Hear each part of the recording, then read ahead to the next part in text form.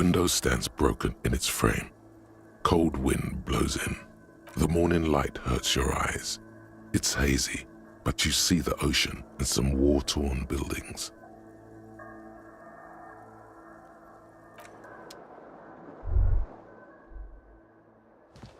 The fan stands still. The switch must be broken because nothing happens.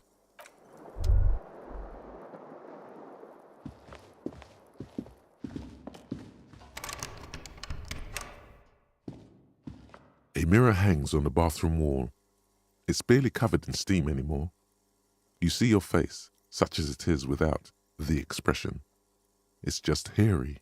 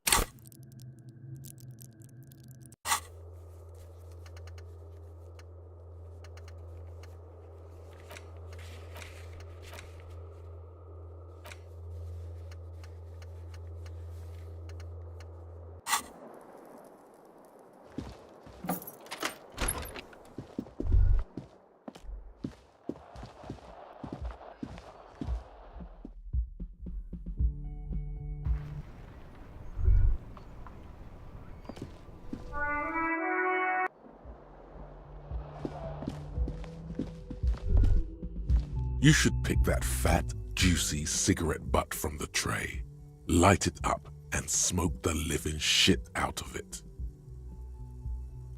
Who knows what you are? A monster, a murderer, the gnome of Jeroma? You feel like a smoker, especially when you look at that juicy, succulent, seductive cigarette stub, still smoldering deliciously. How very astute of you. This renders it ineffectual. You should look for a whole cigarette, or better yet, an entire pack. Strike that, a carton. Make sure they're all healthy and able-bodied, then smoke them all.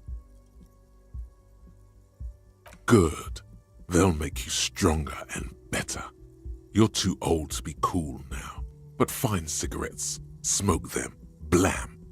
Instantly a cool renegade man, a mystical red dragon with smoke rising from his nostrils. Plus, smoking them gives massive bonuses.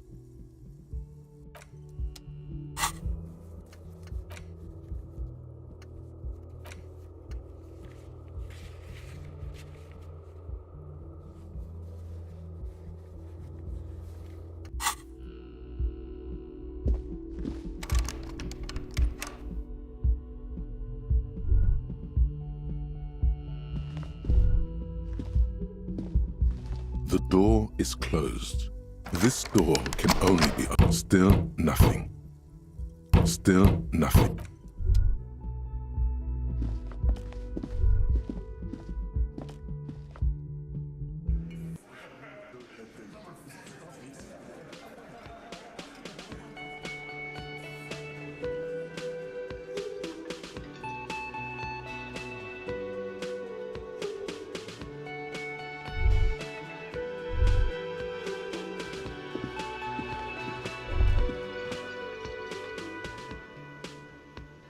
Morning. Looks like we can get to work at once. The union muscle turned up. They look rowdy. We should talk to them. I completely forgot. Sorry, I had a rough night's sleep. It's them by the looks of it. Loud and nasty, just like the manager said. One loose thread less to worry about, and one big problem to replace it. I mean ungovernable. Martinez isn't exactly enthusiastic about the RCM being here. They prefer to be policed by the union. These men here.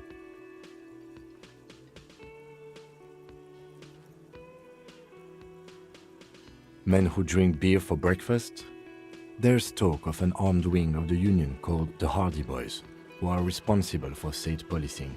I think it's them.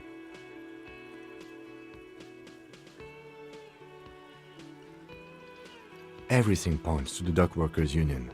The tracks in the mud, the circumstances in Martinez, my preliminary information.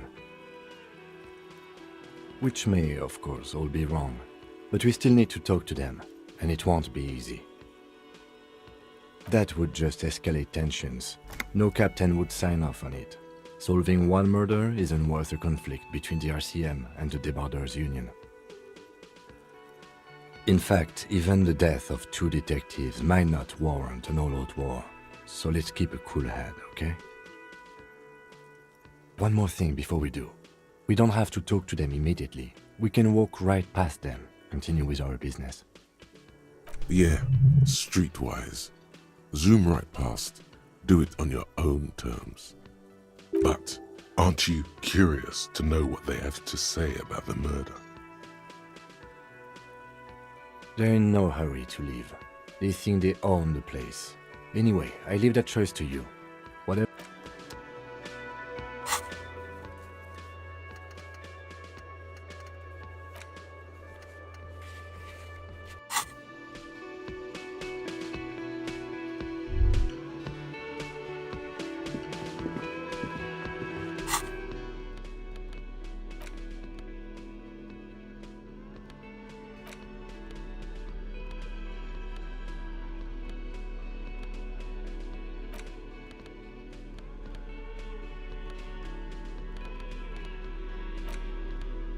It's the letter you found in the trash. A cabbage of papers hanging from the board, with the permeables drawer inside. Arson, petty theft, spousal abuse. Handwritten logs on dozens of investigations date back to January 51. Stamped case files. Commit. You don't exactly close them, so much as distance yourself from the smelly, thin, see-through copier paper. The rest of the stinking cellulose, it takes about half an hour to piece one together, using the system you've devised. Which one do you want? AKA Leslie and Burke, AKA the public indecency drunk and the property damage drunk, is a cursed case. It has been passed from unsuspecting officer to unsuspecting officer for 10 years. On January 29, the unsolvable case made its way to you. Why you accepted it, it is unclear. Every officer, and indeed most civilians in Jamrock, know it's unsolvable. You were so drunk you didn't remember what it was when you signed on. That, or you were high. Leslie will always take his pants off when he's drunk. Burke will always trash everything. It's just what they do. It is their nature. You cannot change the nature of a man, and you can't lock them away because public indecency and small-scale property damage are not punishable by incarceration. The only way for Leslie to stop displaying his genitals and for Burke to stop attacking things would be for them to stop drinking alcohol, which in their 40s or 50s, it's hard to tell because of their distorted features, is a medical improbability. You would think that, but you're wrong. Where's the fun in exposing your genitals or breaking stuff in your own home? No, Leslie and Burke are on the corner of Main Street and Perdition, because that's where the action is. Can you keep yourself off the streets?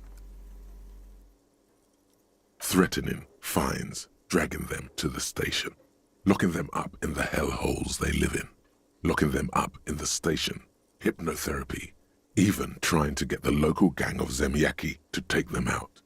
The Zemyaki gave them ethanol, so Burke and Leslie would expose and rampage even harder. You tried it all, and still the complaints wouldn't stop, as they hadn't stopped for 10 years. It's plain to see from the files that you, Satellite Officer JV, and Special Consultant TH had more important cases to attend to. You uncover cross-reference to several ongoing investigations, each brought to a standstill every time you drive down Main Street. Because there they are, on the corner of Perdition. And what is Leslie doing?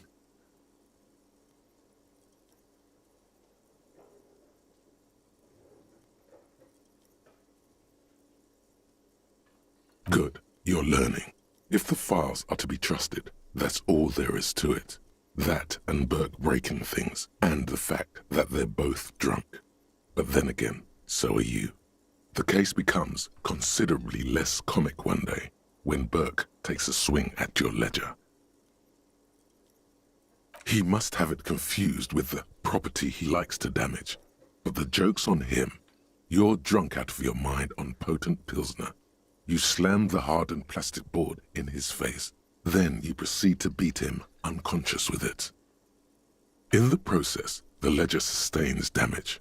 The compartment within, reserved for permeable documents, is jammed shut.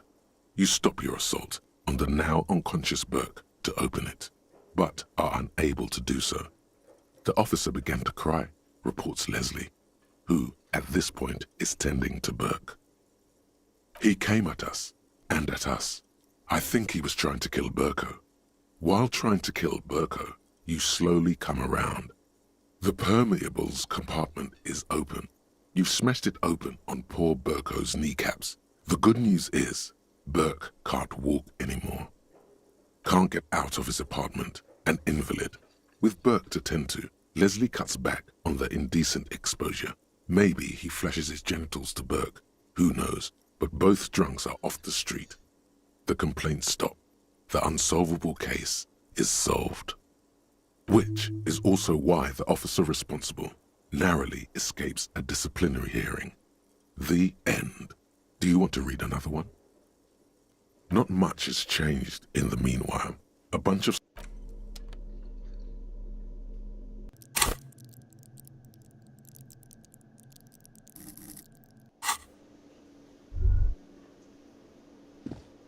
Can I help you? Another thing. Great. Yes? Just a moment. She's agitated, judging from the way she keeps pulling at the frayed edge of her blanket. And there's no public phones nearby? The closest phone booth is down the coast. Sorry for the inconvenience, ma'am. It's fine, I understand. Thank you anyway. I'm glad to see you again, dear. Please don't trouble yourself about me, sweetie. I was just hoping to make a call, but the Whirling's phone line isn't working.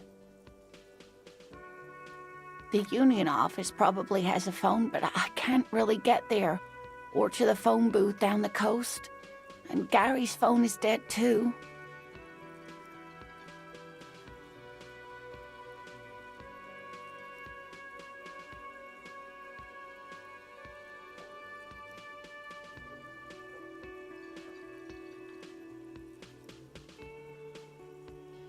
The manager was vague about it. Why would he be vague about phone problems? This is something to look into later. Ask God, maybe.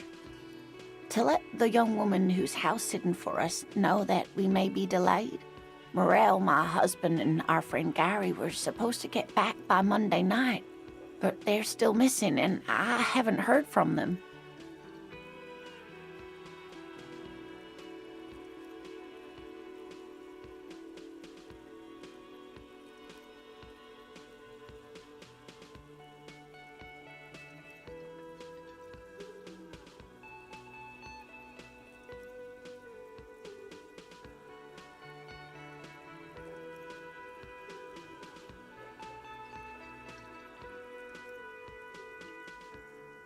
I was also hoping she'd heard from Morel.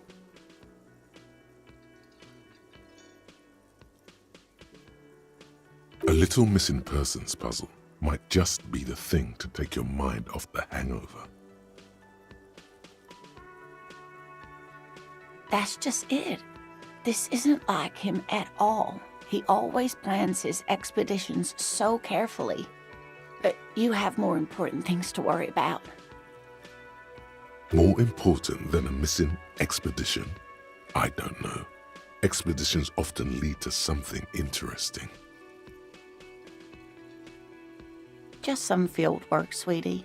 Morel is a highly trained scientist. He and his assistant Gary are studying an extremely rare species of insect. but they should have returned by now. They were just going down the coast across the water lock to set a few traps. He said they'd be back on Monday. What could be keeping them?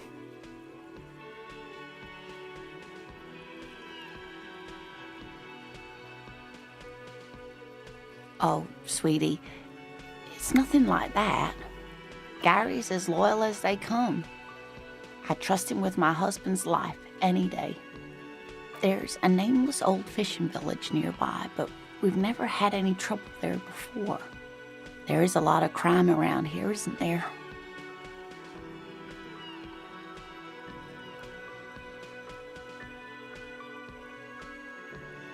I can't say it's the best part of town, but I wouldn't worry too much about a pair of grown men traveling together. Some fringe science is exactly what's needed right now. Spice up that vanilla murder investigation.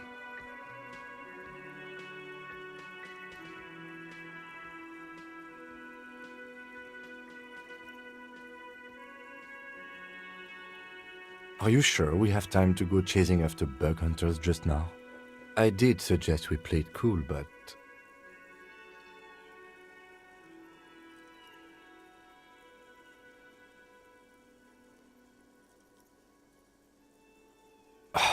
If you say so.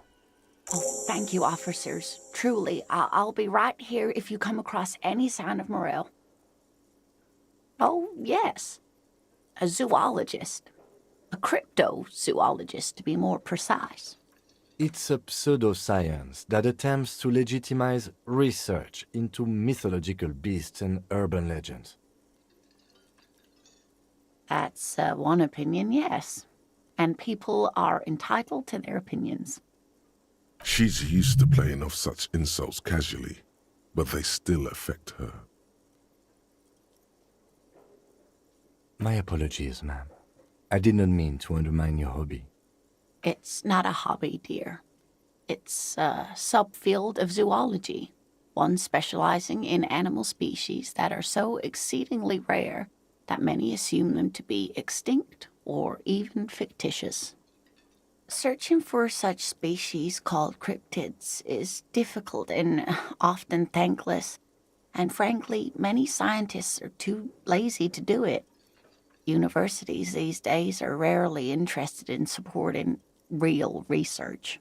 The quality of research at Revacholian universities has been on the decline, but you doubt there was ever a time when cryptozoology was embraced by the academic elite.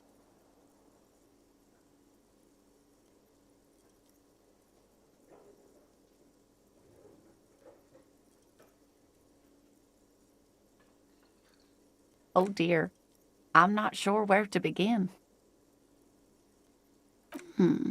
Well, his expression is slightly grumpy, but his eyes are always bright and curious, like a small boy's. And his palms are quite coarse from all the field work, but he's quite gentle. You can't go around Revachol feeling grown men's hands. If you want to find her husband, you'll need more concrete information. Oh, well, he's a bit shorter than you, but with a larger frame, and he has longish white hair, usually a bit uncombed. You might say wild, even. The lieutenant pulls out his notebook and begins jotting down the woman's description. One other thing, he'll likely have all kinds of field gear on him, even if he's not out in the reeds, you know, just in case. We'll be celebrating our 16th anniversary this autumn. Not the most numerically satisfying anniversary, but I like the less obvious milestones even more somehow. Via dating agency, I'm ashamed to say. I was looking to get back into the scene after recovering from my accident, and he'd just divorced. We hit it off, and, well, here we are. She's skipping over some important parts. Perhaps you'll find out more later. I hope I've been useful.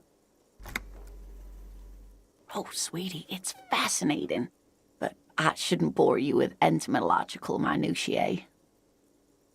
The lieutenant gives you a sideways glance. Well, it's a phasmid, technically, but...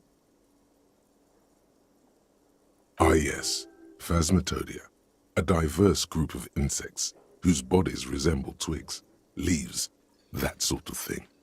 Ghost insects, colloquially. Where other phasmids imitate sticks or leaves, this one's a living reed. It disguises itself among the reeds here on the Insular Indian coast. Hence it's named the Insular Indian phasmid.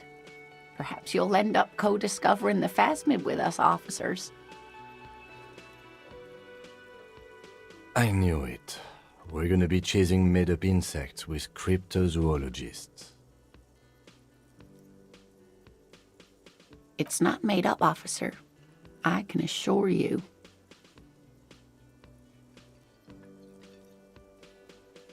It's simply elusive, so much so that most establishment zoologists doubt it exists at all. Well, some teenagers making out in the reeds saw one. They didn't know what it was, of course, but there was a brief article in a local newspaper about their encounter with a ghost insect that looks like the reeds. Gary sent us the clipping.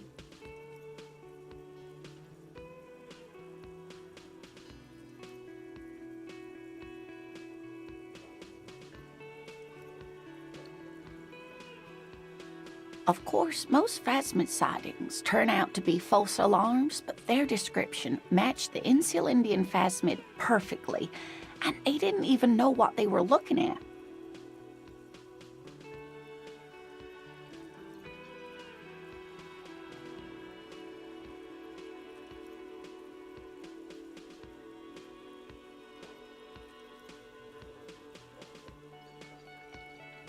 Enthusiasm has wiped the worry from her face.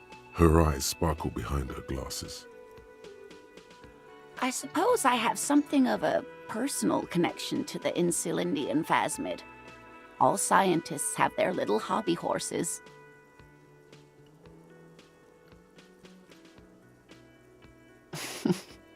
Not at all. Why else would it hide itself so carefully? Oh, I doubt it. No one gets into cryptozoology for the money, sweetie. Yes, it can blend in almost perfectly among the reeds. It's how it stayed hidden all these years, centuries even. Oh dear, I'm afraid I'm not explaining this very well. It is very special.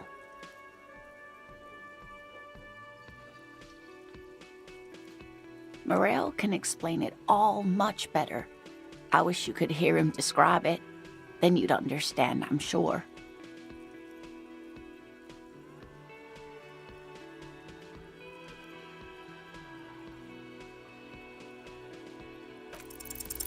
You're an enthusiastic idiot, but you're still an idiot.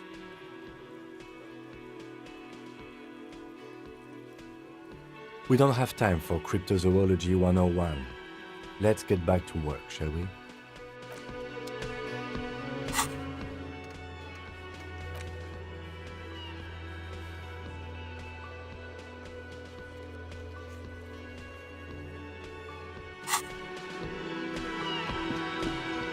Can I help you?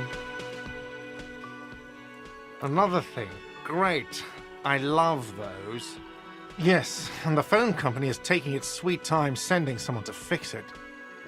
Losers. Who told you that? Fine, yeah, it looked like someone had messed with the wiring. It was shortly after the hanging, but I don't know if it's at all related. Plenty of arseholes around here who aren't murderers. If you do find out who cut the line, though, let me know, so I can forward them the repair bill. Yes? Got the 20 real? Then why are you wasting...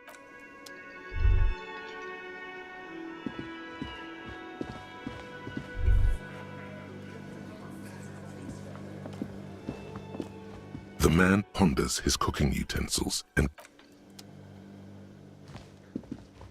you see a heavy steel. The door does not budge.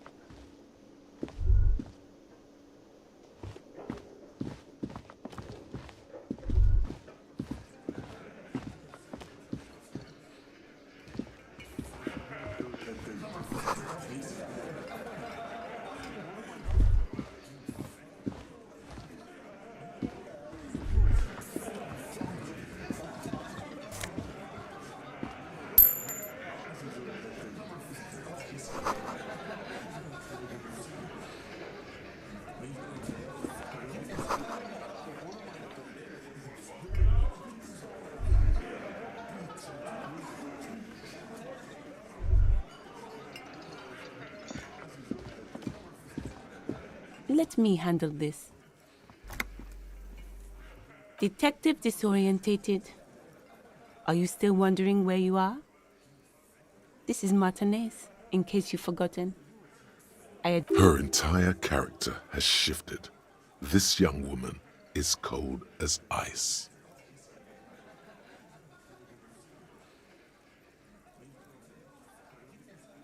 That's right. I am not a gardener. I'm a legal counselor for the Dock Workers Union. So let's get to it. You're looking for Titus Hardy? You think he has information that will help you? Maybe he does. That's Titus. Talk to him. But know this. I'll be keeping an eye on you. No strong arming. Nothing official. The District of Martinez does not recognize your authority to make arrests. It doesn't matter if you recognize our authority. We will make an arrest, if we have to. She says nothing. Her glare speaks for her. Like I already told you, I'm a legal counselor. Do you have hearing problems? What you want is of no significance, officer. Don't test your authority. What are we going to do to you? The union isn't going to do anything to you. It is not a crime syndicate. It is a labor organization. Goddamn right it is. If anything, it is the RCM who do things to people. But we digress. Aggressive? You make your living enforcing violence. These people are just dock workers. Just dock workers? Do dock workers spy on the police? We let you off easy, miss. Don't think it will happen again. Listen, you moral intern lackeys. You're a mob, enforcing the unlawful privatization of Revachol. 20 fat men in the Occident are stealing it all, and you're their bodyguards. Fuck yeah.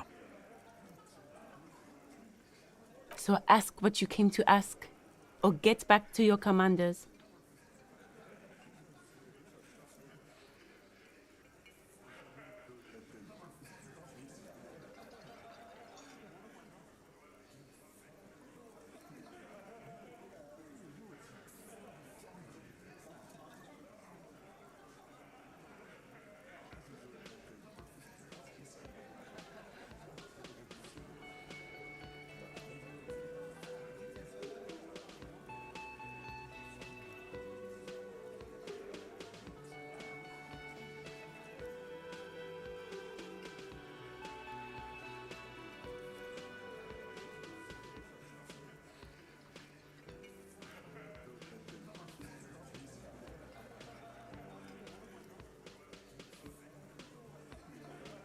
Get sober.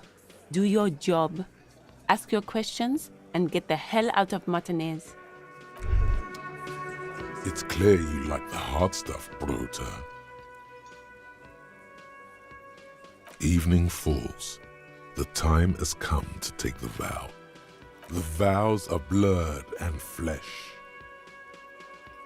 Lower intestine, The term is metabolic and circulatory system. Fascism, Brota.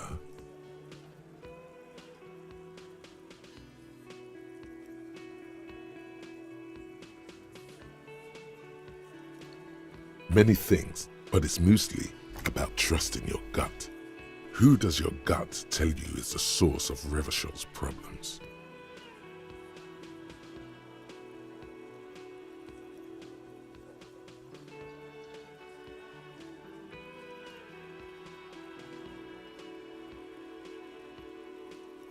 Quit stalling, Bruta. We're talking about the weakest, worst, most insane thing. The weak link. Yes, them, but also women. Women, men of war. You don't like them. They're insane. Their idiocy needs to be scrubbed off this world with rubbing alcohol. Woo men need to go back to the fucking kitchen. That's what fascism boils down to. The rest is also important. But the main thing is that woo men need to know their place. Stomach truth. You're having a stomach truth. Because you've said the hard things that others won't say, the good things, you've said them many times.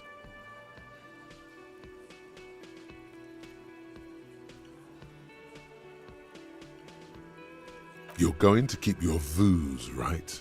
Keep your vooz, Brota. There's a slow, painful growl somewhere in your intestines, knocking on your alcohol-engorged liver.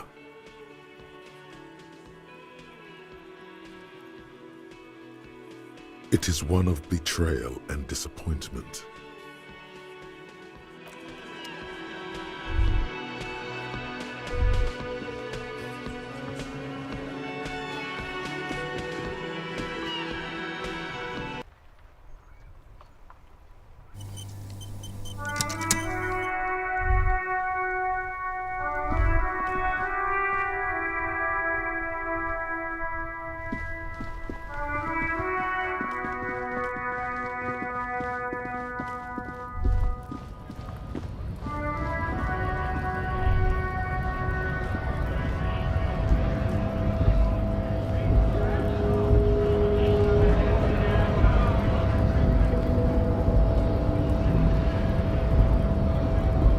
Hola, Wandering Man. How can I help you? Murder, huh? That sounds like a lot of hard work. You'd never see me investigating a murder.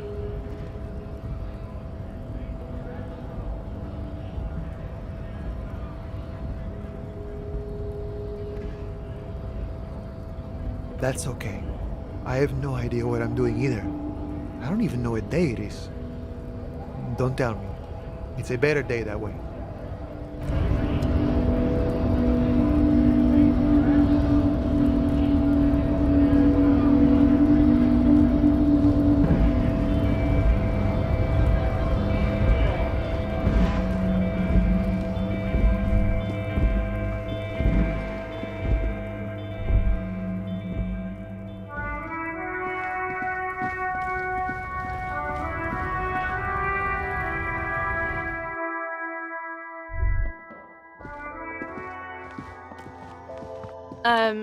Is this about the questions again? Because I don't really know anything. A small cabinet on the wall is filled with various medicine bottles, nasal sprays, and blister packs.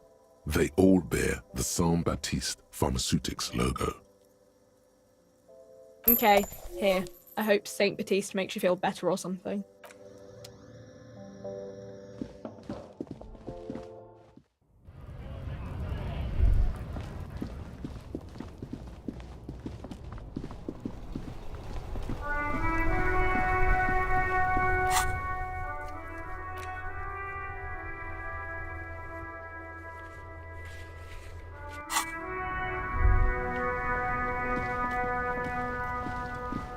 Snow covers the white on blue police livery of the motor carriage.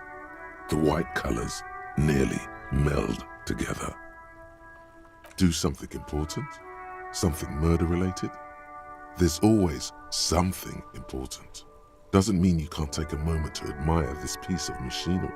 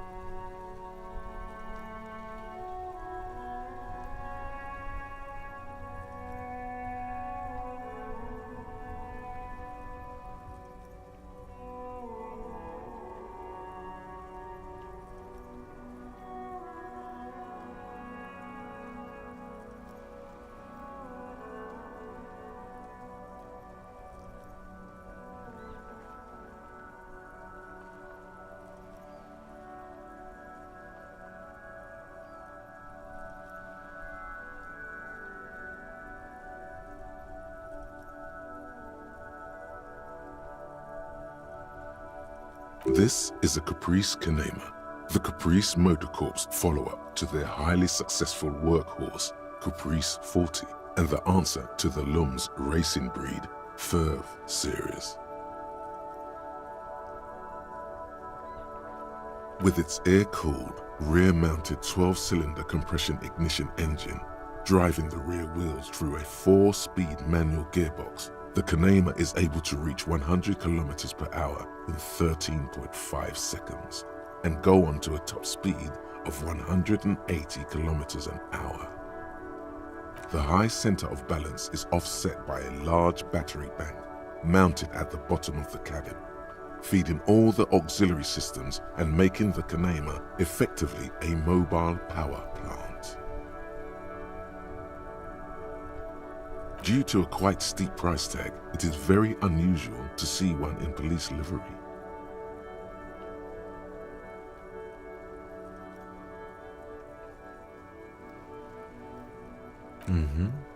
You want to take a closer look? 130. I reckon that's a 7-liter V12 there. Man, that's got to be a major advancement over the KR18GU engine on the old Caprice 40.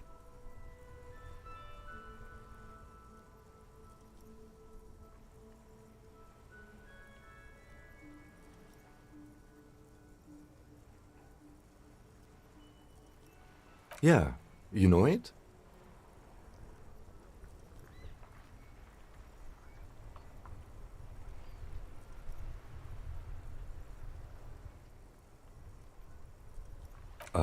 Yes, that's right. I'm very impressed that you know these things. Yes, an extraordinary machine. It's nice and all, but why so modest?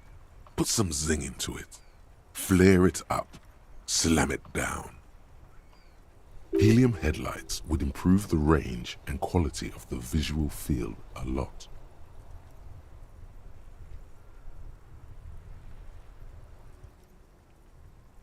Actually, I have a pair at home. Just haven't gotten around to fitting them yet. I need to lay some wiring for the ballast first.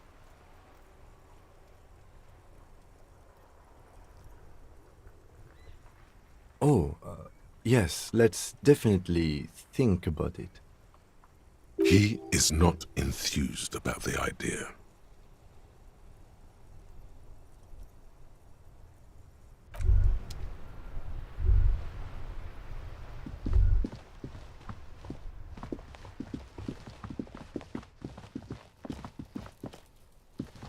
The tracks are as they have ever been, a bit more worn perhaps.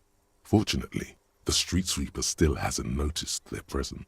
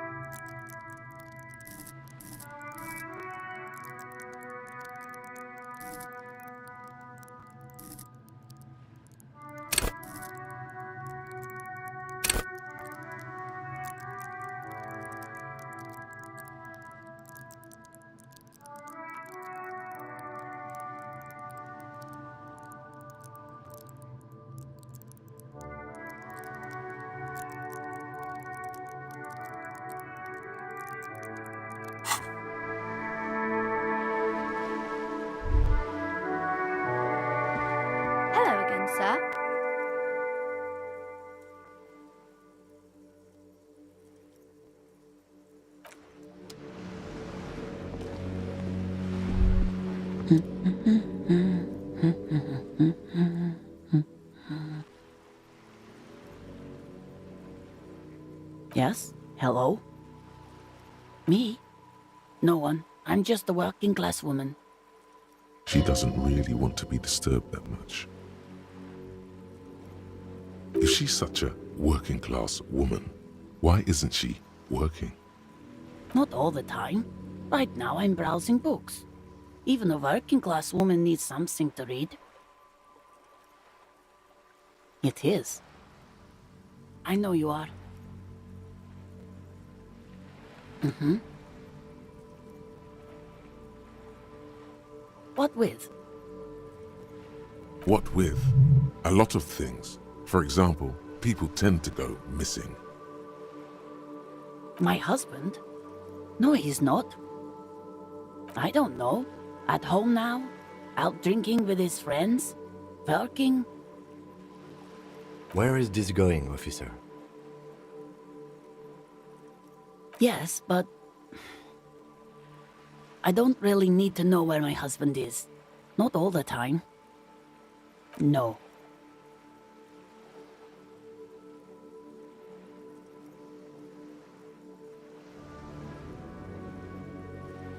Of course he's not. It's not like he's a pocket watch. I wouldn't just lose him. It's got to be something else then. Why else would you be asking her if it wasn't? No, absolutely not. Are you a policeman or a nanny?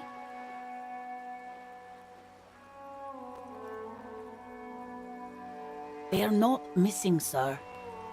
You know where they are. They're at home, smoking, giving the ladder of vices a chance. What? That's just... My daughters are perfectly fine. They're with their friends down in Shamrock. They're almost grown up now anyway. They're past the age they need me protecting them from everything now.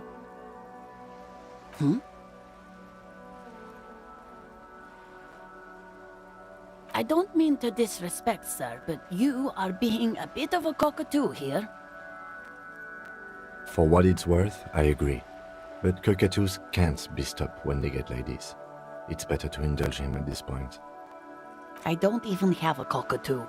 And guess what? It's a trap. Never ever say what. Great. Nothing. Go read up on them if you're so interested. There's a great book in the bookstore.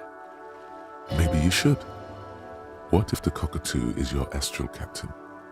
Or your heraldic bird?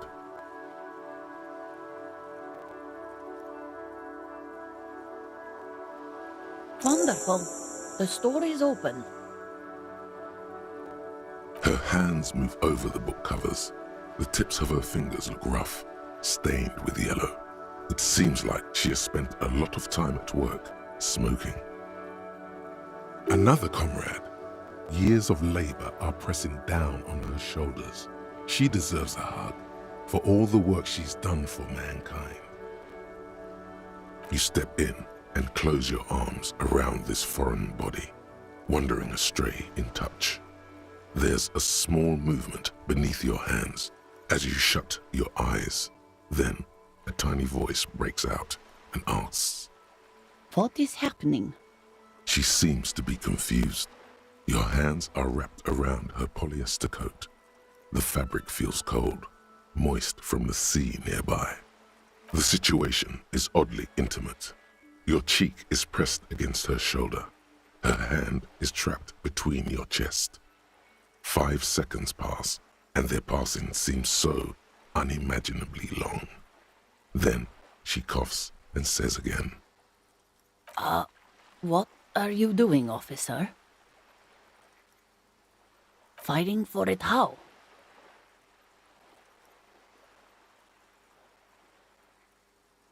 Oh.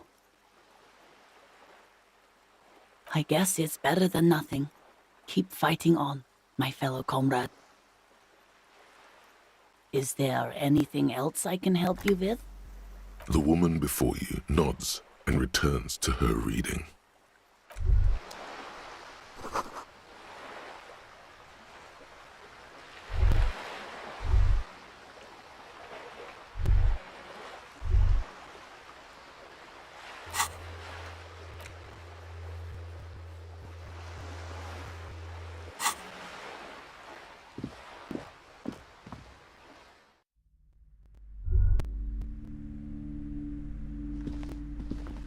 again, esteemed officer, and welcome to Crime, Romance, and Biographies of Famous People.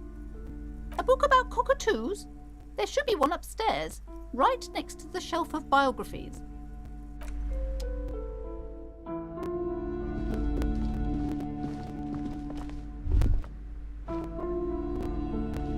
Shelves filled to the brim with crime novels featuring the supposedly stalwart Vespertine detective Dick Mullen.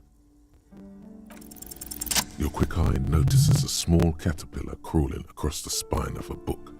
The title reads, Dick Mullen and the Mistaken Identity.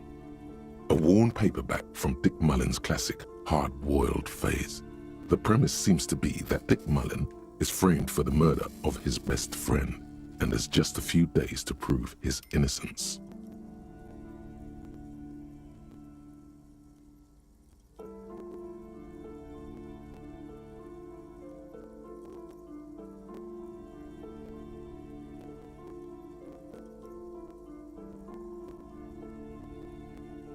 Could it be the motifs of unstable identities and shocking betrayals?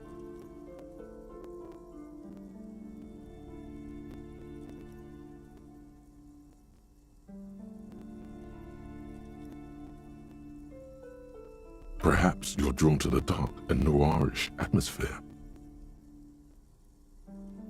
Then this is the book for you.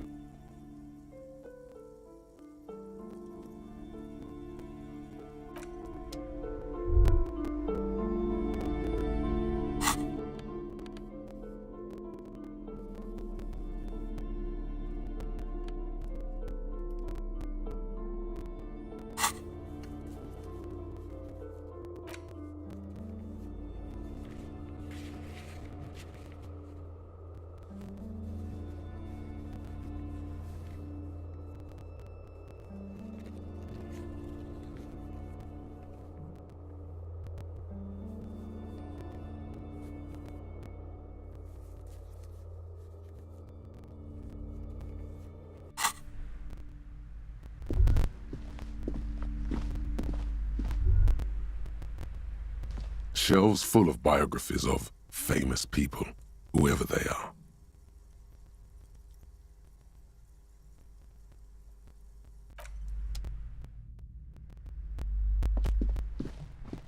This bookstore is not strictly about crime, romance, and biographies of famous people. There's also a wide range of paranatural literature. Amidst the various books, you find one written by someone named Matthias W. Dundas. It's about wholeness, unity, balance. These three things are very important to the working class mind. The point of the book, and many others on this shelf, is to give people medicinal advice in situations where they don't have access to paid health services. Various paranatural books still litter the shelf.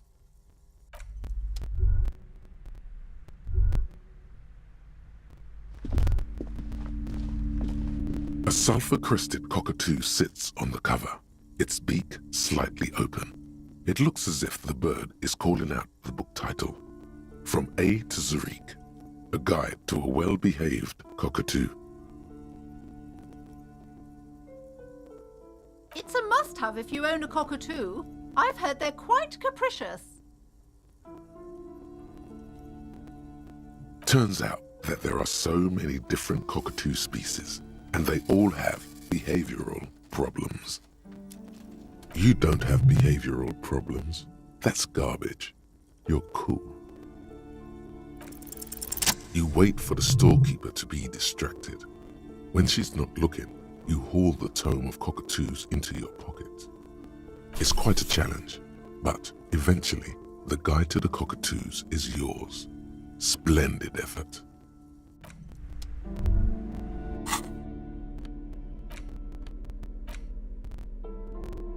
A cockatoo is a parrot with an erectile crest, found on the Seminine Islands and in southern Fas a la Mer. Known for their intelligence and general precociousness, cockatoos are popular birds in aviculture. However, they often exhibit various behavioral issues. This book talks about the delicate nature of twos, as well as introducing some of the most popular species among the bird enthusiasts. The funeral cockatoo, the major majestic cockatoo, and the most common bang bang cockatoo. It's colorfully illustrated. This is a yellow-tailed black cockatoo. Its specific name, Psittacus venereus, relates to its dark and somber plumage. This bird looks as if dressed for a funeral, 24/7. There is something indisputably ominous about it. Perhaps the most impressive of all the species, the endangered major majestic cockatoo, is often described as the most flamboyant bird in the jungle. Its pink-colored wings and flowing crest embellishing its proud and bumptious nature. In the words of poet-explorer Sir James Fournier, few birds more enliven the monotonous hues of the verdant forest than this big, bold, and beautiful species. It must be glorious to behold, dark pink and snow white. Despite its banging name, the bang bang cockatoo is actually the shyest of the species, common in almost all Seminoles forests, as well as zoos and homes all over the world. Its plumage is mainly gray and white. The Seminoles name, bang bang, is thought to be of onomatopoeic origins.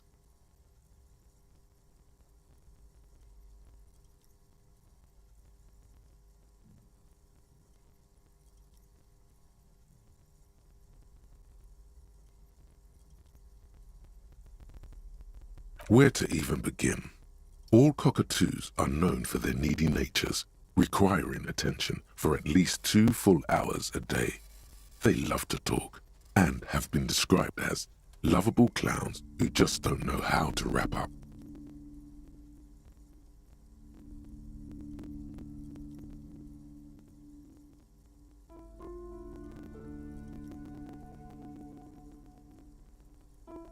Pet owners also report moodiness, loudness, and hostility as recurring issues.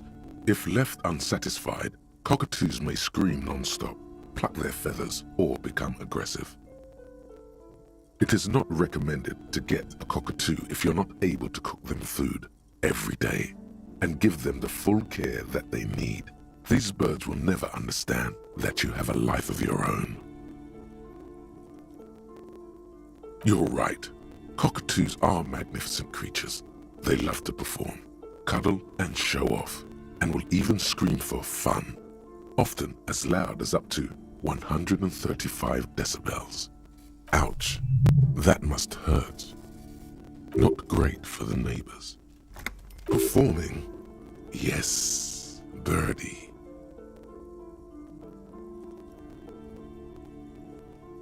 Yes, but all those cockatoo species are so different. Which one are you?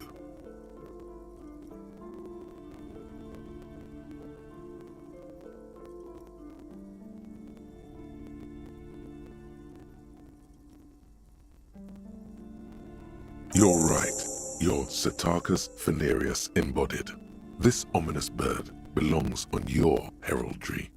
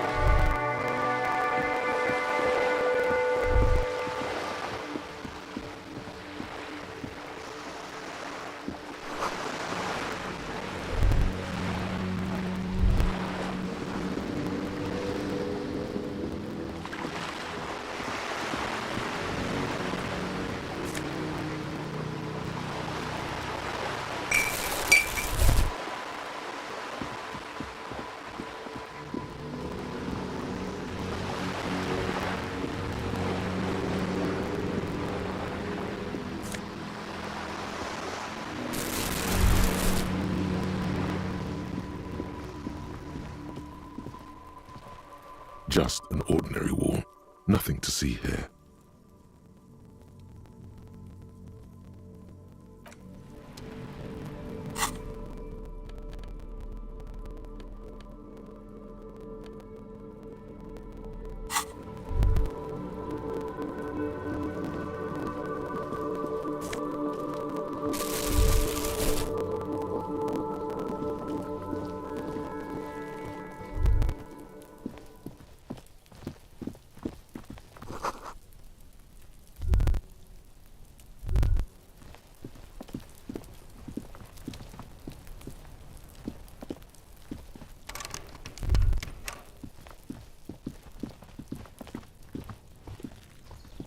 There must be another way into the building. You see a young man on a balcony nursing a cigarette. His eyes have been following you for a while. Not looking for any trouble, officer. It's the voice of someone who has something to hide, my liege.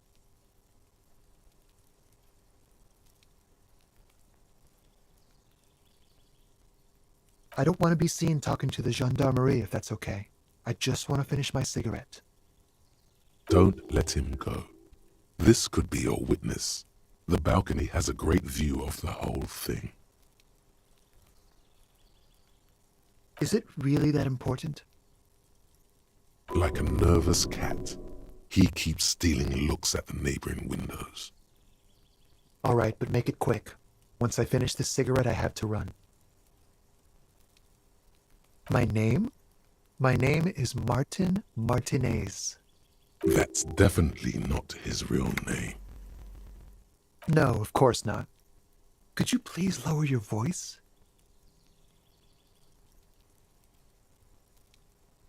I'd even go so far as to say that the view is a little too good, my dear gendarme. Do you have an estimate of when the body will be taken away? We will remove the body as soon as possible. Now tell us, where were you last Sunday? Oh. You already asked me that, didn't you?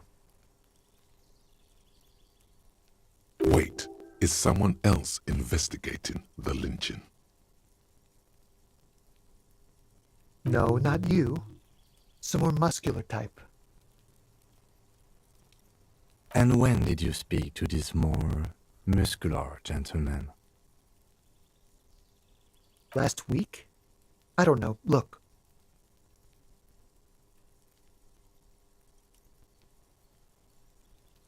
A downy blanket of white to cover up the miserable poverty of the scene. You didn't answer the question. What were you doing last Sunday? I had a friend over. It was my Sunday friend. A Sunday friend? How intriguing.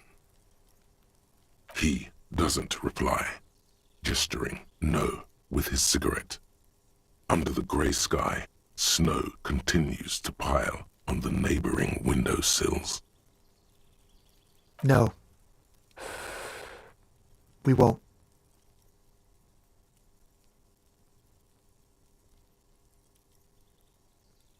Now, if you'll excuse me, I really need to get going.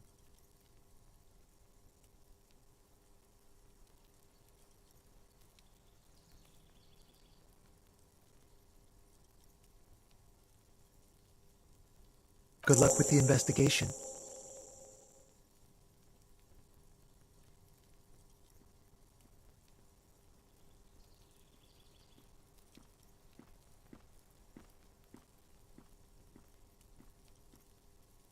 He's gone. No point in running. Tenements like these often have multiple exits. If he doesn't want to talk to us, then he'll know how to hide himself. He could be a witness. Him or his Sunday friend. Either way, we need to look into that muscular type who's asking about our case. There has to be a way of getting inside the building. Let's go check out the door near the pier again. Once we found the way in, we can ask around for his apartment.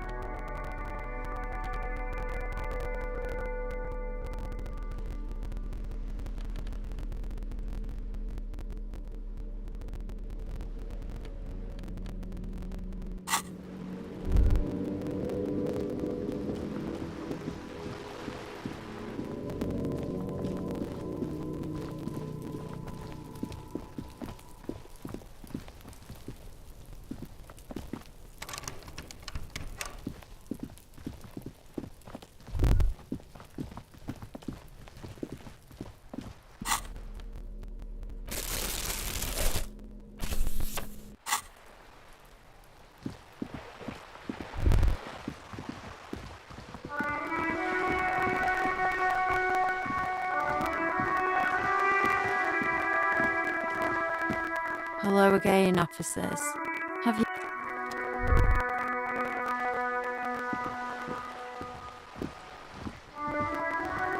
A sturdy metal door guards the southwest entrance to the apartment building. It's locked. This could be a way into the apartment building the smoking man vanished into. Good. We had enough problems with bums and drunks and thieves loitering in the hallway. You have no business here.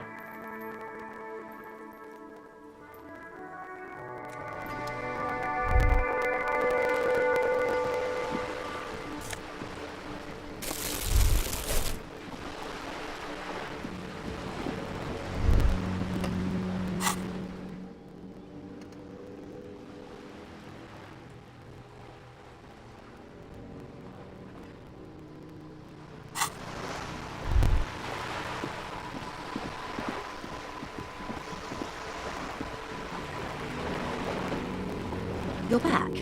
Good. What can I help you with? More lessons in basic reality? My favorite part of the day.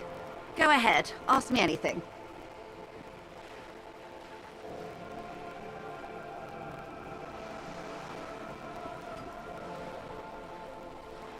These are unimportant times, Detective. You and I were born after the dust had settled. 1,000th of a second too late. For the big time.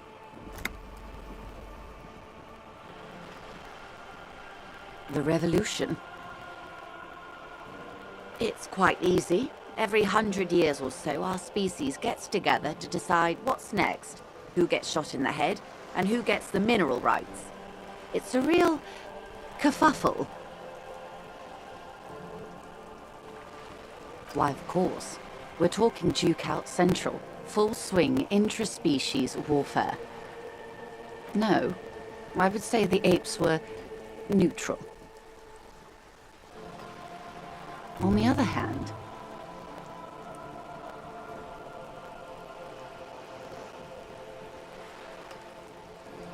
those would be the communists.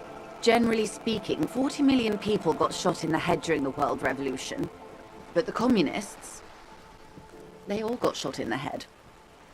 Oh, and the anarchists too. They shot them well. So well, one forgets they even existed. She likes the totality of it.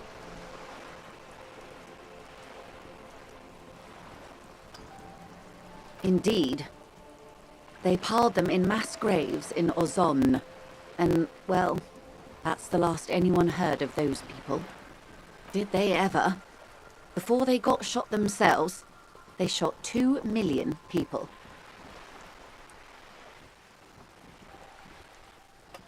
Yes, the Red Deluge. The Insulindian Deluge, they call it.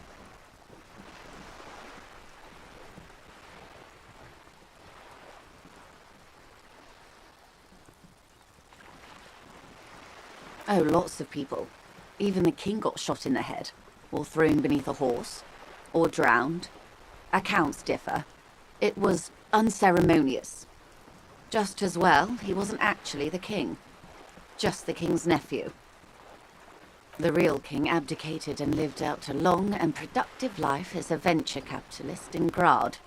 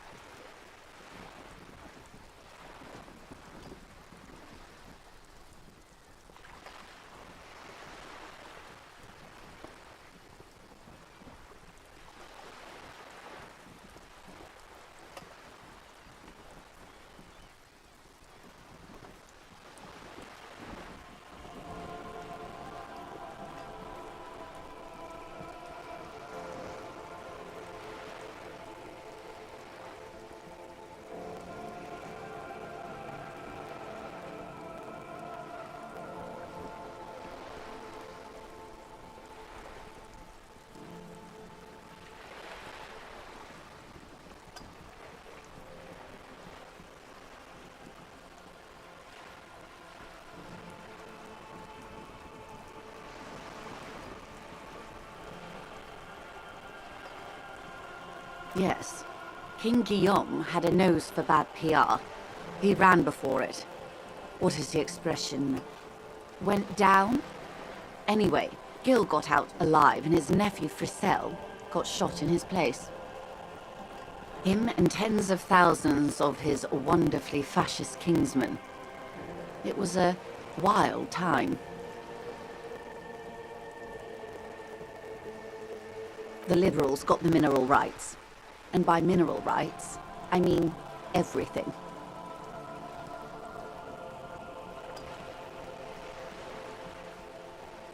Liberals are usually middle-class people, Detective, or the remaining gentry, the beneficiaries of the pre-revolutionary arrangement.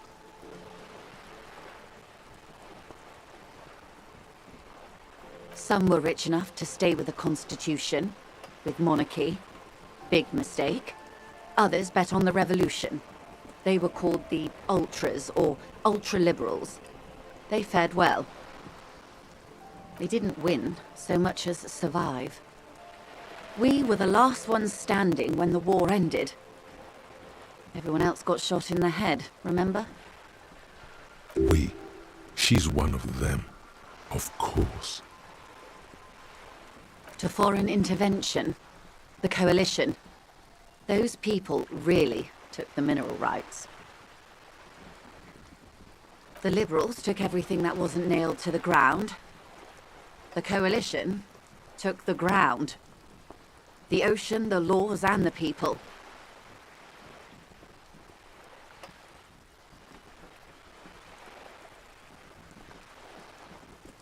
The coalition of nations.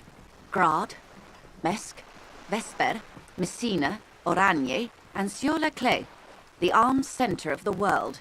They landed here and ended the revolution. It was the moralist thing to do.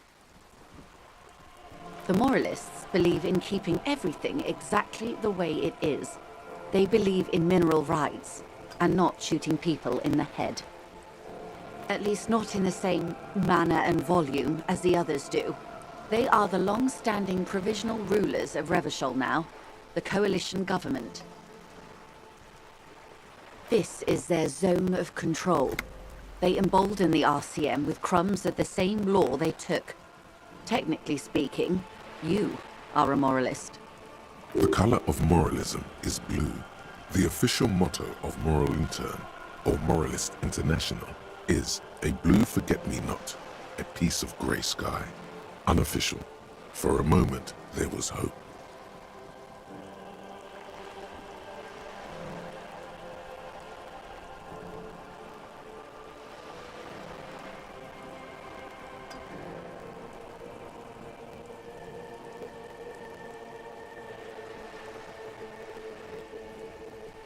A devout man of the center.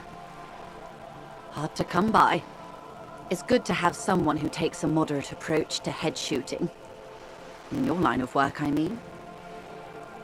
The turn of the century revolution? Don't answer it. It's a trick question. The revolution began in '02 on the Isla of Grad, though by the end, nearly the whole world had gotten involved. It wasn't a who, but a what. A pandemic of Zarat, a particularly virulent prion disease, which the authorities in Grad proved unable to contain. Then Mazov came along and overthrew the government.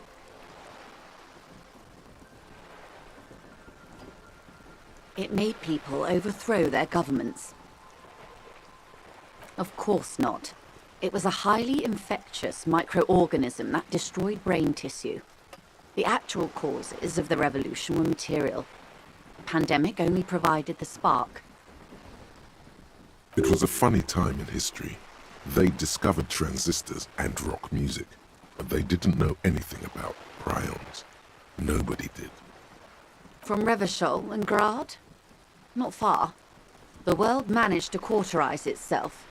Mazov's government was overthrown in '08, and the coalition crushed the Revachol commune 2 years later. It was the end.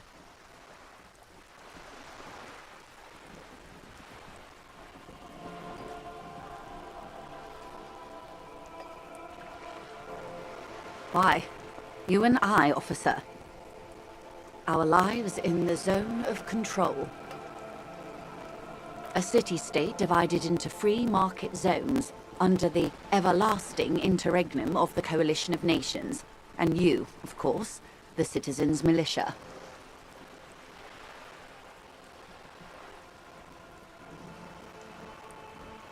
The zone of control is the third incarnation of Revachol, after the failure of the suzerain and the commune.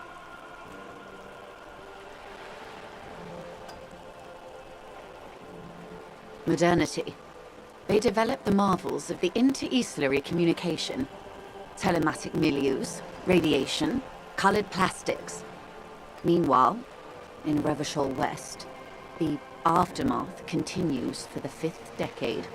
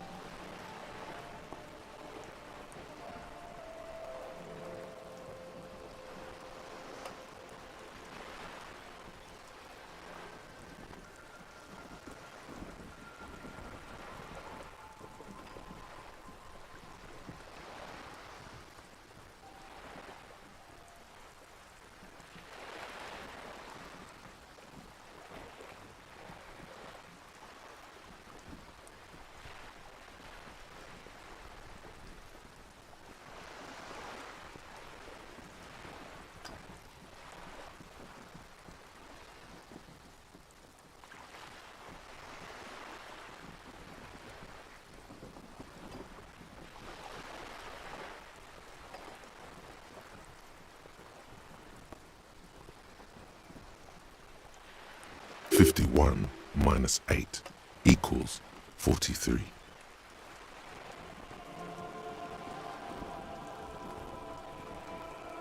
Time flies. The 20s saw a decade of urban war, west of the river leveled, offshore platforms in flames. Still, it's regarded as an improvement on what came before. 08 to 19 was simply hell.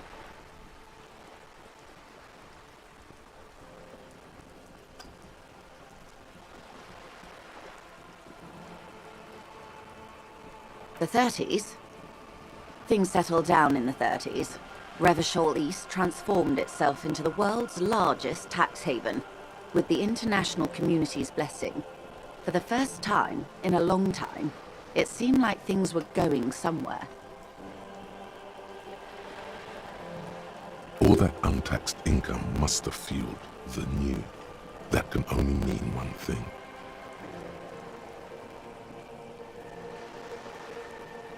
Yes, and quantitative easing. It was a market mirage, unfortunately. The 40s dispelled it. An Isla-wide hangover, you might say. So, here we are. Welcome to reality, baby.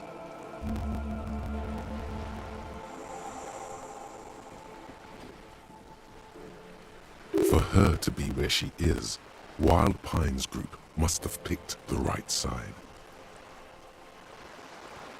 They picked the winning side. That's why they're here, and others are not.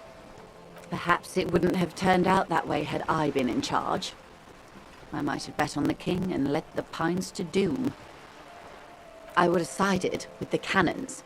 If you'd seen the calibers of the things, you might have too.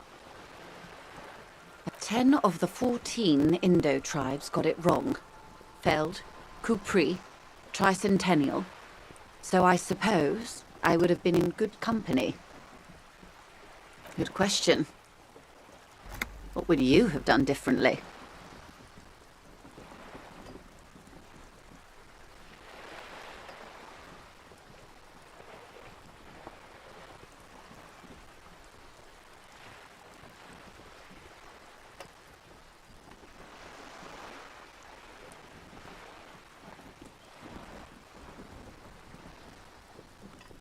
and you would have died, most likely.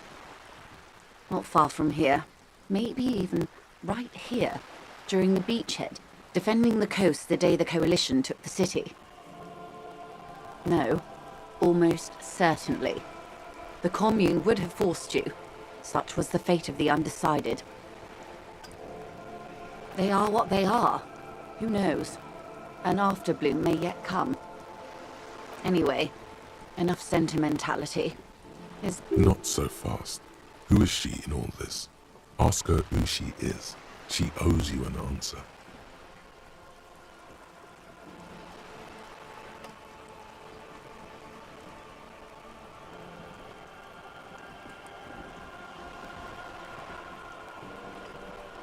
It's a neurological disorder caused by a lack of vitamin B in the brain.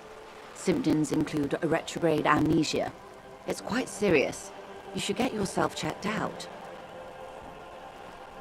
Well, it's either bariatric surgery or long-term alcohol use.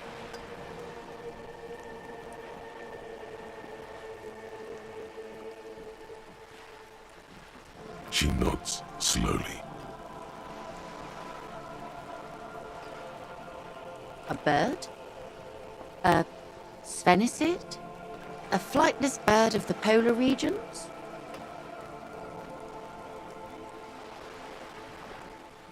Ah! This is the pier of Rue de Saint-Ghislain, 33A, where the tenants have been kind enough to rent me a slot. Or two. A pre-revolutionary tenement. Old buildings are called tenements, you see. And new buildings, bâtiments. After les bâtiments nouveaux. But 33A and 33B are not nouveaux. They're old. This one used to be 8 to 10 stories tall. A real high-rise by the standards of the last century. Built to mirror the skyscrapers across the bay in the Delta. That was before the war, of course. Mostly the urban middle class, I believe. This was once primo real estate, before the cannons lopped 4 or 5 stories off. Splat, splat.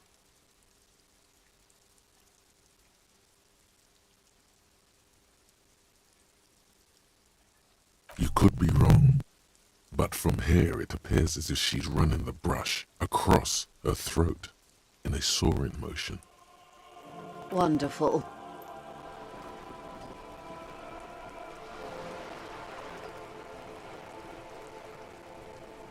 The girl in the old lady rags.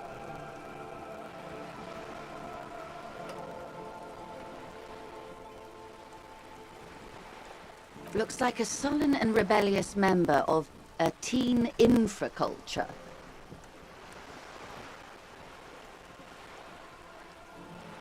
Yes, you and I belong to the supraculture.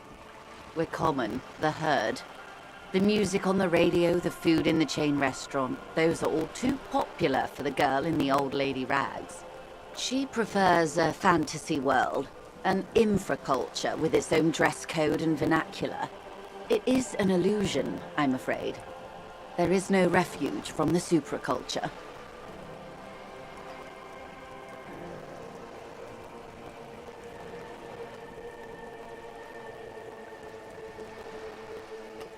I can't. That's how simple it is. One may dye their hair green and wear their grandma's coat all they want. Capital has the ability to subsume all critiques into itself. Even those who would critique capital end up reinforcing it instead. All right. What next? Suddenly, you're not so sure you're part of the supraculture.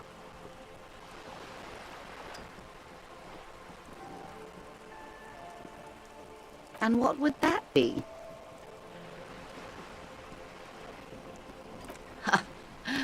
I can see that, yes. I dabbled in those dark arts myself, not so long ago. I assure you, it was a thoroughly supracultural phenomenon. All permeating. Downright mandatory. Nothing infra about disco, baby.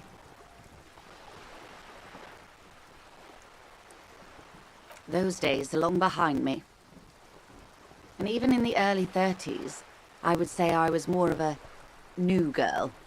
Disco was a minor, but still enjoyable facet of the whole thing for me.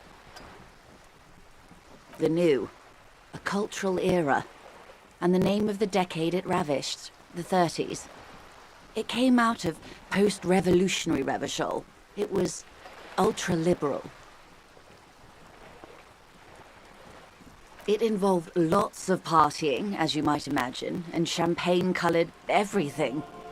By the looks of it, that would have been when you came of age. Now.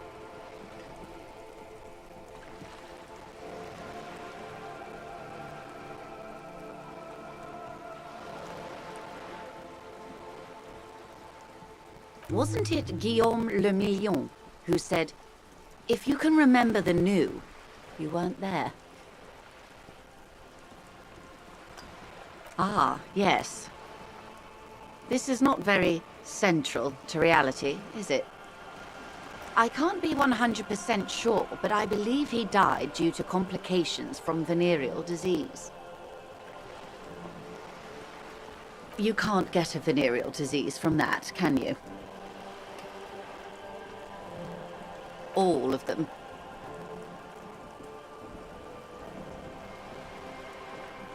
I'm afraid no. But then again, one can't be entirely sure. It's all part of his mystique. Ask someone else and you may get a more champagne-coloured take. Anyway, what other basic facets of reality should we discuss?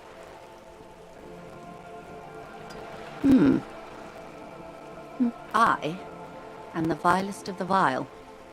A traitor, a devourer of nations and infants. I am an ultra. She raises the corner of her mouth, smirking, revealing a canine.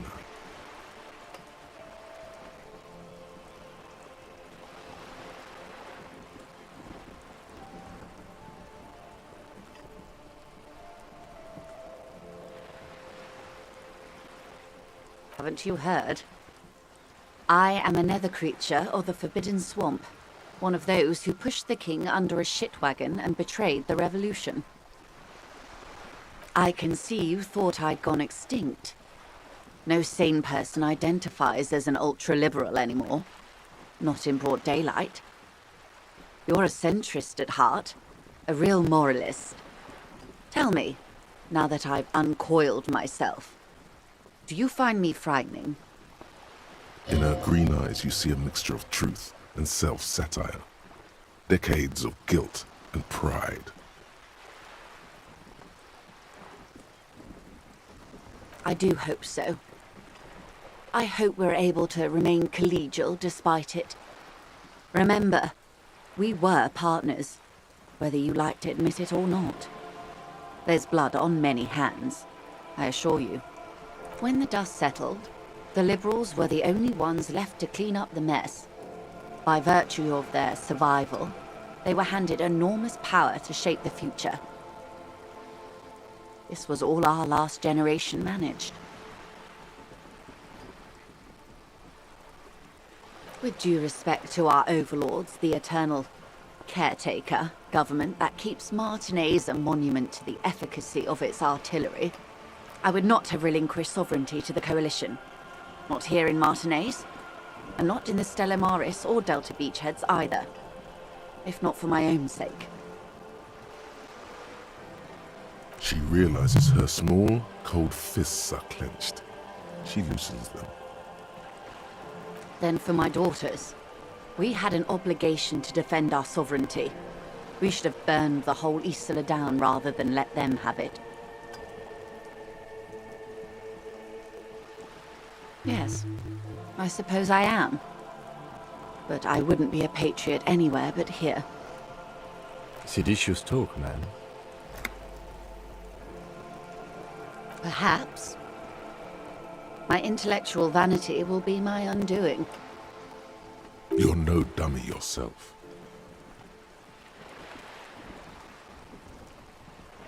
and the crown on your head as you lay in the casket. Yes. Whatever else I am, I'm also a mother and a wife. Now, shall we return to reality?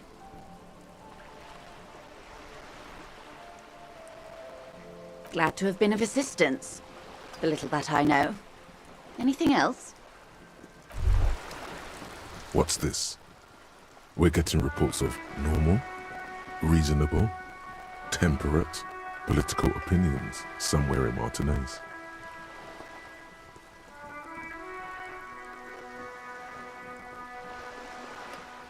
It's also about that, but it's also more.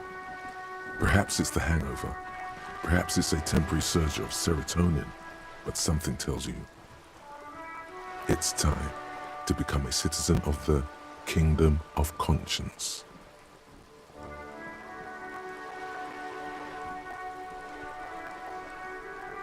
It is not a place.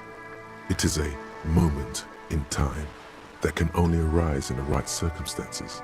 In all of human history, it's only been achieved a handful of times.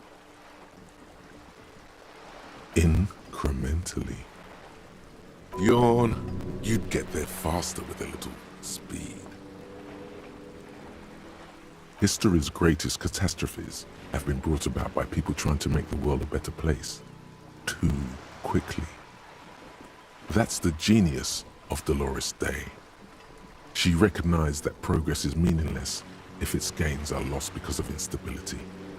Real, lasting change can only come about gradually, increment by increment. Tisk tisk, just because you live in the present doesn't mean you have the right to place your needs above the needs of the future. You may never live to see the Kingdom of Conscience. Your children may not. Even your grandchildren might not. But that's no excuse not to keep working. What rationality? What sang-froid? What a fucking joke.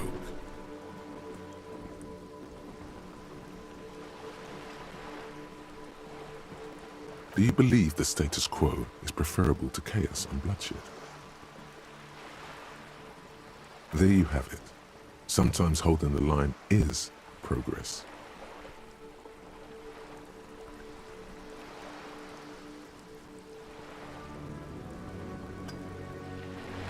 The kingdom is difficult to comprehend and even more difficult to describe.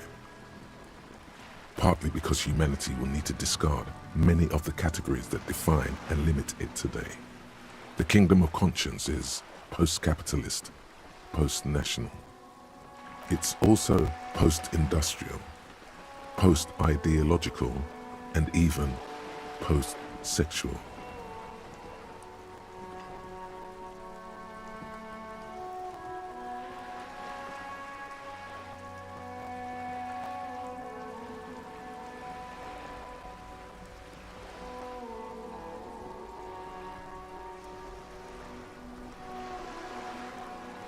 What you want is immaterial. The Kingdom of Conscience is coming, whether you like it or not, only very slowly.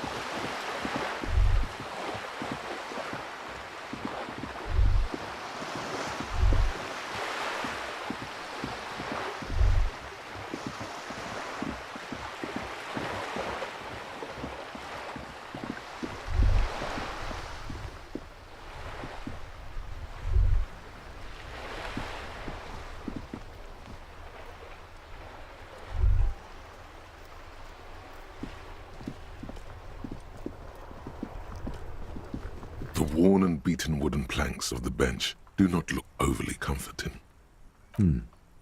We can sit on benches after we've solved the murder. Let's go. You can revisit the bench if you ever need to pass the time when Lieutenant...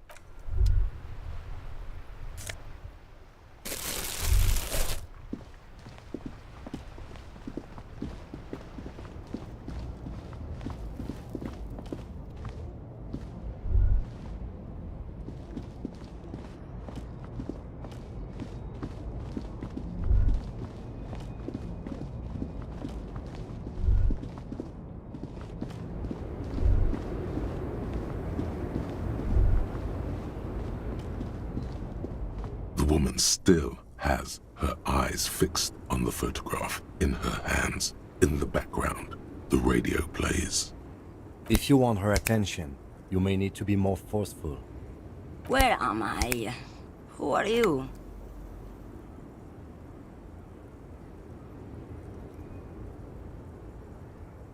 Never mind. I remember now.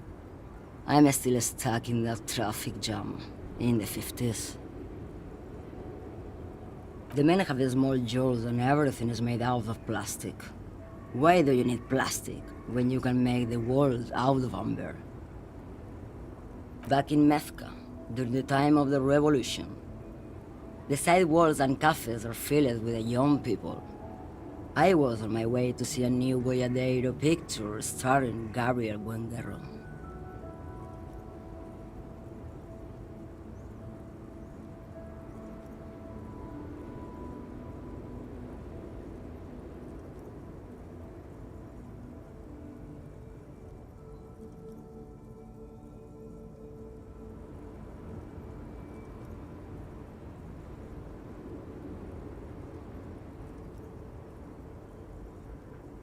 Until you came along, that is.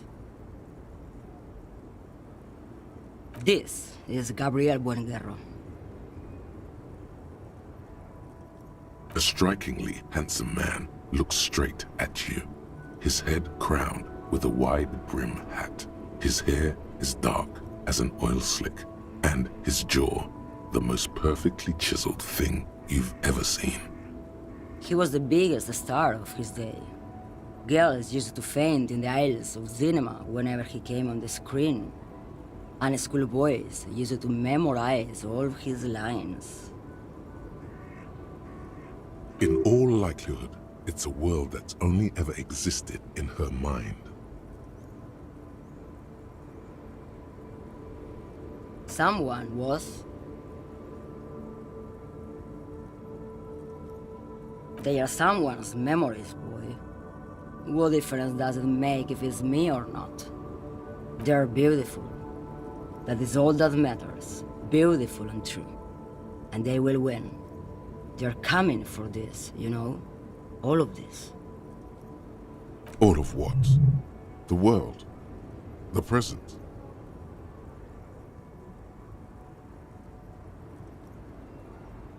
I wasn't dreaming. I was there, Lowman. It was early spring, and the man behind the black sun had just come out. The posters were 20 meters tall. Everything was golden.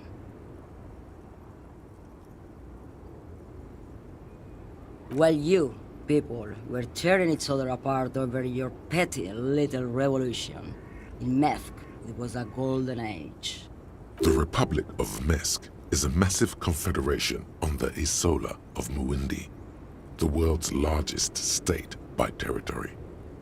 It's a petrostate, a constitutional monarchy, and, as of recently, an outcast due to its tilt to the far right. Why not, Harife? It's not like I have anything better to do in this hellhole.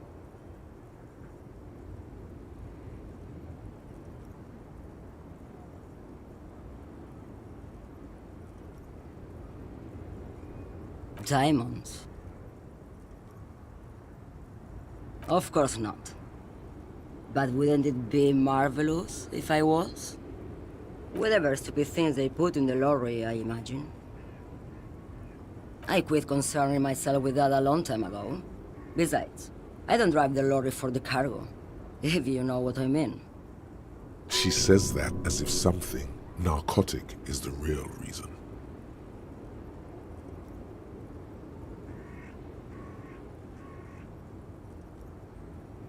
Then it's contraband, Lawman.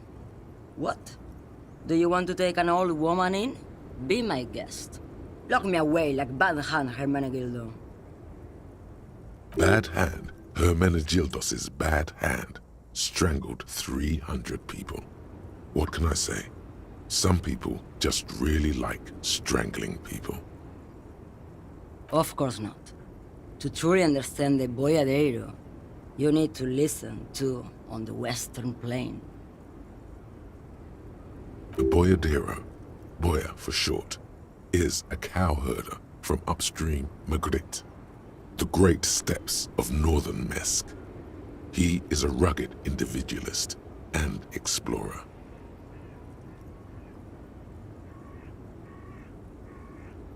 It's an old ballad about a young girl who falls in love with a daring Boyadero. He promises to marry her as soon as he returns from the Western Plain. Of course not. The Boyadero returns from the Western Plain a changed man. One night, as he and his beloved are out walking along the river Magritte, she pleads with him to give up his riding and settle down. In the background, you can hear the orchestra swell as the screen fills with the maiden's imploring eyes.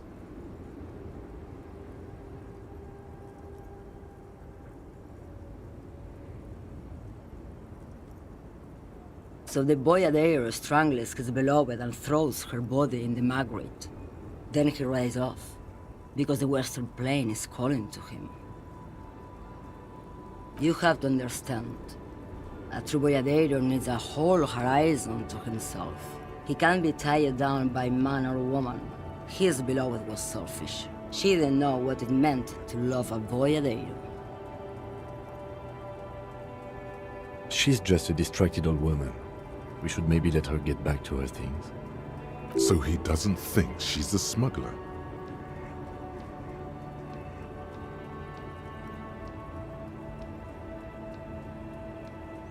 You hear that, Lawman? I don't think your partner likes you spending too much time with me. Nothing. I just don't think she's connected to anything. He doesn't want your frail mind caught up in something here. Something unconnected to the case, but connected to this woman tuning out like that. Oh, don't worry about me. I'm one of the best camioners around. I drive routes no one else will. Lomonosov's Land, Udashnaya Zemlya, the Western Plain.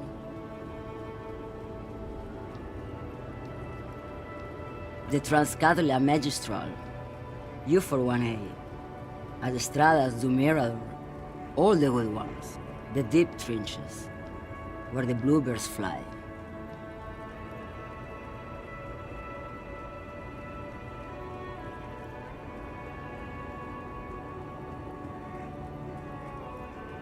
You're right, Lawman.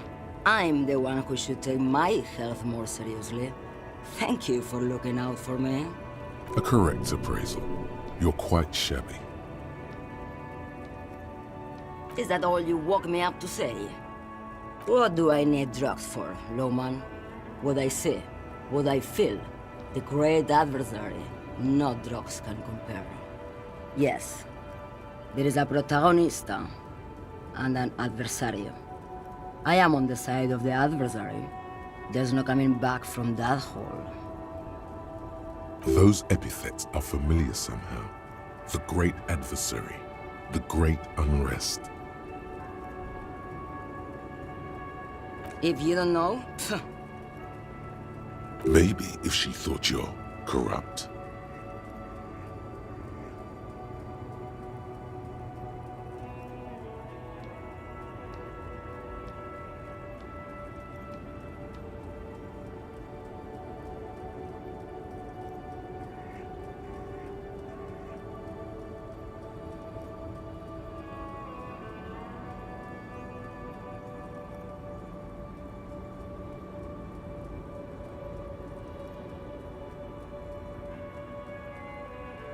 You're mad, Lowman. What of it?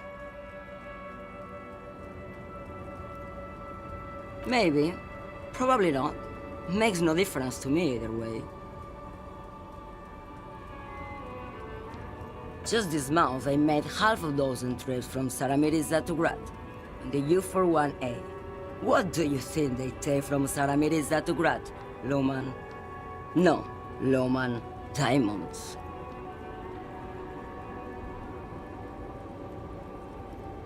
Easy. He's the skinny man who thinks he's a poet. Never trust a poet. Also, he's the only one I can see from here. That's correct. There is no visibility of any of the others. Diamonds are good for you, Lowman. You should try them sometime. Make yourself pretty like Eva de Zoras. Where do you want me to go? This isn't so bad. I can listen to music, or the seagulls. Look at all the colors and the filters of this world. It's a good palate cleanser, this jamboree. Or I can just relax and let my mind carry me back where it will, to the Great Plains. I think we're done here, no? Yes, go. Enough jamboree. I need to get back to Mesky.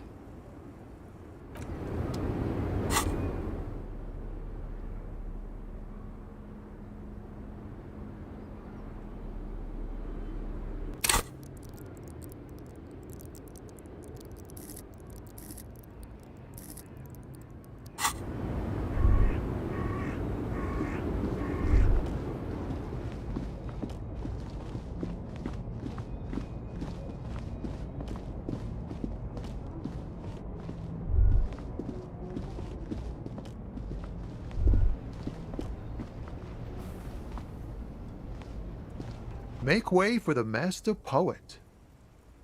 Nope, don't smoke. Some of the other drivers do, though. There's still a few around, waiting for the jam to disperse. Or waiting for the sweet release of death. Hey, isn't he, like, smoking right now? The smell is in the air. Okay. But this is my last one. And it's a bad habit. You should quit before both of us have lung cancer.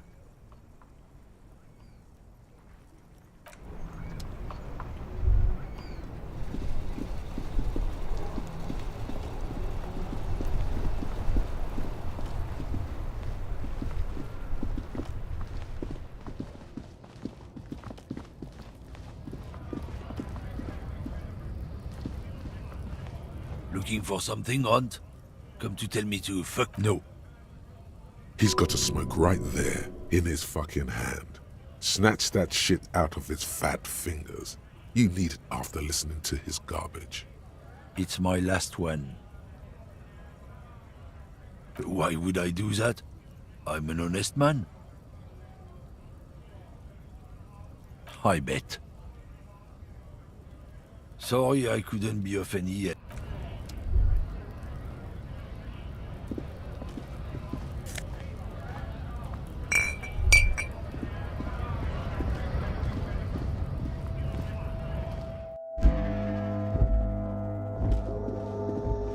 The tear machine stands in the corner. A sign says,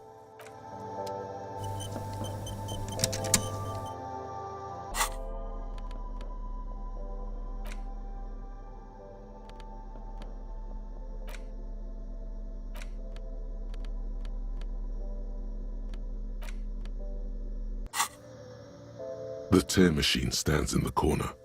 Your bottles clunk into the machine, and the money appears with a satisfying jingle. You're a richer man now. Do you know what you should do with that money, kiddo? You should buy more alcohol. Enter the endless cycle of consumption.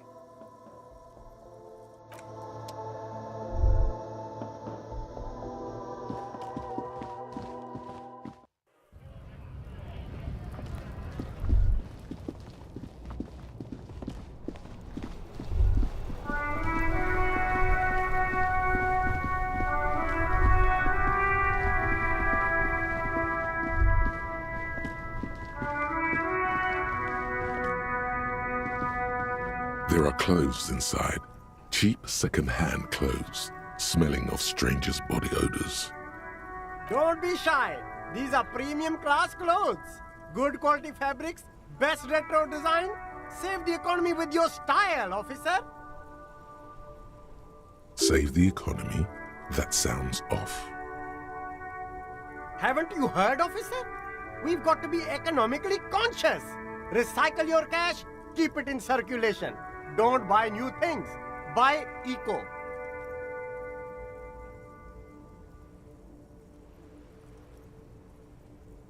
Very cool. The economy thanks you, officer.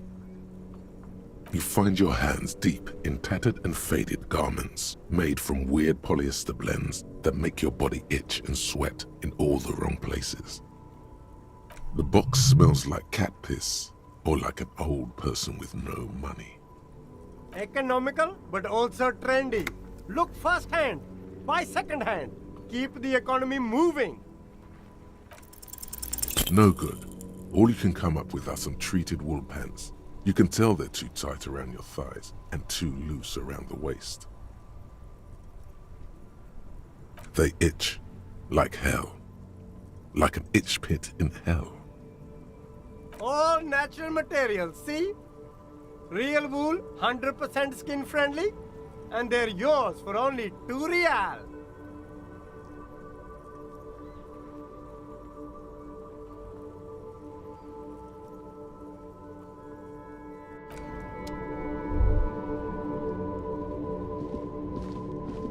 There's a pile of cheap sunglasses in a small box, a variety of shapes and colors. You like sunglasses, officer?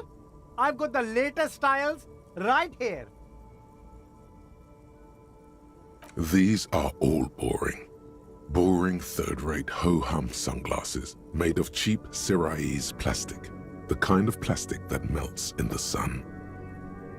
Those UV stickers are almost certainly just there for the show. If anything, these lenses probably direct more UV light into your pupils. A UV magnifier. These are all first-rate sunglasses. Premium design, superb material, very cool, UV resistant. These will definitely keep your eyes safe and cool while doing your dangerous police work.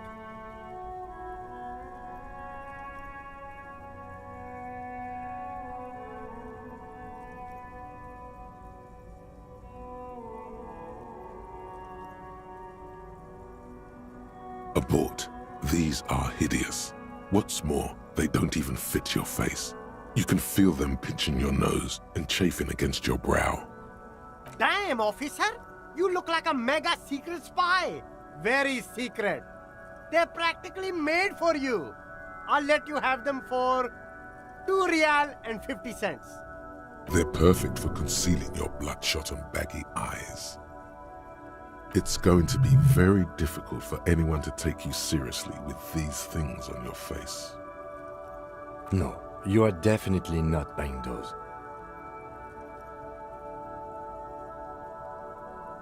Are you sure?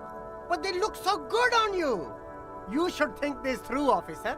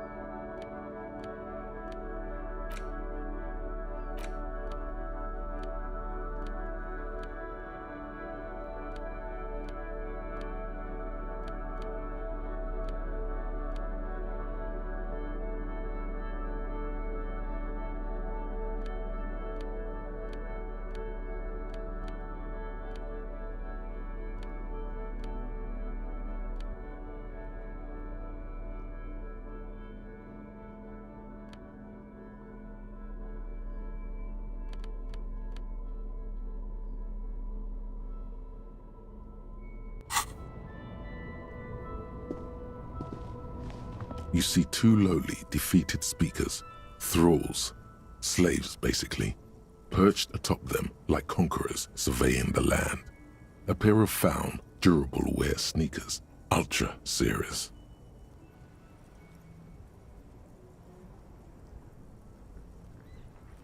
I can see you've a taste for luxury, officer. Can't keep your eyes off those sneakers? These once respectable speakers have been conquered, reduced to a mere prop by the indomitable Faun Ultras. A small heat emboss on the veneer reads, "Solidarity aid from the People's Republic of Samara." The speakers themselves don't seem to display any magical qualities. No, don't look at the speakers, officer. Look at the sneakers. The sneakers are the stars here. These, officer? These speakers are Samaran garbage. I'm ashamed to even use them for props. Don't waste your time on them. Samaran trash? That sounds like they're from the Samaran People's Republic, produced under the dictatorship of the proletariat. A pair of Faun Ultras. The design is impossibly sleek and simple. A futuristic silhouette with a sleek monochrome colorway, a jet black upper, and a silver-lined midsole. Those sneakers, mister. Those sneakers are the latest Faun sneakers. Super air, super fine, super cool. Only 50 Riyal. Only? That's madness. Faun Ultra. We're the future. You remember the slogan from some magazine.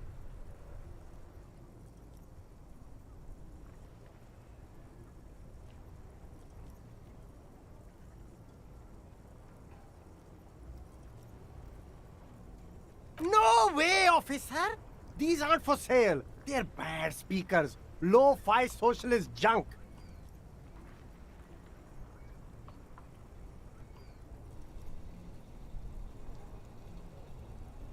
No, officer. You're a high-class policeman who accepts nothing less than the best. Lucky for you, I've got the best on sale.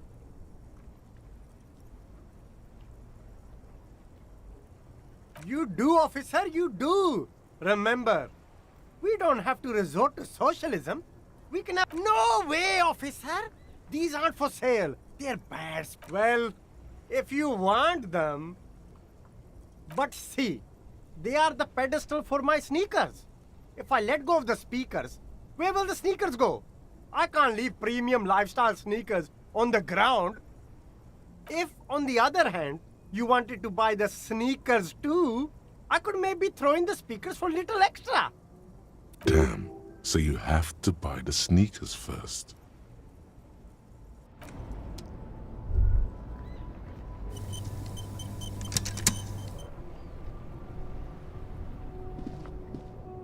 You see a Samaran street vendor surrounded by a motley assemblage of goods.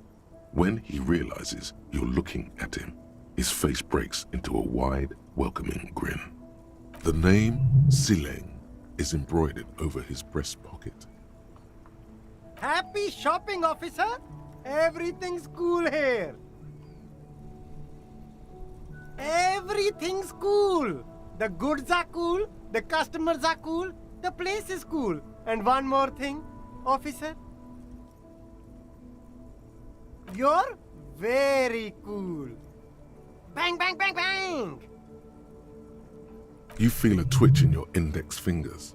There's a finger shootout brewing.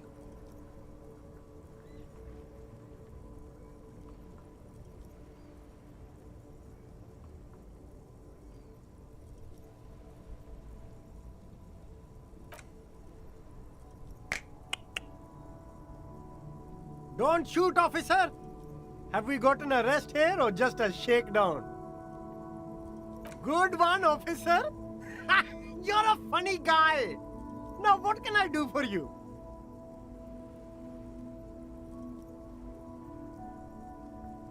Then fire away, officer!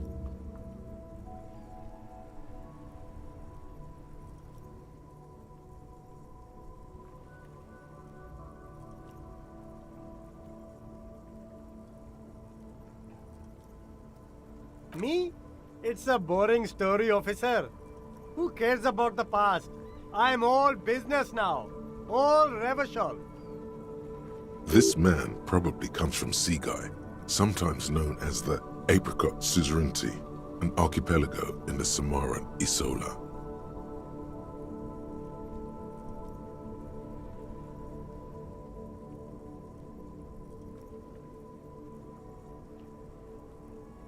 Apricot Suzerainty calls to mind an era when the Seaguy archipelago was colonized by Revachol. It's a bit of a slur, in other words. That's right, officer. But it's a bad scene for business there. Too many regulations. Extremely bad for an independent local entrepreneur. Hey, why not support this local entrepreneur? You can start by buying a pair of sexy pants or cool sunglasses. Maybe some macaroni? Start with a little compliment, then work your way up from there. This is about business, remember.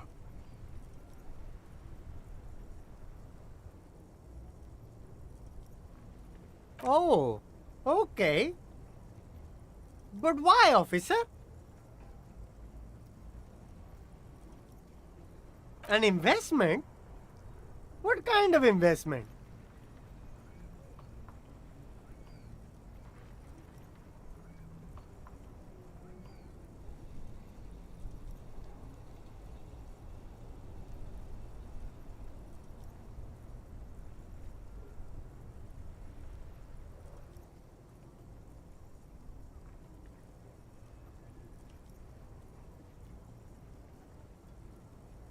I hear you, officer. What kind of a sum are we talking about here? Sounds like a fair deal all around.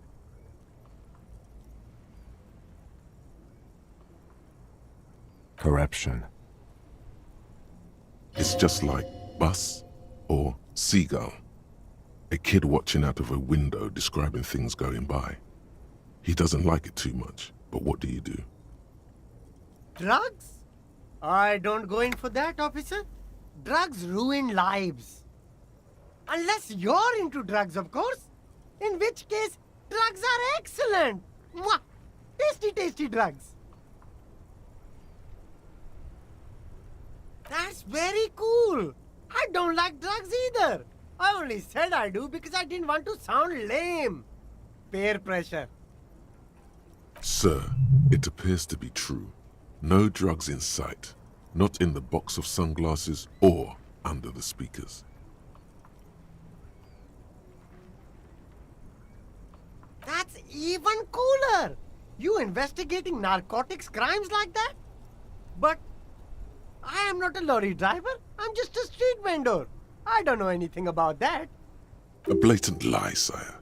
Yet he tells it with such conviction. We'd believe him if we didn't know better. Who said that? It's the fat racist, right? I bet it's him. He has an agenda against me because I'm an immigrant who works harder than he does. He's a hater. So you admit you're a lorry driver? No, I just said I work harder and he's an asshole. I'm... Realizing he can't get out of it. Smart man. Okay, maybe I'm a lorry driver too. A little. But that's not the most important thing about me. That's my day job. This is my dream. Nothing. I told you. I'm not a dumb guy. I don't get involved with that crowd. And what crowd is that? Crowd. You know, the drug crowd. No, he wasn't talking about an abstract crowd. It was that crowd.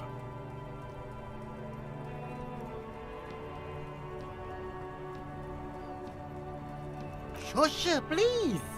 There's bad people doing bad things here. That's all I know. Please, don't get me into this mess.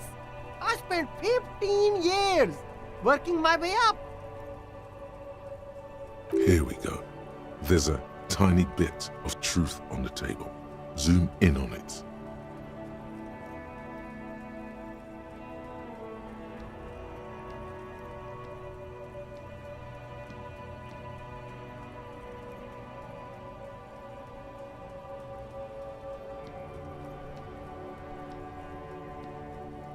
It's a she, okay? The other drivers call her the lady driver. You're better off staying away from her. The way they talk about her, she's no lady.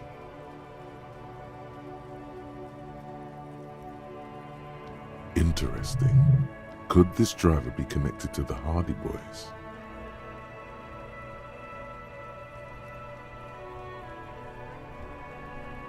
I don't know. Maybe. If she is, I haven't gone near her.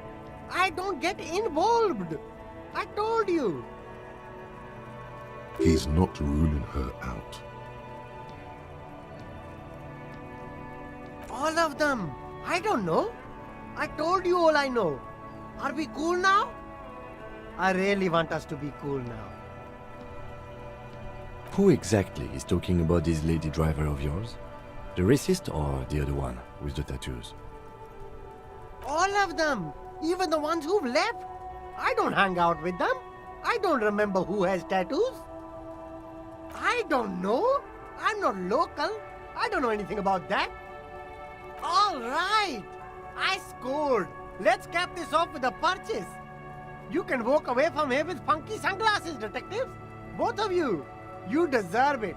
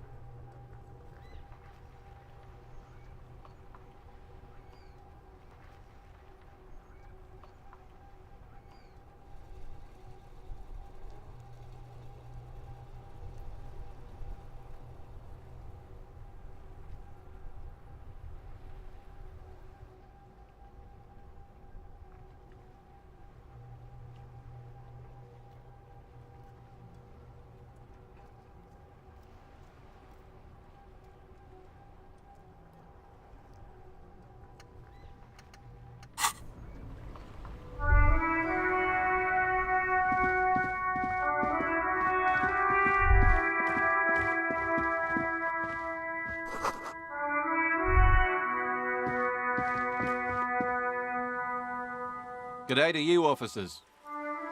A burly man hangs out by the waterlock, carving up a generous serving of salami with an old hunter's knife. His eyes are fixed on a man stranded on the other side of the waterlock and on an enormous billboard that has fallen down into the canal between them.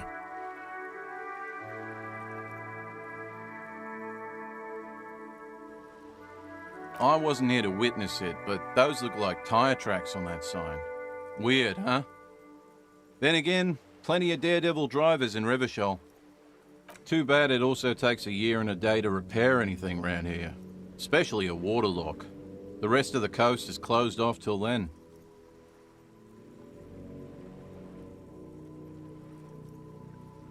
Well, there's the fishing village, an abandoned fish market, a bizarro church. Not much use to the congregation, though. There always seems to be something wrong with it.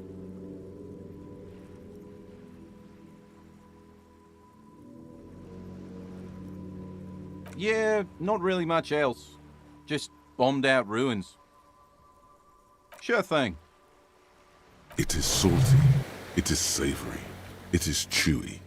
The hangover only makes the salami more tasty. Want some too, officer? Why not?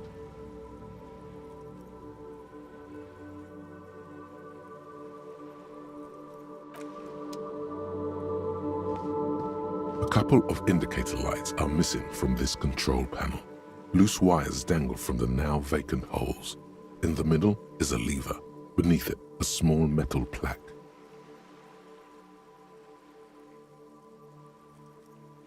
This panel usually closes the waterlock, turning it into a bridge that lets you cross the canal. But there's a crashed salmon and butter sign in the way. Pulling the lever probably won't do anything. You pull the lever all the way up until the metal clicks against the contact pins. You hear a soft clunk. Then, nothing happens. A spring brings the lever back to its original position. You still need to close the waterlock to get across the canal, some other way. Wasn't there a sign over there saying functionality will be restored on Wednesday morning?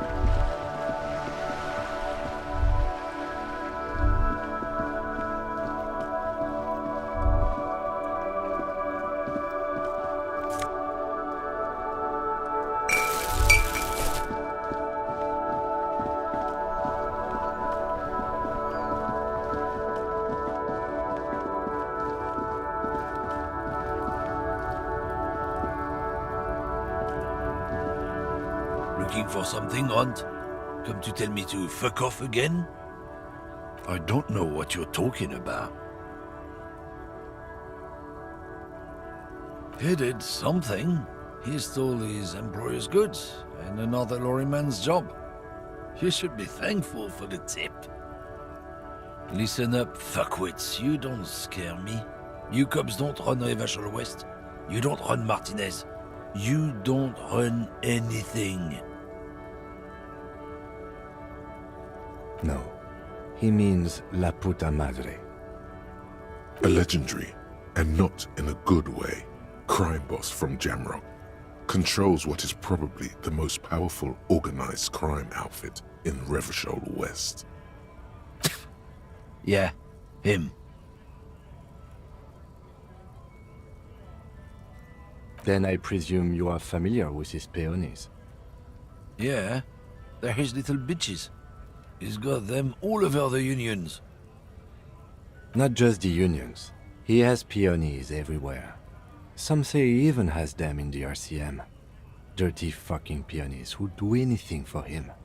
Multi-ethnic drug addicts. The lieutenant adopts a rodentine quality. Be cool, sire. He's getting into this. You're not peonies. You wouldn't be investigating a drug thing if you were. No, of course not. We are not peonies. But if we were, and one of Madre's drivers were to be stealing from him, then it's a good peony's job to find out who that is. He's surprisingly good at this. Not bad at all. Look at him lurching. It's not a hard job. It won't take a long time. It won't make Padre Madre angry. But a stupid fucking racist is standing in the way, protecting this fucking thief. I'm not scared of you or the mob. I'm under the protection of the Lorrymen and Carters Guild. You've seen the corpse in the yard, yes? You took a peek. I know you did. Does it look like his friends protected him? Nah, you wouldn't just leave him out there if you... The lieutenant turns and gives you a barely perceptible nod. Be careful. This man's still got some fight in him, by the looks of it. It won't be easy to break him.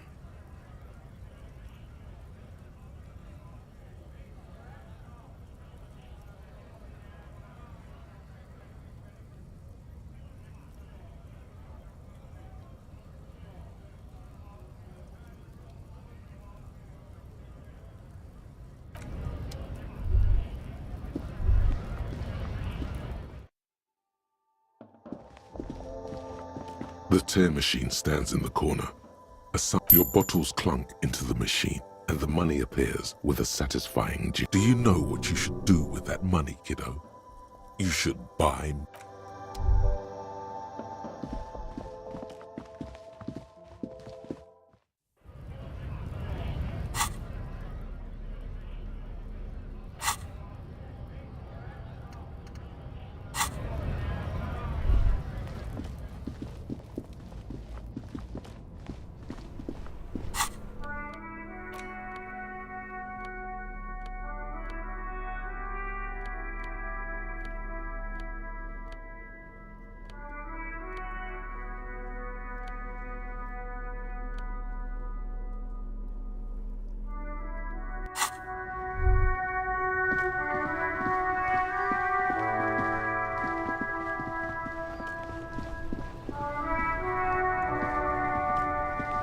Make way for the master poet.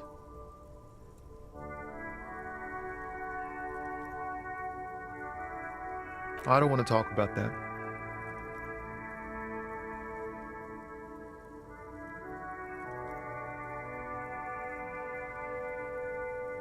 Man, I was hoping it isn't going to be her. All I can say is, she isn't around here anymore. She isn't some evil drug trafficker. And I don't know where she is.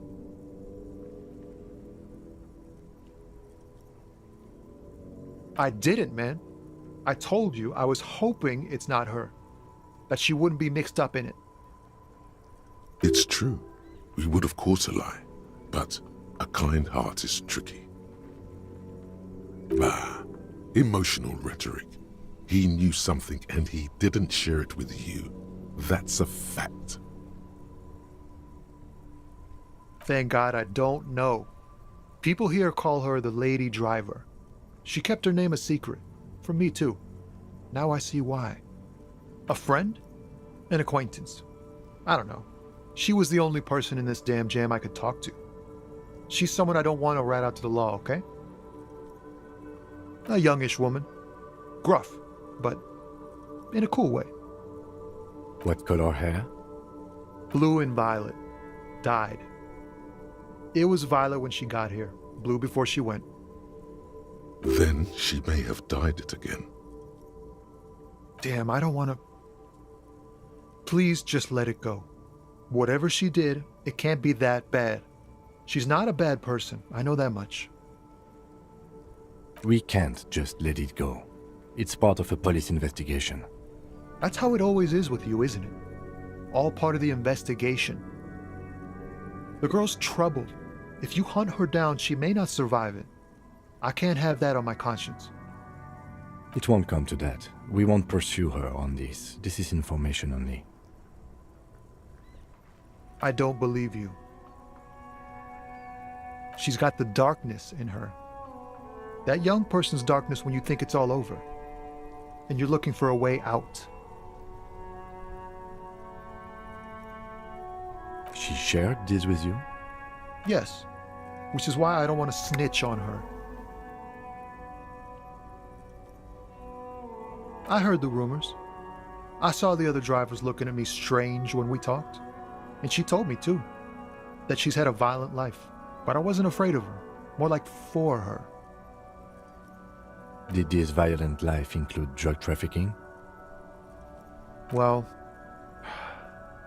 it looks like it did now, but we didn't talk about that. We talked about life, you know? She talked about her mind. Fuck, man. Go grill someone else with these questions, okay? There are plenty of drivers here who couldn't stand her, or were afraid of her. They'd be more than happy to rat her out. He's right. There are other options. The raceman, for one. The grey-haired woman. Maybe she knows something. Wait, this guy says they're friends, then acquaintances, and he's okay with others ratting her out?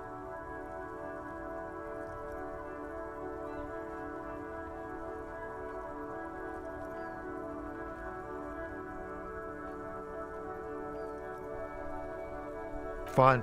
I don't want to be a butcher. And I don't want to be a knight either. I just want to be a person who can sleep at night. A little fame wouldn't hurt too.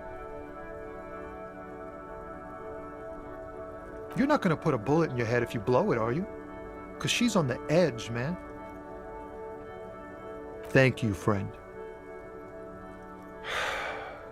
Wow, this makes me feel like I should pick up smoking again. Would help with my rhymes, too.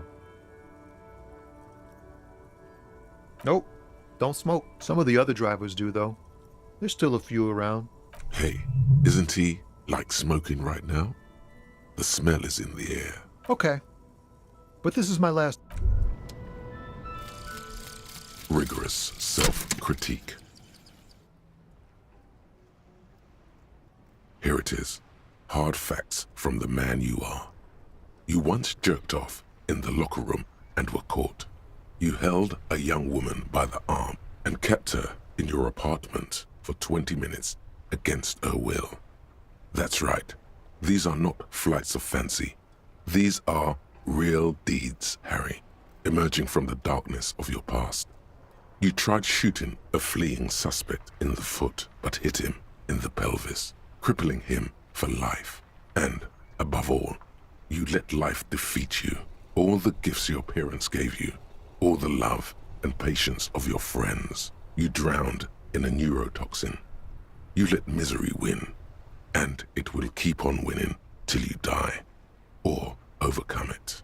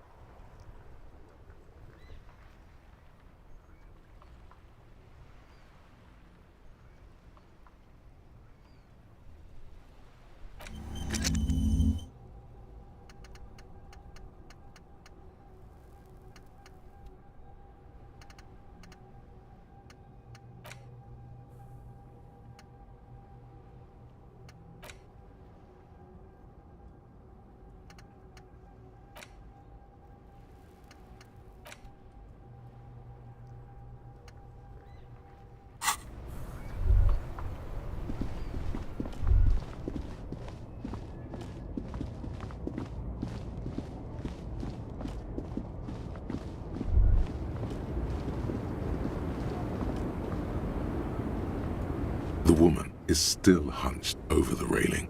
Her head... Huh? What is it? What do you want? Did you just call me a lady, Herife? I'm not that either, Herife. I've gone too far from it all to remember what was between my legs. It doesn't work like that on the long haul. I'm only terrifying to small children and to those who used to know me.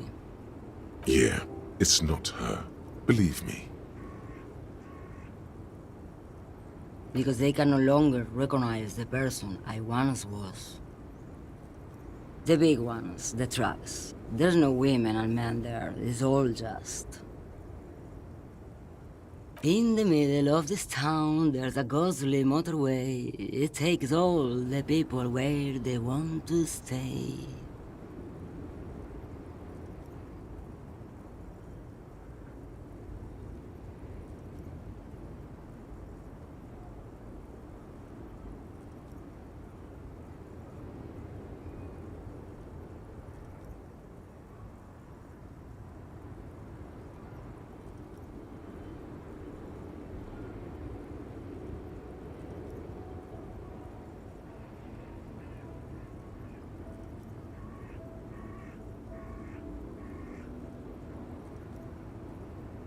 In the background, a quiet song seeps from her cabin into the air.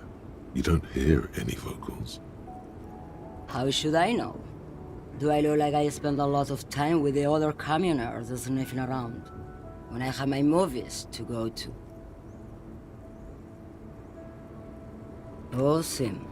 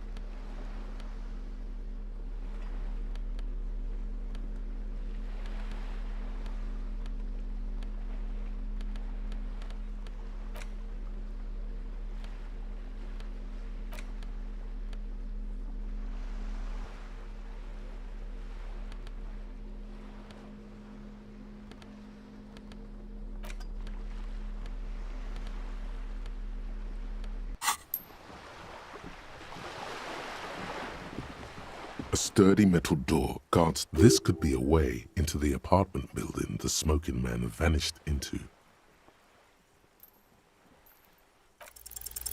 You're well versed in the kind of threatening legalese that implies criminal liability, but in fact has no meaning whatsoever.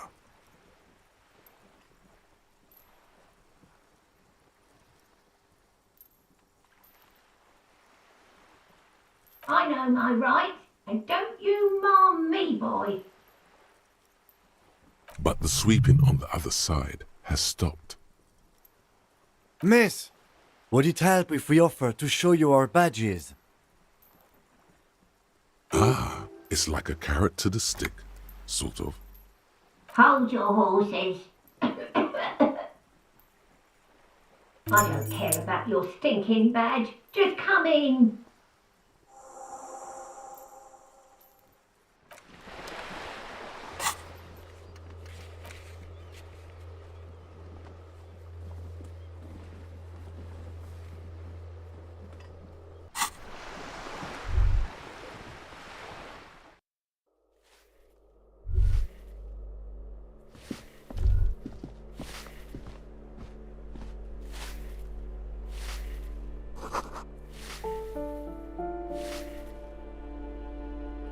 Give me a moment.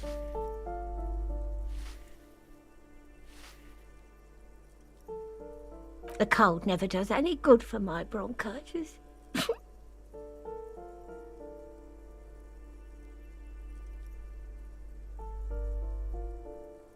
I'm fine. Fine. Don't you worry about me.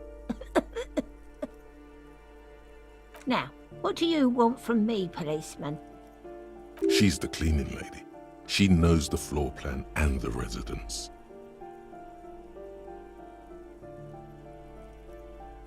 I'm no one. Just an old woman who cleans these hallways. If you could call it living. I have a little room upstairs right next to the coal room. It's barely bigger than a closet, but I don't complain, no. I have my bed and my aching bones to keep me company, and that's all I need from this world. She hasn't spoken to anyone for a while. Even her sentences feel rusty. Yes, I know who you mean. The scrawny boy who's always smoking like the devil, right? Somewhere in the building, a child starts crying.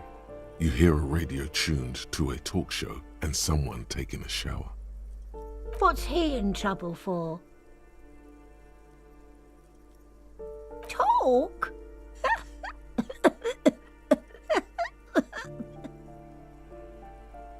What was so funny about that? He lives upstairs in room 28. Go to the balcony. It's one of those doors there. He's usually home in the evening.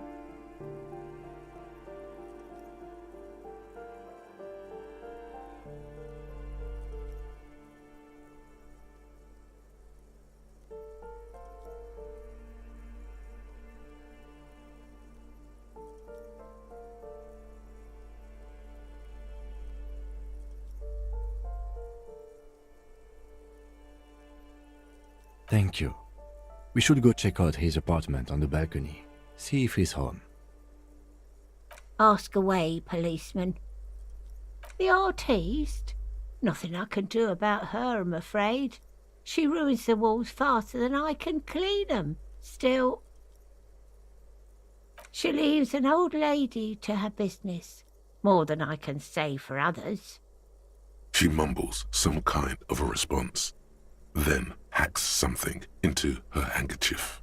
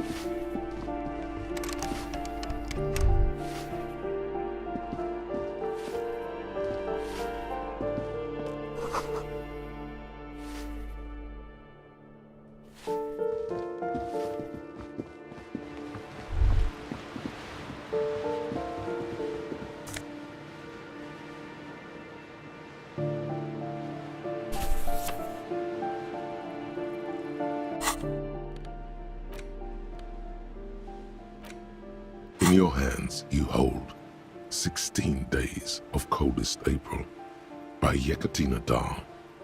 The cover image shows a row of concrete apartments above which span a black and white rainbow. Indeed, the book is unusually heavy in your hands, as though the cover were lined with lead. You flip through the book. The pages are thinner than you realized, and the type quite small and tightly set. It's nearly 600 pages long. Real art is dense and difficult. If it didn't feel like you had to wrestle a suicidal bear to get through it, you weren't really reading. The back cover is dominated by a black and white photograph of the author. She can't be much older than her mid-30s in this photograph, and yet, from this cover, the eyes of a sad old woman stare back at you. In cold, detached prose, the author describes a scene from one of the Yugoslavia riots in the 20s. Youths overturned motor carriages and set trash cans ablaze, while heavily armored guardsmen dash in and disperse them in a flurry of baton blows. The Yugoslavia riots took place from 27 to 29. Fueled by ethnic unrest and the state's repressive tactics, these events are often seen as marking the end of a brief period of liberalization known as the Yugoslavia Spring. Like all such periods, it is frequently memorialized in art and literature. As ethnic tensions run wild, a pair of young lovers meet each other on the street. Somehow, in the middle of all the chaos, they manage to lock arms and look into each other's eyes. It would physically hurt you to keep reading. Are you sure?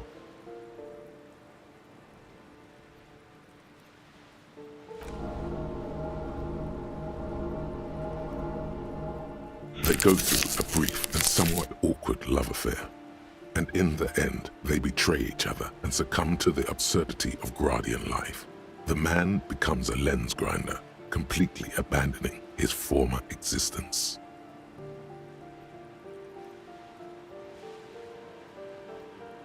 He toils through the daily drudgery at the Lenka Polyfabricate.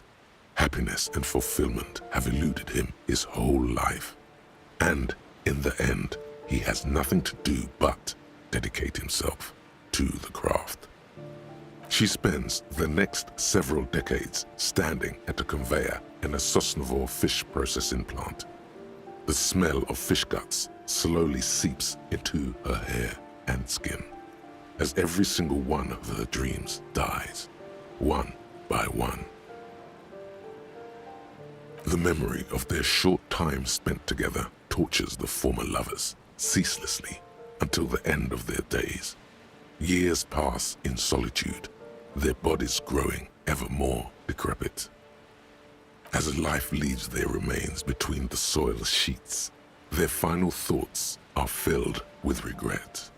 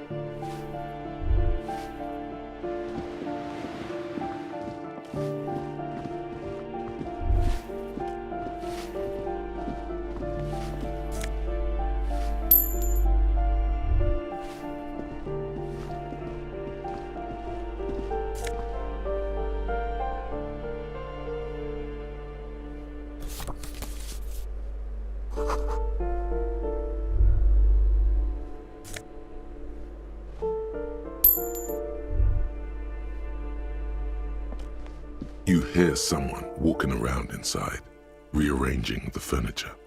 The number on the panel says 10. The walking stops abruptly, but no one comes to the door. Sounded like a woman's shoes. A poor communard from the looks of it. The room is barely bigger than a closet. Do I have to open the door? Do you have a warrant? I'm not obligated to open the door if you don't have a warrant. Let's go. We don't have a reason to get inside that apartment. It's generally easier to do things if you have literally any reason.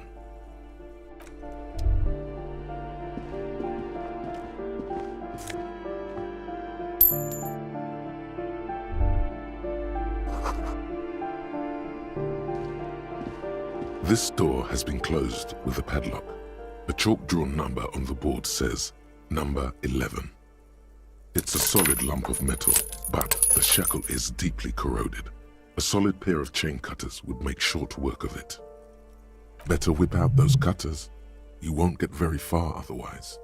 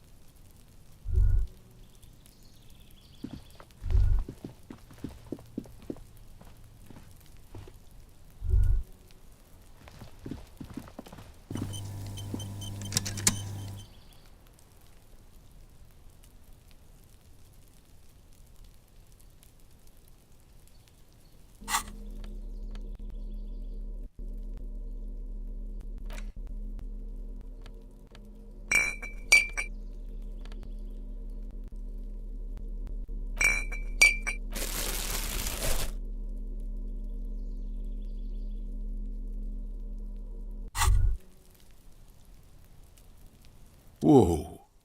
In your hand, Pyrrolidon, the double rainbow of synthetic hallucinogens, rare and gritty, a product of the age of atomic power. What a funny little cap. Don't let the scary medical warnings throw you off. It's an inadequate antidote to radiation poisoning, but a potent antidote to boredom. It's not gonna give you radiation poisoning, stupid. Pyrrolidon is a perfect match for a badass junkie cop who's looking for a little heat.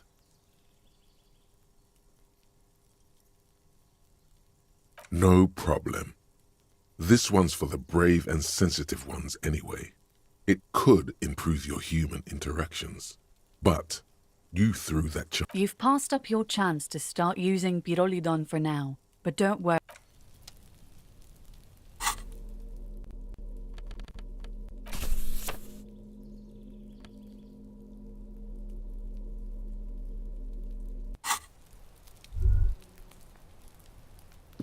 This door is made of metal and appears to be reinforced. Someone here really values their security. Number 28. This is where the cleaning lady said the smoker on the balcony lives. Let's see if anyone's home. Knock on the door. No one answers. Looks like the young man we are looking for isn't home. I think our best chance to catch him is in the evening. We should return tomorrow after we have finished with our day's work. How about 9 p.m.? Sound good?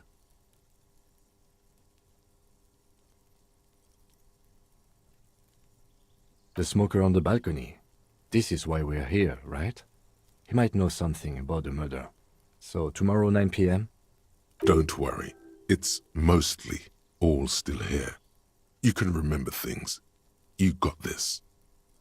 Tomorrow, 9 p.m., right here. Apartment number 28. Good, let's go. Damn. Turns out it's quite tricky finding someone in a big apartment building. Don't worry. You'll get him. Remember, tomorrow, he's probably gone for today.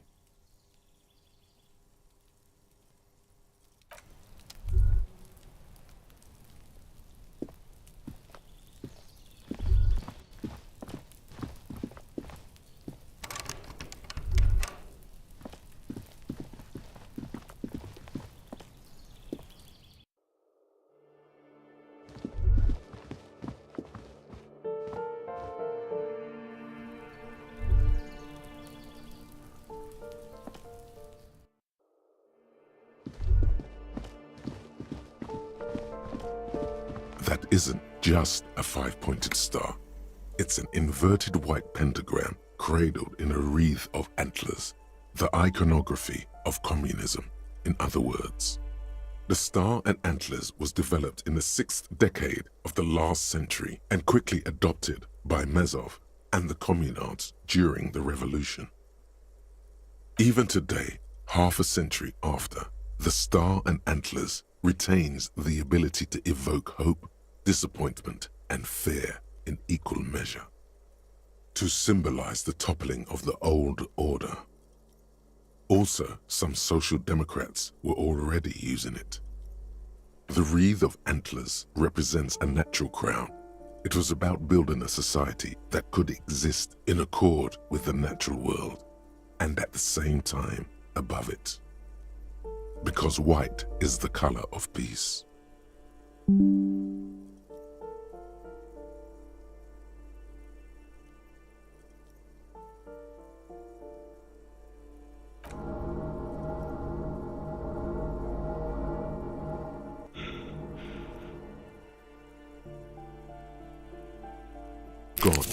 Gone is the glory of hope. Only the scribblings of impoverished students remain in dirty hallways.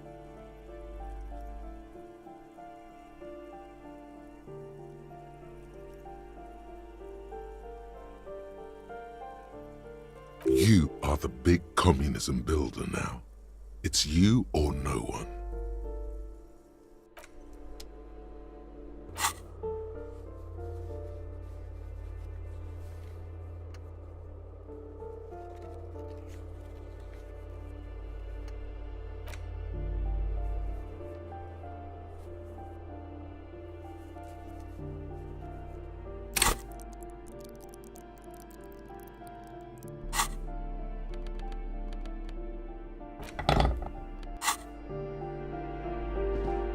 This door has been closed with a padlock. The chalk drawn, the shackle snaps like a twig, and the lock falls to the floor with a little thud. It should be possible to enter now. After you, detective.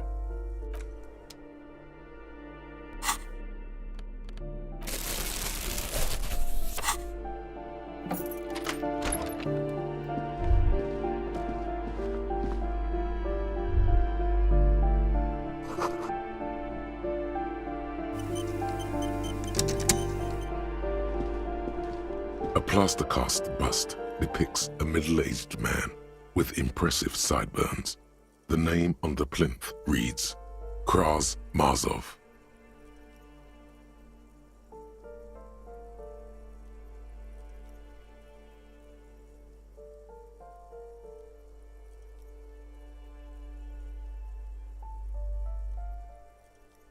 The white star, the photos on the wall.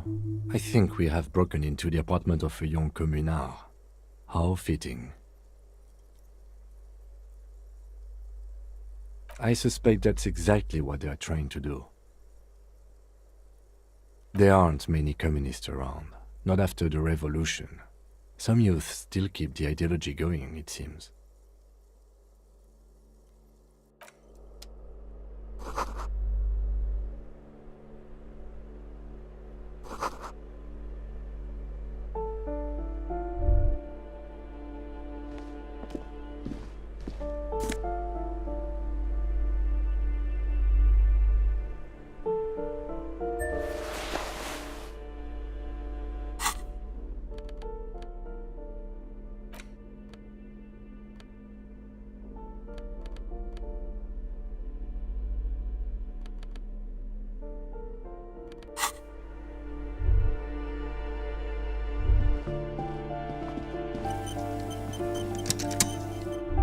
A plaster-cast bust.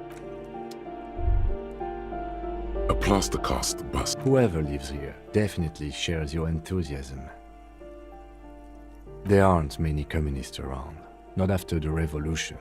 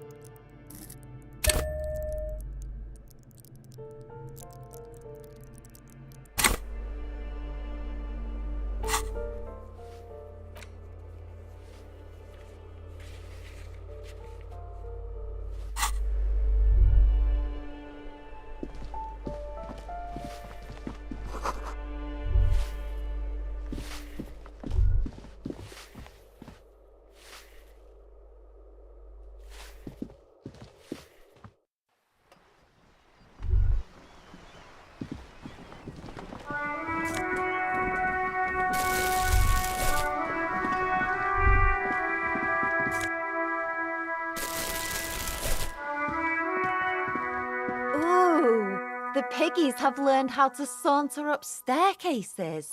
I didn't think you could do that with hooves. But here you are.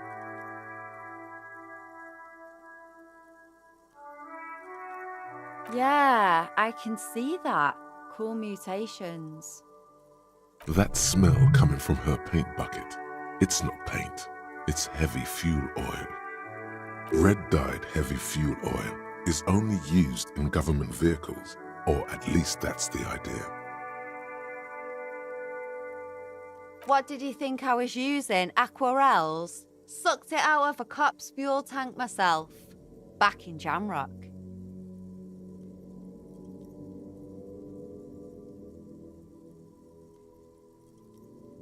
Something to think about next time you're driving around in your pretty little piggy carriage. I ain't no snitch.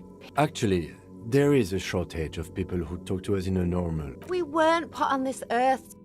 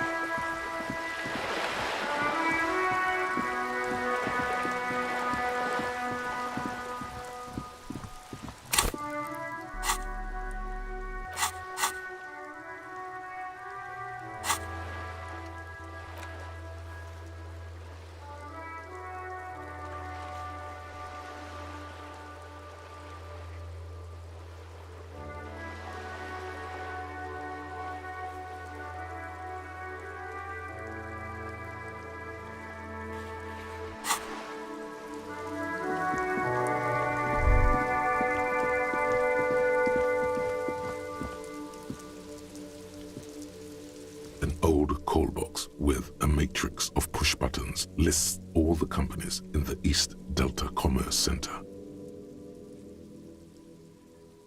Nothing happens after you ring the doorbell. They don't want to talk to you. This button looks new, but someone has removed the name card.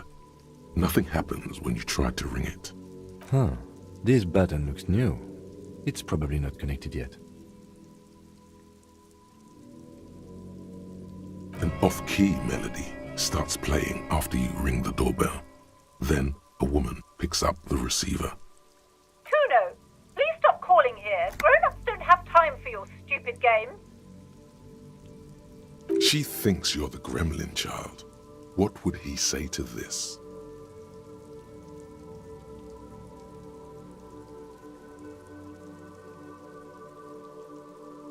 Pardon? This is not Kuno. Who is this? Please just stop calling here. I don't have time to deal with this. Thank you. A single beep indicates that the line has gone dead. You ring the doorbell, but no one answers. What an ominous name for a hair salon. Doesn't bode well for anyone's hair. All you hear is static, but no one answers the call. You ring the doorbell, but nothing happens. Try again. You didn't press it hard enough.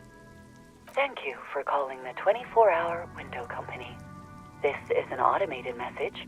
Are you experiencing a window-related emergency? During non-business hours, please call 00... That's only half true. The streets are mean, but they're not there for you.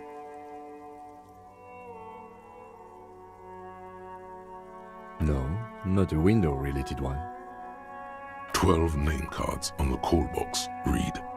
You wait for a minute or two, but all you get from the call box is silence. Looks like someone has melted half the plastic off with a lighter. The doorbell doesn't work anymore. You hear static from the intercom speaker. It sounds as if someone has picked up the receiver, but you can almost hear them breathe. Yes, hello. This is Tricentennial Electric. Have you come to place an order? She sounds almost antique, as if her voice was being played off an old wax cylinder. A receiver must not be working properly. Wait, but what happened to Slipstream SCA? There's no Tricentennial Electrics on the list. My God. The lieutenant exchanges a look with you. It's you. My God. I didn't think I would hear your voice. It's a woman, and she knows you. Your heart beats faster. She must be mistaking you for someone else. Who cares that you don't remember her? Just go along with it. Michelle, just please.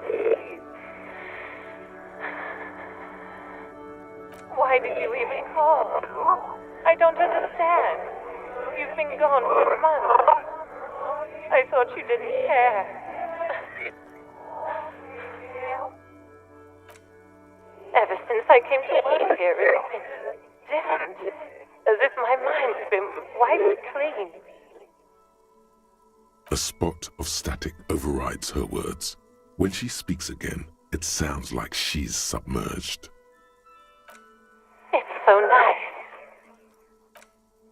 It's so nice to be able to finally forget.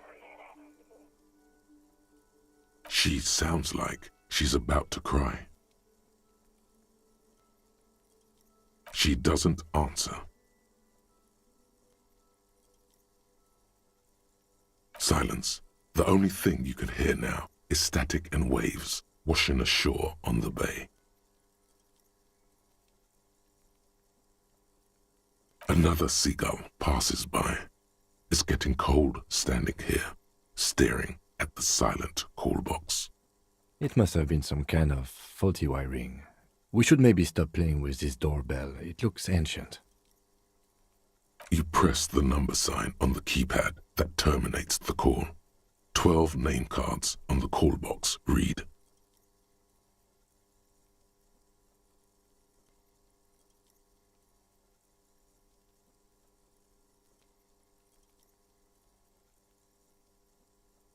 Silence.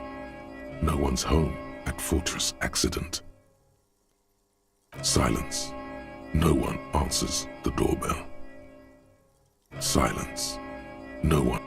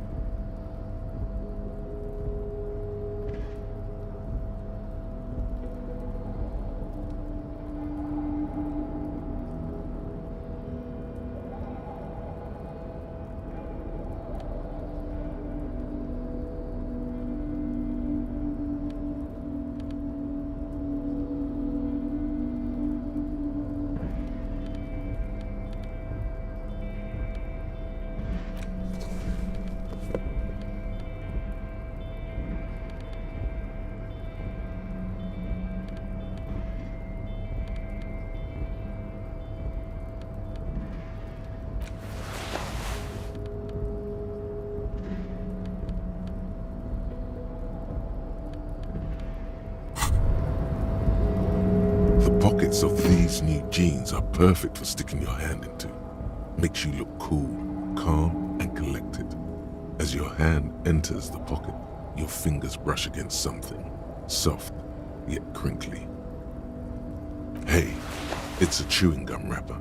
It reminds you of the fruity juice of apricots. You should inspect it closer if you have time. Something about the wrapper's texture is familiar.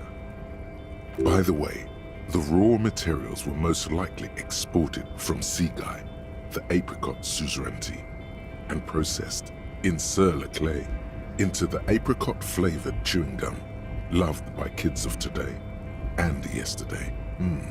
Something about it is familiar, and not only to your fingers.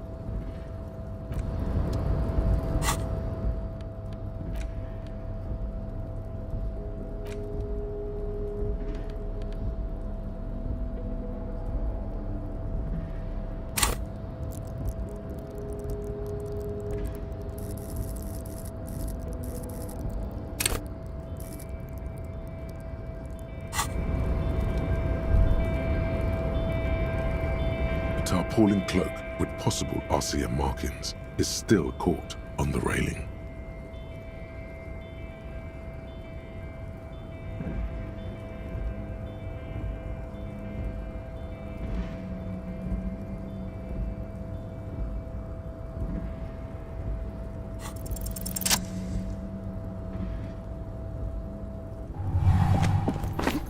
As you leap in the air, a chilly breeze engulfs you, sharpening your senses.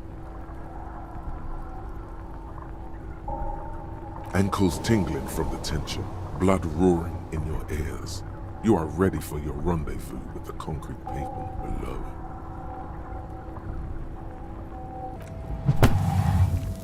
As the concrete floor welcomes you, you realize it's been a while since you felt so alive, alert, capable.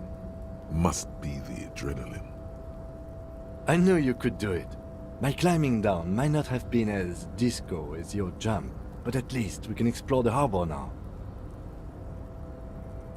With your feet firmly planted on the concrete, the noise of the harbor rushes back in.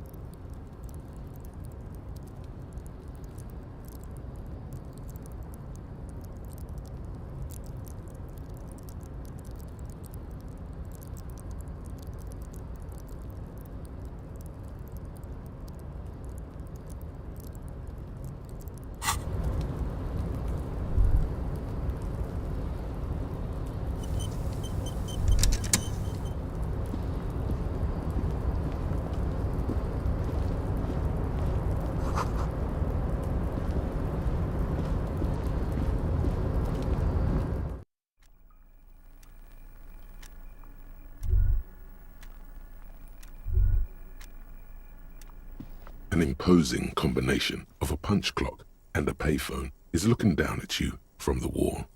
A note on the side says, Tokens unavailable due to strike. Use change.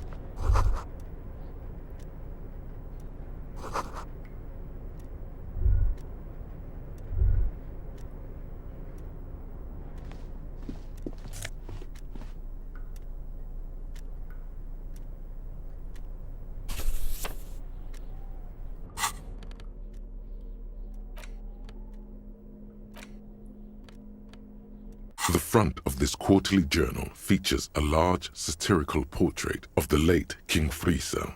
From the sides of his head, a pair of white antlers spread to the corners of the cover.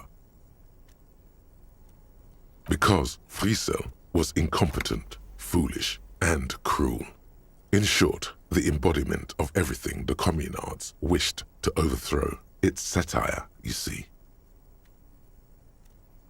To your disappointment, there aren't any full-color pictures to direct your attention. Just column after column of closely set text, interrupted occasionally by little doodles in black and white. After rifling the pages with your thumb several times, you return to the table of contents. The magazine is divided into several sections: international developments, Kunst und Kultur, and local concerns. Just inside the cover, there's also an editor's note. Comrade, as you know, this journal takes its name from Mazov's immortal expression, du cristal à la fumée. This was his way of describing the way the rigid, crystalline structures of capitalist ideology turned to smoke under communism. But, like the structures of capitalist ideology, we too are at risk of going à la fumée, unlike many publications which are content to spoon-feed their readers reassuring drivel. La Fumée is committed to telling the radical truth, even when that truth may drive away potential subscribers. Only 4 issues in, and it sounds like they've already alienated their readership. So please, if you value our radical Mazovian perspective on contemporary politics, culture, and international affairs, please consider subscribing today. Yours in struggle, the editors. What do you expect? It was laying around the office of the Debarders Union. They're probably bankrolling the thing. You flip back to the front of the magazine. The table of contents unfolds before you. This section includes a long, tedious critique of the latest round of free trade negotiations between the EPIS nations and the Free State of Semenine. You also skip over an article about heavy fuel oil smuggling along the Messina border, something about bear wrestling in Samara, book riots in Yugograd. Whoa, whoa, whoa. Bear wrestling. Flip back to that. It seems to be part of a new public fitness initiative in the People's Republic of Samara, SRV, devised and promoted by none other than President Kenajinsky himself. According to this extremely credulous account, Uncle Sport, as he's affectionately known to his people, has recently decreed bear wrestling the national sport of the SRV. Based on the description in this article, he appears to be an extremely competent and democratically elected president. Sapormat Sport Kenajinsky is well into his 3rd decade as president of the SRV. Outside Samara, he's known for 3 things: brutal repression of internal dissent, monumental corruption, and a near pathological obsession with physical fitness.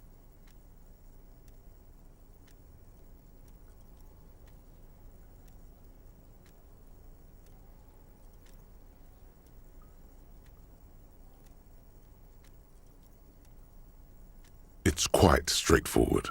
A standard match features one man, or in some cases woman, against one bear.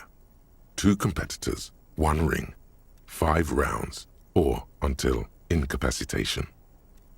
According to the SRV's Ministry of Information, the program has been a tremendous success. Public support stands at 87%, and youth obesity and alcoholism rates are down 12% and 7% respectively. This is the SRV we're talking about. If you think those are the real numbers, there's probably a guy who wants to sell you a bridge in La Chette. What are you, a statistician? Did the moral intern send you on a fact-finding mission? This is the SRV party line, comrade. The Samaran People's Republic? No, I should expect not. Why do you ask?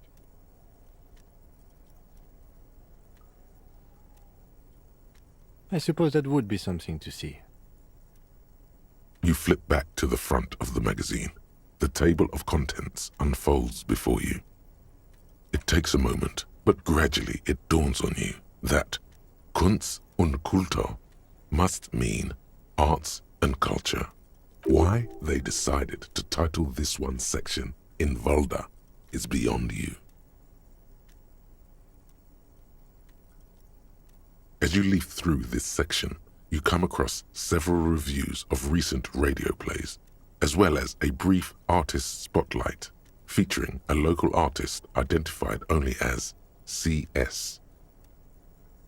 The main feature, though, is a long essay titled Tip Top Tournée, a critical Mazovian perspective.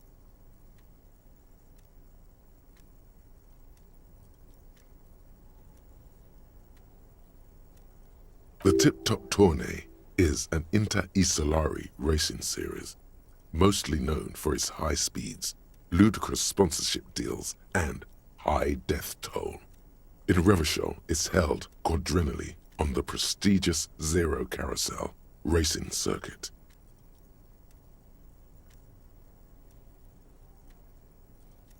This so-called artist spotlight is really just a brief Q&A, made all the briefer by the subject's evident hostility to her interviewer.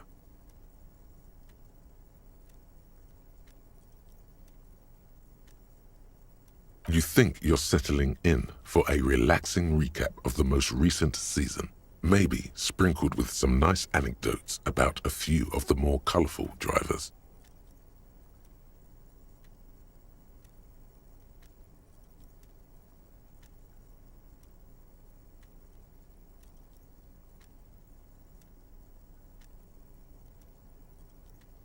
Instead, you find yourself skimming a 10,000-word feature about all the politically problematic aspects of Tip Top Tournée. Where to even start? For one, there's the crass commercialism of its sponsorships, and then there's the practically criminal emphasis on deadly motor crashes. So, all of it, basically. Oddly enough, this article has 2 bylines. Nasteb Encolada Bernal and Exilus Buka. There's no way those are real names. Have you ever met anyone named Exilus? Come on, they're plainly pseudonyms. More than that, they're likely anagrams.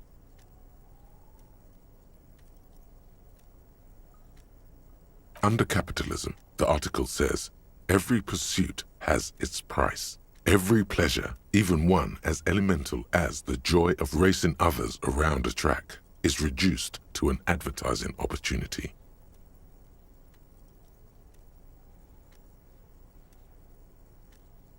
Thus, the so-called tournée becomes a competition between increasingly meaningless brand signifiers, your discount laundry detergent racing against a pack of Astra cigarettes, or even a Fritta,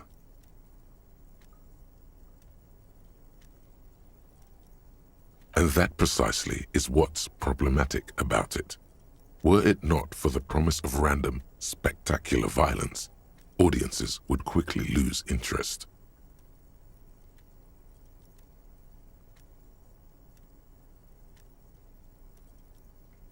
At the end of the day, it's the destruction of these 750,000 real races that you're really watching for.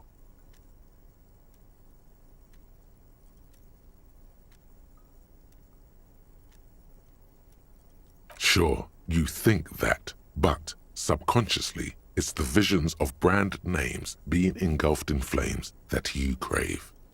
It's the stilted language and overconfident tone that's the real giveaway here. You're almost certainly reading a recycled university essay, one that could probably use some edits.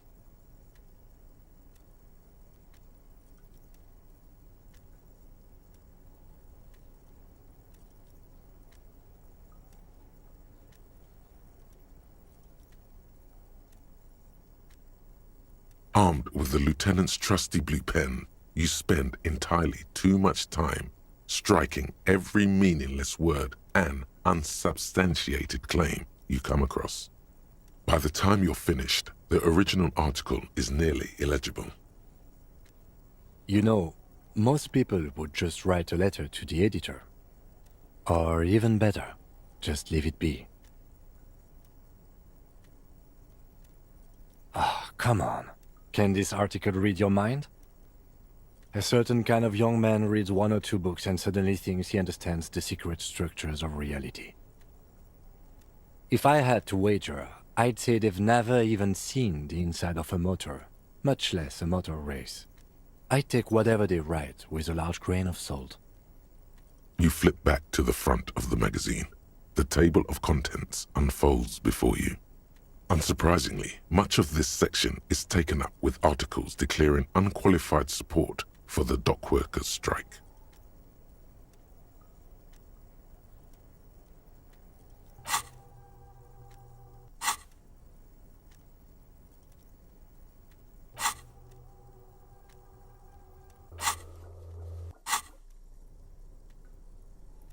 You skim the headlines. Paint the harbor red and white. Martinez tames the wild pines. A city in revolt. First we take Martinez, then we take La Delta. Finally, there's a brief article by the writer, G. Martin, accusing the owner of the Capeside apartments of illegally attempting to evict certain communist tenants simply for not having paid their rent.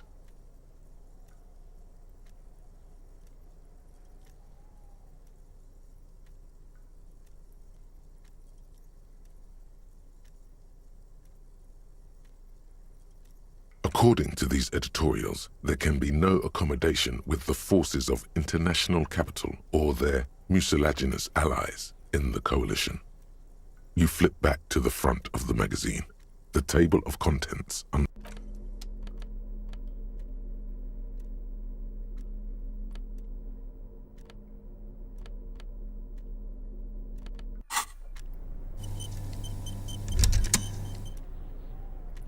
On second glance, someone has forgotten to properly close one of the drawers. It's unfortunate for the union to just leave their paperwork lying around like this. The drawer opens smoothly. Inside is a well-organized selection of brown folders. Hundreds of documents containing logistical data. 2 kinds of transactions stand out. Materials coming into Revachol from the outside world, from Muindi, Grad, and even Ilmara. And the same materials being handed over to companies inside Revachol, Kuron, Coal City, La Delta, and Jamrock are listed among the many districts where the imports are being sold. It's hard to make sense of this thicket of company names, dates, quantities, and percentages. You try to focus, but the lines are getting blurry.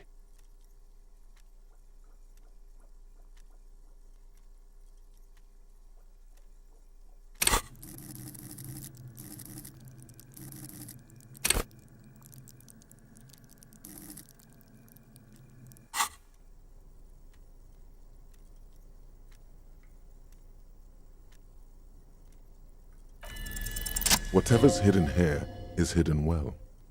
Concentration isn't enough. Only a trained accountant with a background in logistics would be able to really make sense of it. However, there is a little handwritten note stuck on the side of the drawer.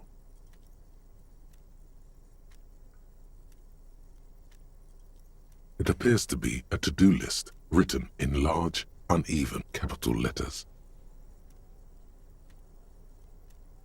Remember, Leo, Everard's shoes, special whirling borscht, water Everard's plants, sweep office floor, more banners.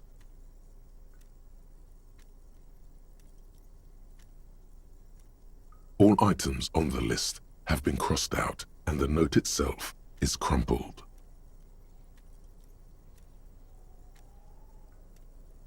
Everard Clare, probably. The head of the Debarders Union. One of his aides must have left it. Nothing incriminating here. The special borscht seems a bit odd in the list. What is so special about this borscht? Code for drugs? Booze? Blood?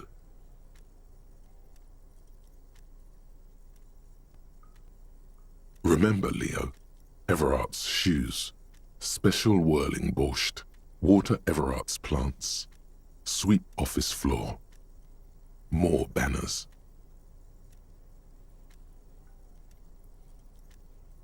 All items on the list have been crossed out and the note itself, the drawer, slides shut. Mazovian Socio-Economics. 0.000% of communism has been built.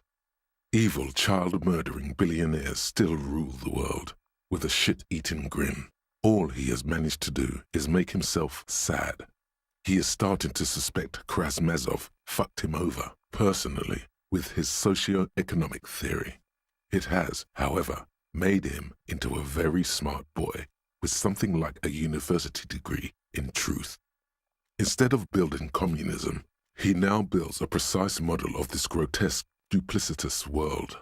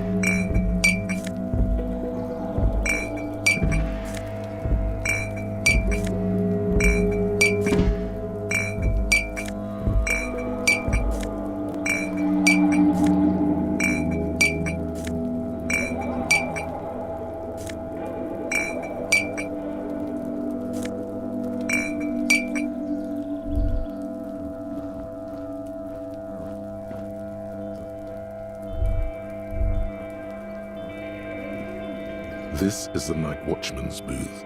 The name on the door reads, René Arnaud. Listen, it's okay to take a few minutes to yourself. Sit down and have a breather.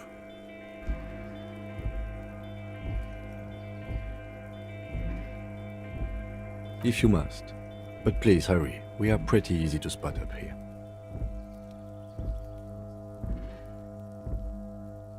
Nothing incriminating catches your eye. The cabinets are clean and their sparse contents meticulously organized. It's a black and white photo of a young couple out in a street fair. The man, René, is dressed in a Royal Carabinieri uniform. The girl is young and very pretty. She is smiling playfully at the camera. Why did you take that picture of René?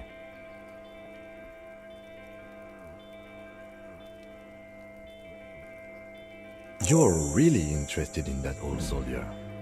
Not sure I understand your fascination, but sure, as long as it doesn't take up a whole lot of time. The chair is not as austere as the rest of the booth. A thin grey pillow is attached to the seat, secured to the stiles by black ribbons. The drawers are empty, save for old timesheets and receipts. One small box, however, does hold some cheap painkillers. They are slightly out of date. Oh boy, where to start? Elevated risk of dementia, mini strokes, prophet's disease, sudden death, hair death, erectile malfunction, critical flatulence, watery blood, black mucus, uncontrollable weeping, increased sensitivity to La Opera, inoperable joint disorder, total spinal collapse. Don't think about that. Quick, think about something else. The enormity of the case before you dwarfs the list of side effects. You can't even see the side effects anymore. They're nothing to you.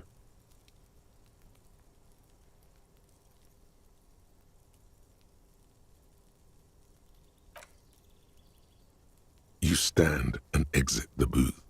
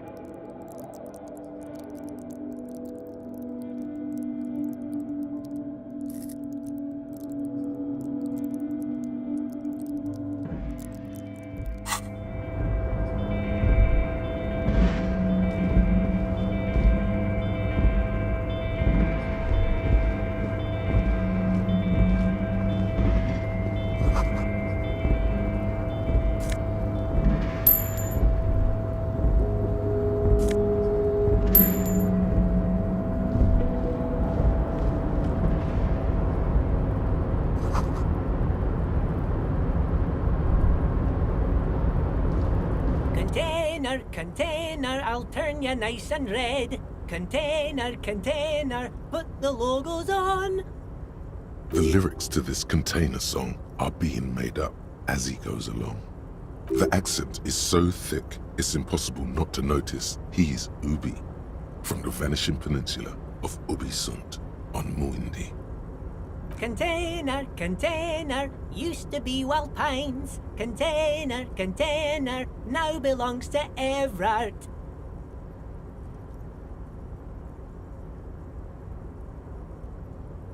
Everard, Everard, Everard, he looks after everyone. Huh? Well, hey there. How can I help you, mister? I see you are not a union man, mister. Did you get lost? You're not one of them scabs, are you? I mean, I don't personally mind. Folks is just folks, you know, and folks gotta eat.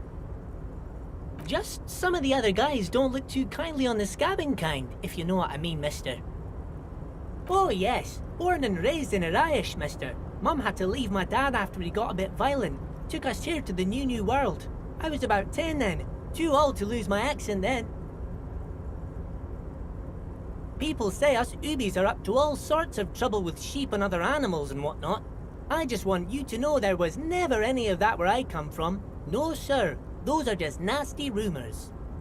Thank you for clarifying that, sir. Oh, I'm just making some covers for them containers here. Yes I am, yes I am. So it's easier for the crane operators to spot them.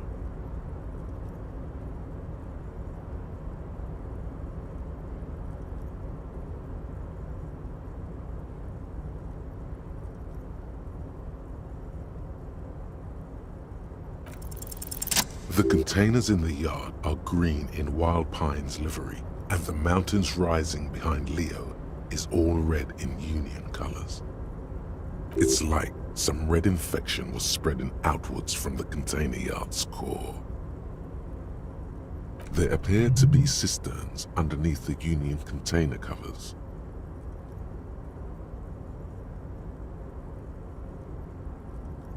Yes, they are hiding it from the inside. All the red containers have the Debarders Union logo on them. No, not really. Mr. Everett doesn't tell me all the big things. Says I go and tell them to everyone.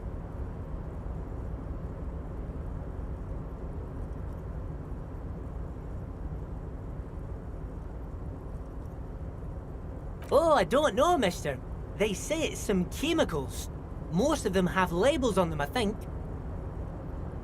Oh, no trouble at all, mister. No trouble at all. Oh, most of the guys are down at the gates, keeping the scabs from coming in.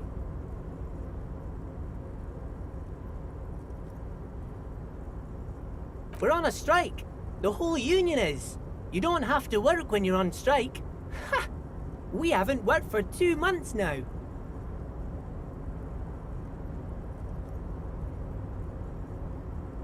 So no one is working?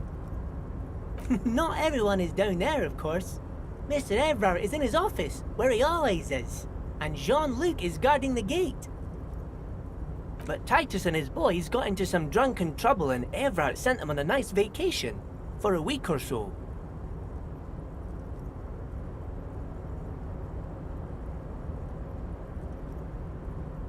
Oh, I'm not really supposed to talk about that. That's union business. Him and his boy stirred up something in town. Probably drank too much and got into a fight or something. I heard Mr. Everett telling him to take some time off.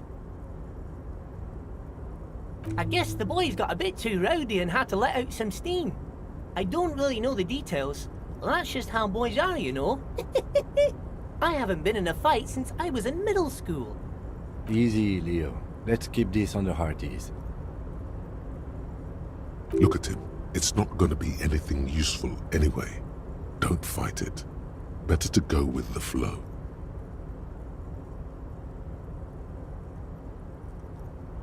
I remember I was the runt of the class. The bigger boys always used to pick on me. You see, I had a bit of a temper back in the day. Flew off the handle like nobody's business. But Mr. Everett and his brother always came to help. Once they beat old Noel Becker so bad he needed stitches on his head.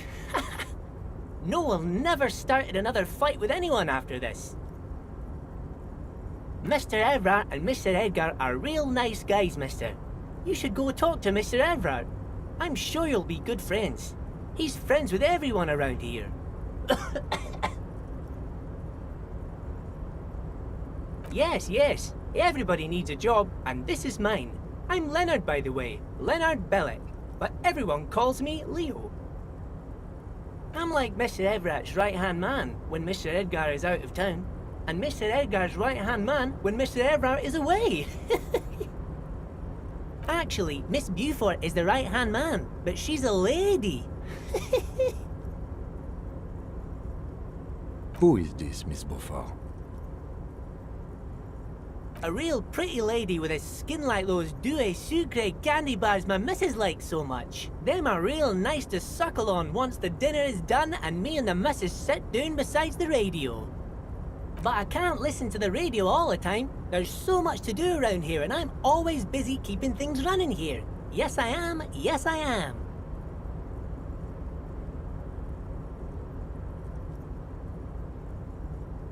Oh, Lizzie.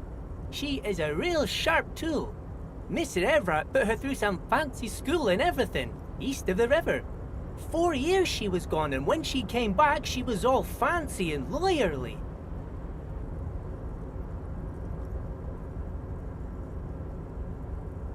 He respects that word.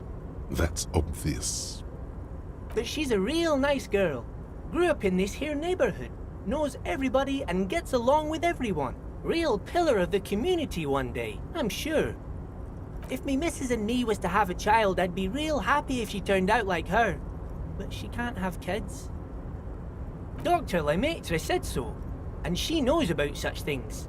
Been a doctor for almost 50 years she has. Law school? Could she be talking about the union fixer, aka the gardener? Looks like it. I'm not sure what a fixer is, but she is a real nice girl. Smart as a whip too. Telling the gardener you know her name might throw her off. Perhaps something to consider later.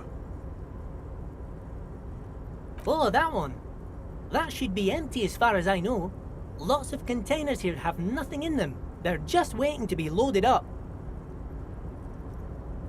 Oh, yes. I leave all kinds of notes for myself. That old head of mine ain't so good at keeping things in no more. I almost forgot about the borscht. Oh, yes. I've been taking special whirling borscht to the men every day since the strike started. It's very, very good. Makes a man feel so warm and happy. I feel like I could take on Mr. Renadan's boar dogs every time the lunch is done. Power borscht, huh? Never heard of a borscht that turns little guys into dogfighters. Alcohol, however.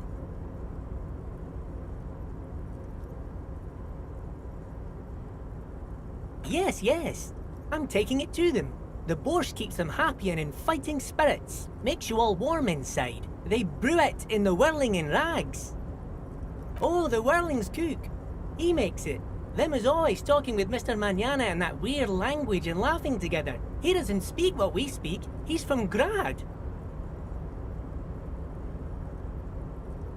Oh, sure, mister. Sure. You do that. Yes, sir. He didn't actually understand what you meant, and now he's just nodding along. Oh, you want Mr. Everett then? He's an awfully nice fellow, he is. Him and his brother are both nice fellows. They've lived their entire lives in this here neighborhood. Guys like Mr. Everett and Mr. Edgar, his brother, are real good guys. Made Martinez what it is today.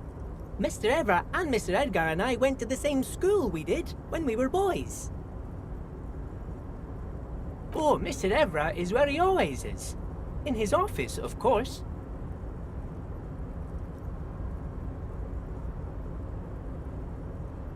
Bye-bye now.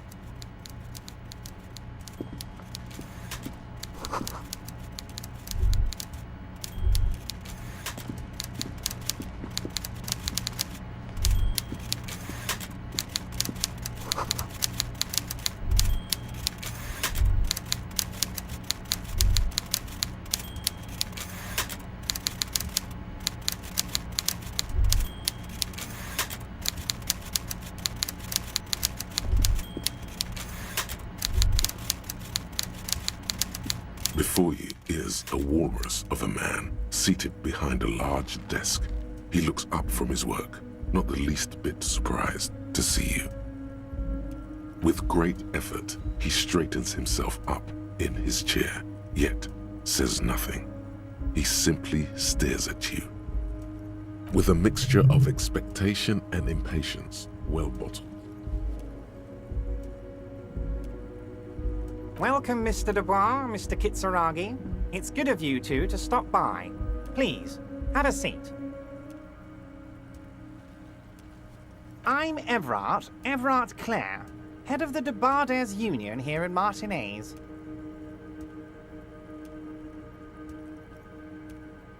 I'd offer you my hand, but unfortunately my health prevents me from getting up. You understand?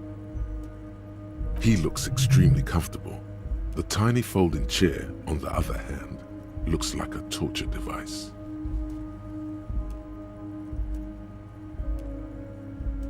You go ahead, detective. Whatever he has in store for you, it can't be good, he thinks. I'll do my best. Forget about that. What's with this Dubois stuff? You're getting some seriously bad vibes from that name.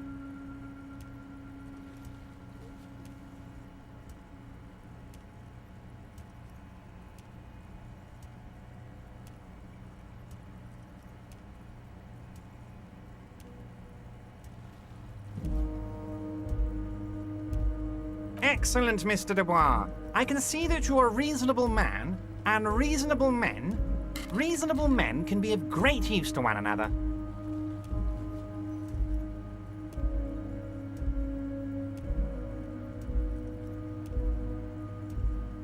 So tell me, how can the head of the Debarders Union help a representative of the Revachol Citizens Militia today? The chair you're sitting on has got to be the most uncomfortable chair in the world. It's violating your backside.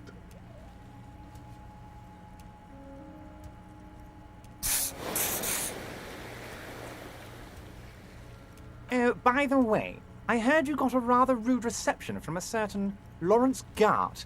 Some people have no manners, it pains me to say. This should take care of that nonsense. It should be sufficient to cover your expenses for a few days and patch over your differences with a cafeteria manager. Go ahead, take it. Wow, that's 25 real. That's good money. You need it. Yes, I know Lawrence. He's a real character. No union man in him. A real piece of work, that boy is. With a grin, he points to the checker game. It's like you're on a game show. At least don't thank him for it.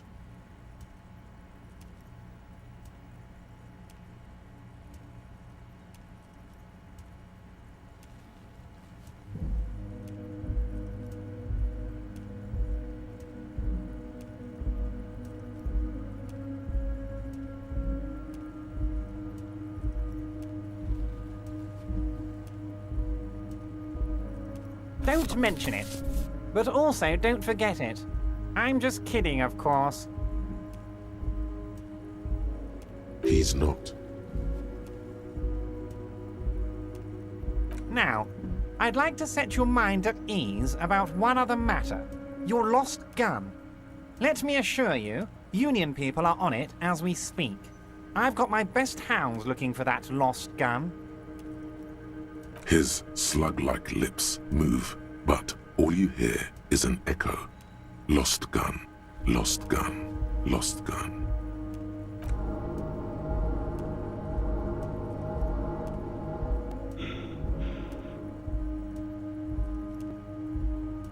The world is swallowed by a black hole of fear. Only two words escape its gravitational pull. Lost and gun. When he said, "Don't worry," he actually meant, be very worried.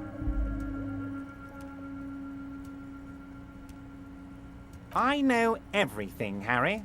Right now, I know that you're worried. Don't be worried. Everything's going to be all right. It's not like you left it loaded. You didn't lose a loaded gun. Local children aren't out there playing with it right now, pointing it into their own mouths. It's in a safe place. I just know it. I have a feeling everything's going to be all right. It was loaded. There were 2 bullets in it. You always keep at least 2 barrels loaded.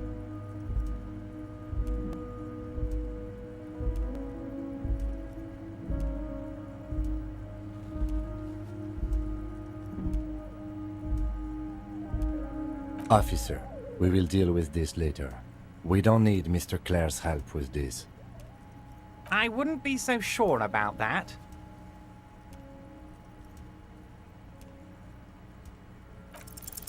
Who does this guy think you are? Ronnie the Rookie? You ain't worried about no lost gun, or unpaid bill, or forgotten name. You're the bad cop. You're probably more corrupt than him. The fat man does the same, sinking deeper into his chair than one would think is physically possible. He's good. Now lean in with some corruption.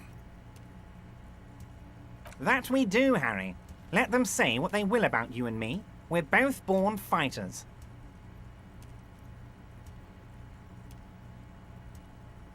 Why, thank you. It's always nice when a fellow professional appreciates your work. That's it. Now kick back and add a final flourish for dignity.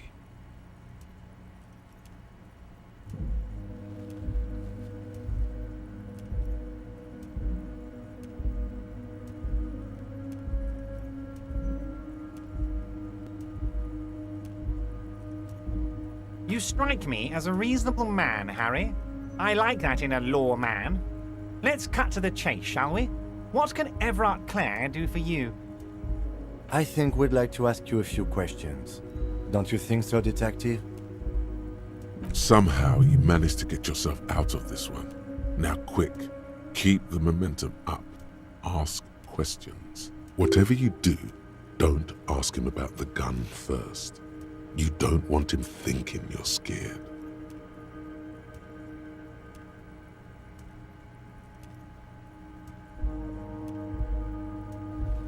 Of course. Let us dispatch with the formalities.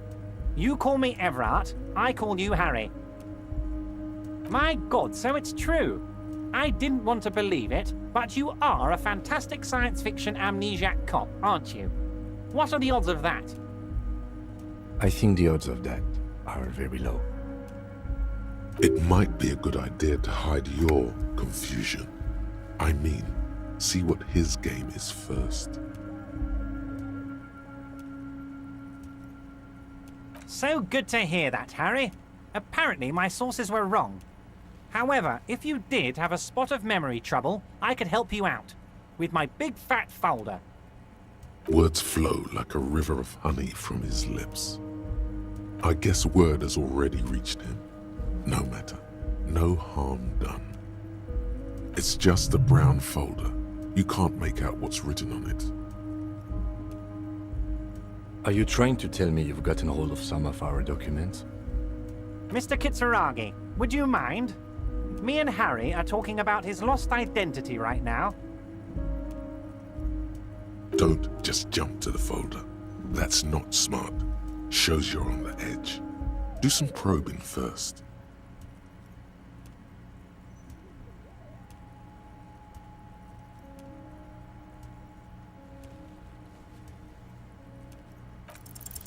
As you look at the folder, Everard covers it with his hand and pets it. He's hiding it from you because it's not a real RCM folder. It's just another one of those brown folders you saw in the file cabinet. Okay, Harry, you got me. This is from the Census Bureau, not the RCM. Those Census Bureau people are absolutely corrupt. You should do something about them. He got the name from the Census Bureau, and everything else from your actions here in Martinez. Yes, Mr. Kitsuragi from the Census Bureau. Like I said, now I'm actually a very busy man. So is there anything else I can do for you, Harry? That means he doesn't really know anything about you. A pity. The mystery of you will have to remain a mystery for the time being. Yes, that's what I said. Try to keep up, okay? Let's move on.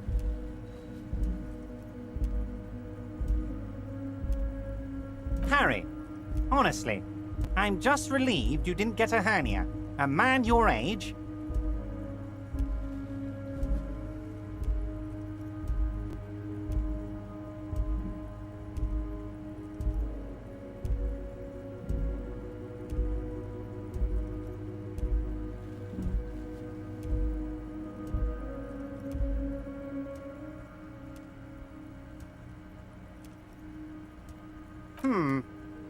You did look like you were gonna collapse and die when I told you about your lost gun.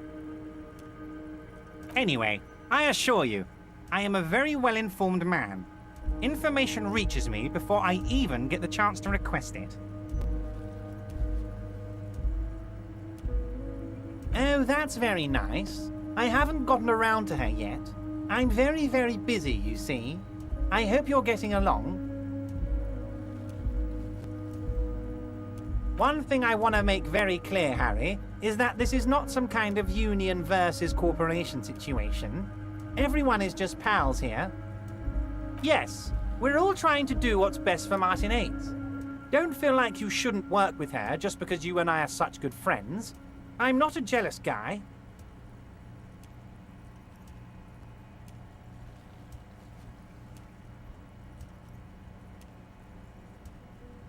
What do you mean, Harry? Nothing. I let him go.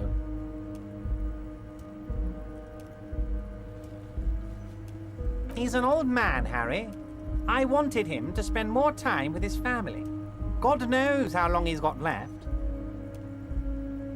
Harry! I have little people in my organization. I would never call someone a midget. What is this?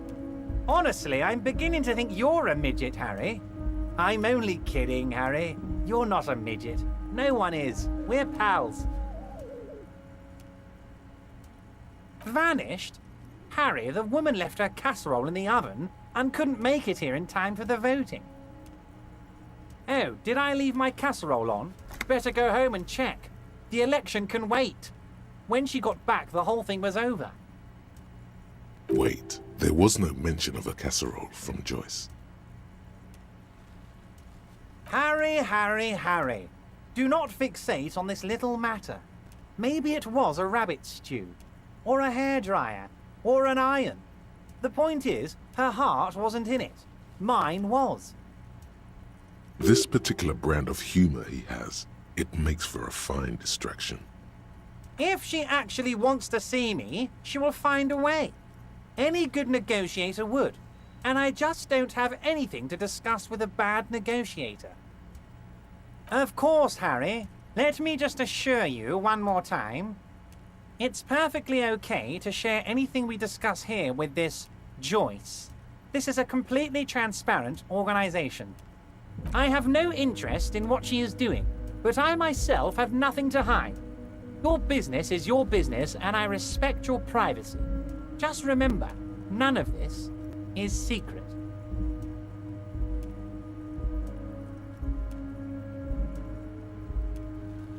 Tell her about all of it. My brother's picture, my singing swordfish clock. Tell her how overweight I am and how I'm helping you find your lost gun. Tell her about everything. Everard doesn't mind. It is rather interesting to tell people things about each other, isn't it? It was nice telling him about her right now.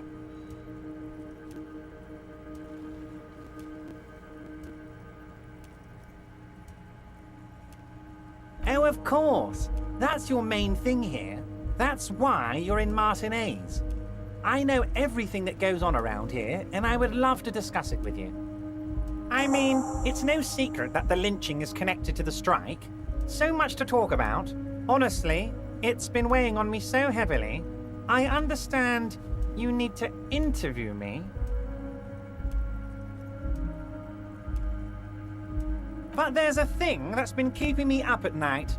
I want to talk about the hanging. I mean, if we could just calmly talk, exchange information, we could blow this thing wide open. Yes, that sounds good. Let's do that.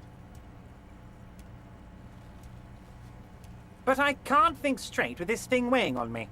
You're police officers, aren't you? I have a crazy idea. You guys are basically door-opening machines, incredibly talented at opening doors.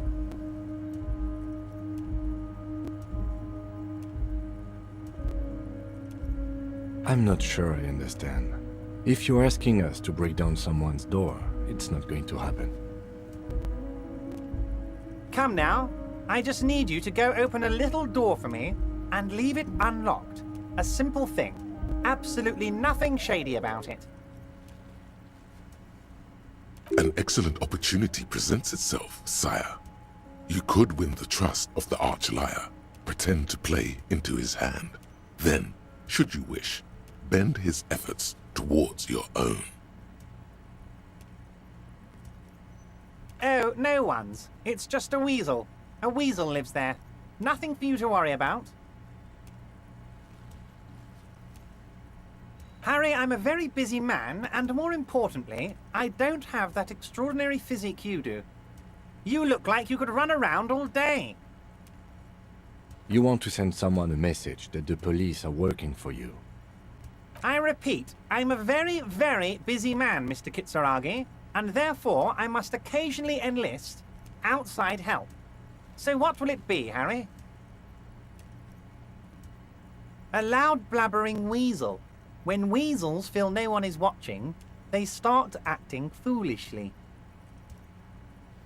Just go there, unlock the door, and leave it open. It's been such a burden on me, Harry. I just want this to be over so I can discuss business with you. Harry, my dear friend, I am what people call a local bigwig. I know everything that goes on in Martinez. Fantastic, my friend. Just let me know when it's done and we can take our friendship to the next level. You can get the key from Manana. He's down by the gates. Manana's like a free agent in the Union. Special operations. Hardened socialist.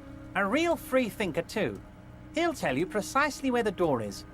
One last thing, Harry.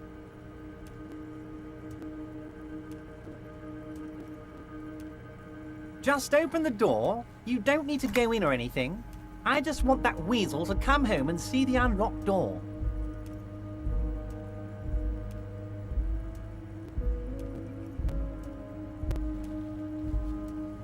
What?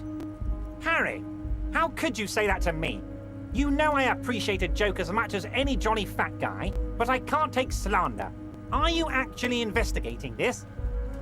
The reaction appears to be sincere, but it's impossible to tell with this guy, honestly.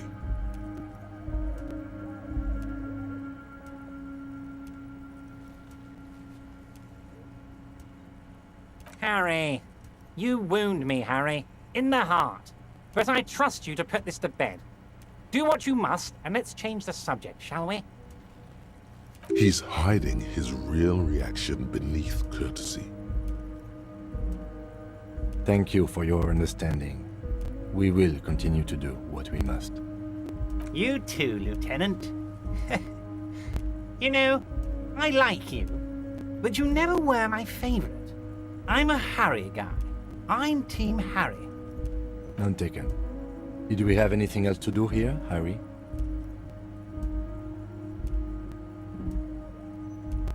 I don't know what that means, Harry. Shady brew?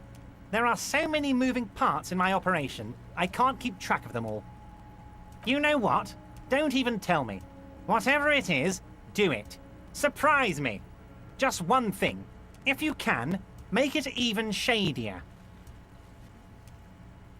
He sincerely has no idea what you were talking about, and he doesn't care either. Yes, your lost gun. My best men are on it. They're turning every stone, searching every playground, asking kids, grandmas, everyone. Your gun will be found, Harry. Let me assure you of that. It's just a matter of time and effort. The only way to find it seems to be working with him. He might even be holding your gun hostage.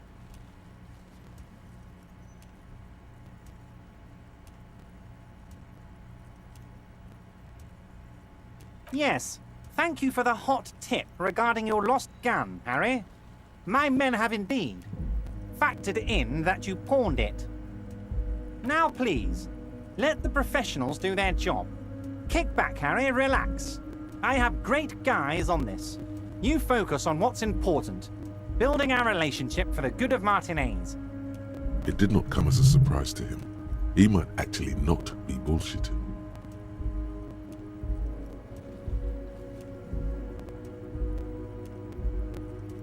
Damn it, Harry. That's exactly what it means. I'm only kidding, of course. Of course. I understand. We help you, you help us.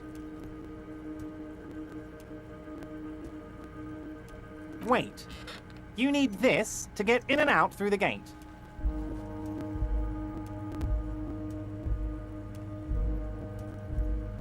Here. You're one of us now. A real red and white Union man. Take care, Harry.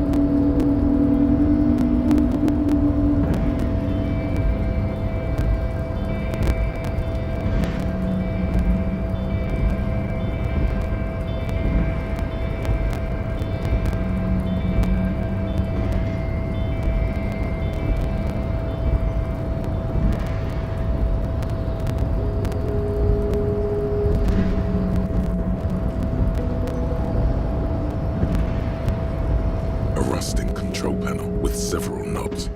2 buttons marked Marche and Arrête are faded with use. It seems to control the large crane above. A container is attached to its hook block.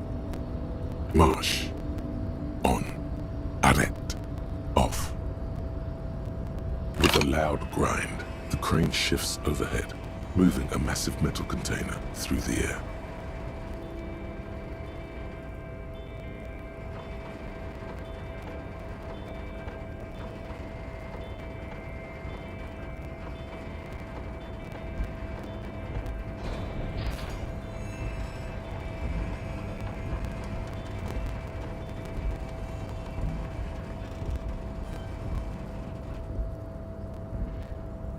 With a surprisingly quiet thunk, the crane places the container down. The harbor sleeps as the strike rages in the distance. The crane can rest again, now that its purpose has been fulfilled. Moving this container, of course. For this purpose it was built. For this purpose it has acted. And now it will rest. I can't see how that was worth the wreckers, except for seeing the crane in action, which I admit was satisfying.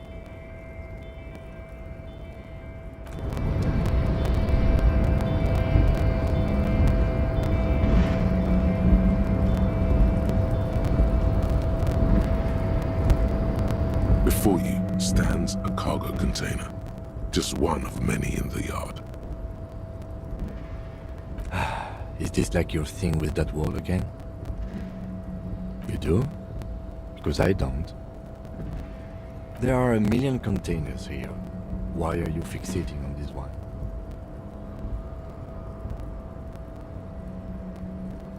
You just picked one out because you wanted to interact with a cargo container. We are not here to interact with containers. We are here to talk to the Union, right? No reply. The knock produces a hollow ring of metal.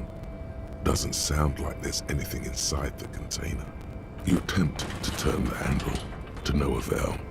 The doors seem to be mechanically locked. To your left, the lieutenant considers your actions with some puzzlement.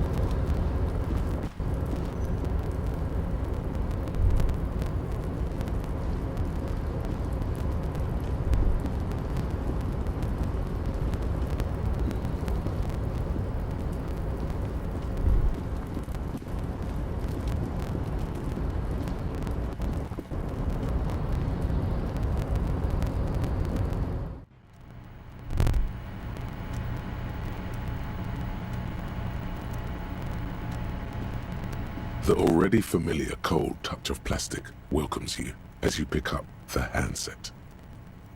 The machine swallows your coin and seems to be waiting for your next move.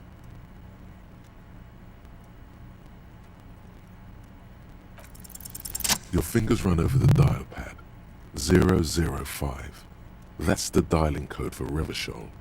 4952. And a moment of hesitation before entering the final numbers. 993. Calling. Calling.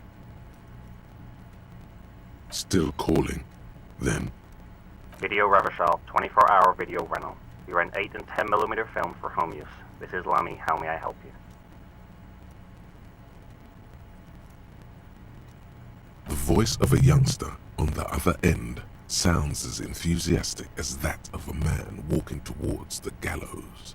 Video Revachol is a 24-hour video rental. We rent 8 and 10mm film for home use. This is Lammy.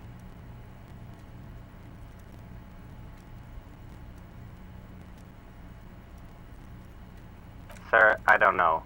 It's a video rental. Maybe you rent videos here. No. Maybe you called to extend your rental period? Do you need to extend your rental period? Let me fire up the machine. Dubois. Dubois.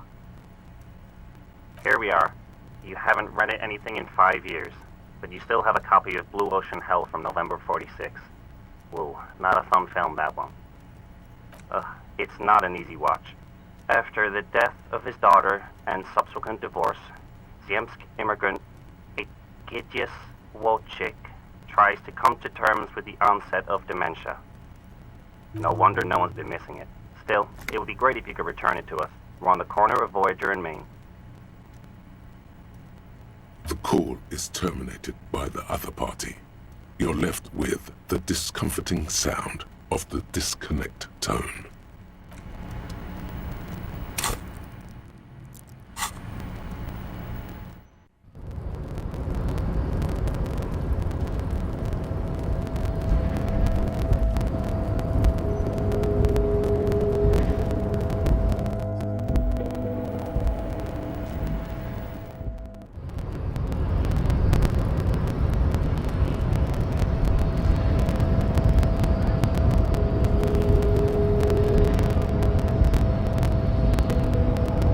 Last we saw, your race was being superseded by the Seminese.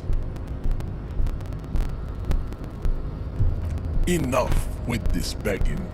You should leave the stage of history with dignity by inviting the other races to a great world war. Bring your troops to the Seminine Islands and to Boogie Street, and we will pulverize you. When you are gone, we will build a museum for you. The walls will be lined with bottles of Al Ghul, your beloved beverage. Inside, we will store the odes to homosexuality you call art, and your microcephalic skulls. You could internalize Measurehead's race theory. It would enrich you rhetorically. Well, not as such. What you do with the mastery of advanced race theory is up to you. You could reject the findings, sure, or accept them and become an advanced racist.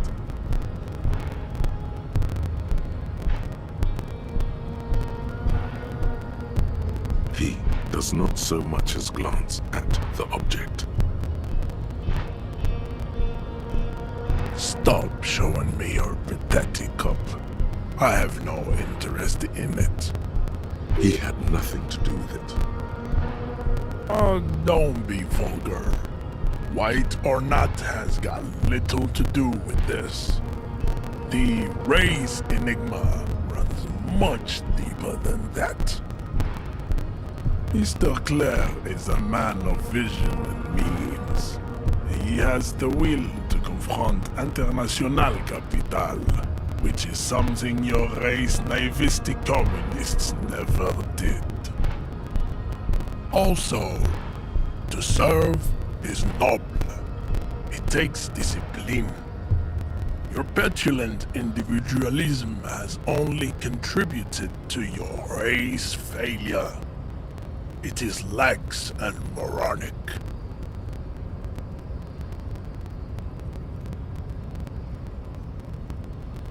Jam. Individualism.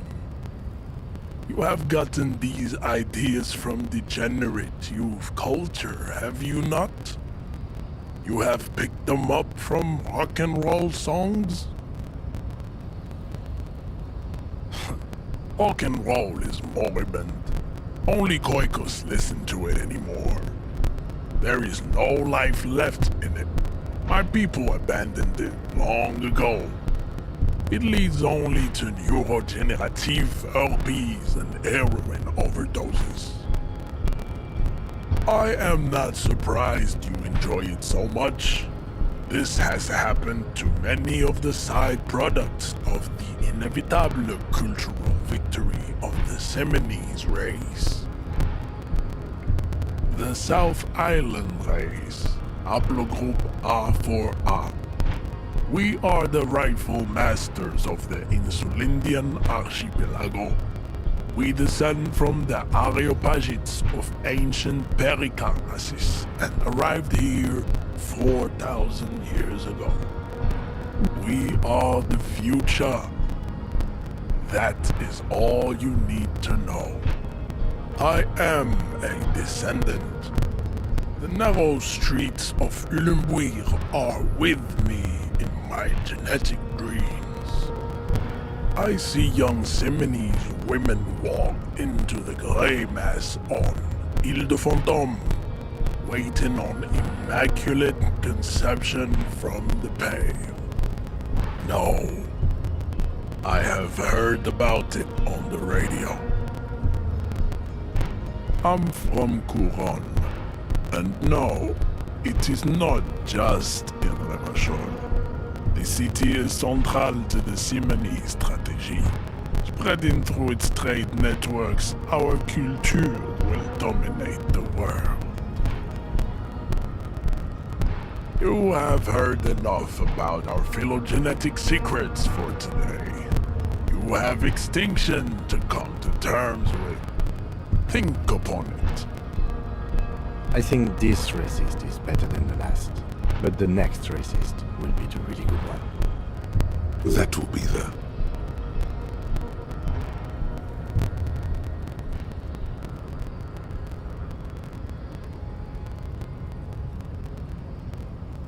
He will grant us 3 wishes. Your pedomorphic friend has quick wits. A protruding occiput and an indented zygomatic bone. The lieutenant does not flinch. You should keep him close. The congenital defect of farsightedness does not render him a complete invalid. He still has the use of his mind. I am not the first line of defense. I am the last. In addition, these so-called hardy boys are an effeminate clique of bodybuilders. Their company is spiritually degrading. You pick up on something artificial in his tone, like he's putting on an act. This is unlike him. He is usually more himself.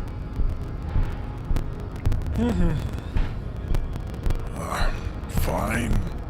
They have recently fallen under the influence of a possibly sexually perverted female vagrant and a narcotics peddler. It's shameful.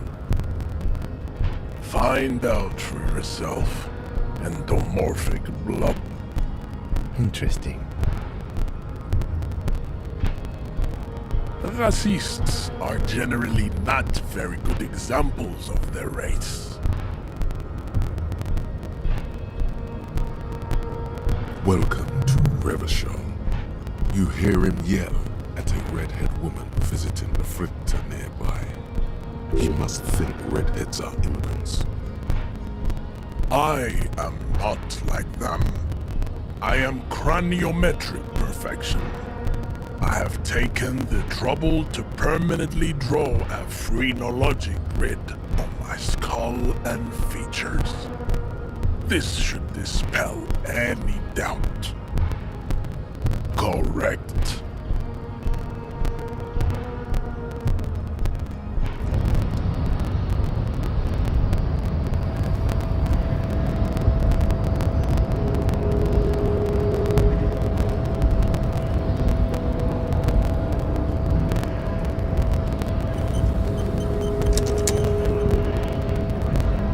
So, how'd you like our harbor? You've been in there, he means. Talked to the boss man too, probably. It's but a rest area on the path leading across open plains. Right. You talk to the boss, eye to eye, like men of the plain. If you have any more questions, I'm set to talk. The mercenary, eh? Who could have killed him? That's indeed the question. Why even do such a thing? What a thought! Why would noble workers resort to such a thing? Unless they were pushed, of course. Your dead guy was an enemy combatant. He was an agent of the opposition, attempting to undermine our honorable efforts. I ain't the murdering type, but that's just me. Large organizations like our union have all sorts of men, with all sorts of skills. He's not lying about not doing it himself. Understood. This has been of limited use. Still, thank you. No problem. I wish the best to you in your search. Sure, I'm glad it's not my search. A key, huh? What door is this key supposed to open?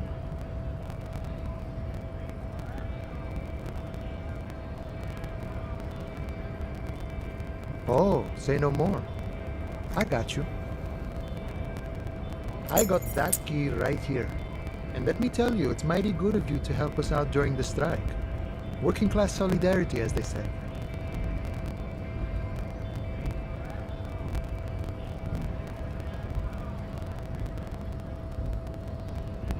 I knew this man was a commie. And it's a good thing you're doing too.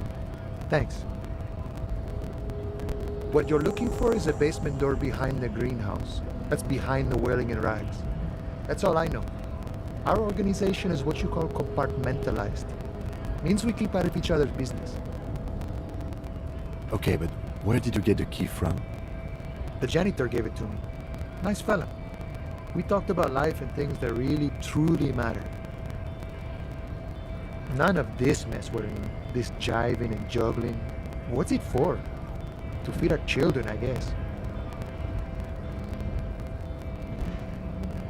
I'm more of a philosophical dock worker. I like to talk about the big picture stuff. Who I am, who you are, what we are fighting for. He means he's not going to tell you because he doesn't know. But he will shoot his mouth off with you now that you're working for Everard. We're negotiating our share. Aye.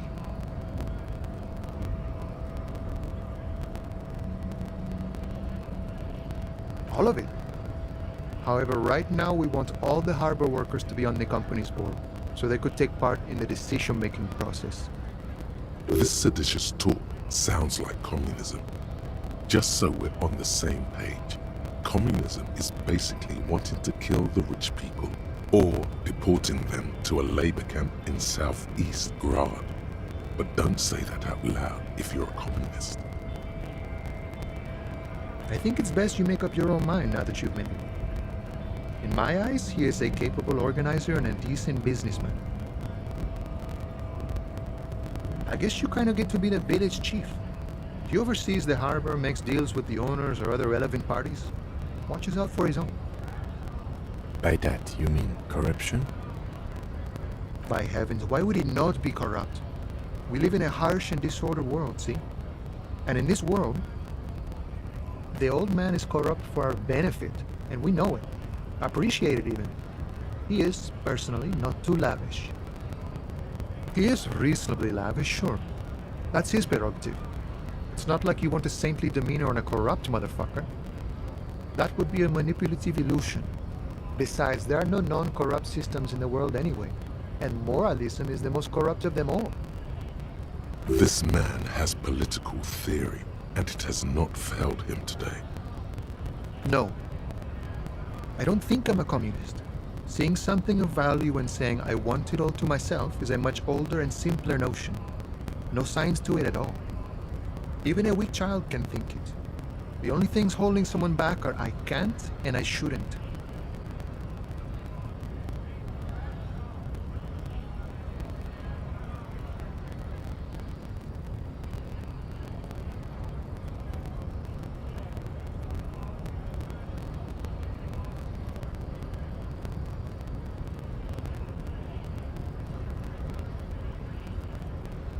I have nothing against communists.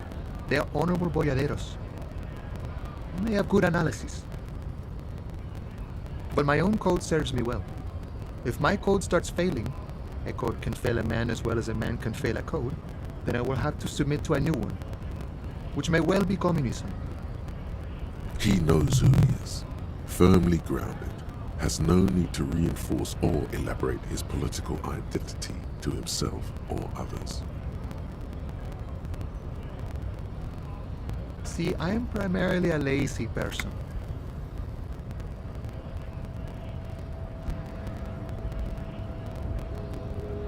Sure, I've had the necessary free time. Fortunately, there's always time. The look in his brown eyes conjures up an understanding. For him, having command of his time is the most important thing. It all comes together now. The way he speaks about scabs, his general attitude. He's a follower of a 500-year-old Franco-Nigerian Boyadero code, itself an appropriation of Vespertine cool. That of a noble peasant or a traveling herdsman. True to yourself, independent in your actions, loyal to your friends.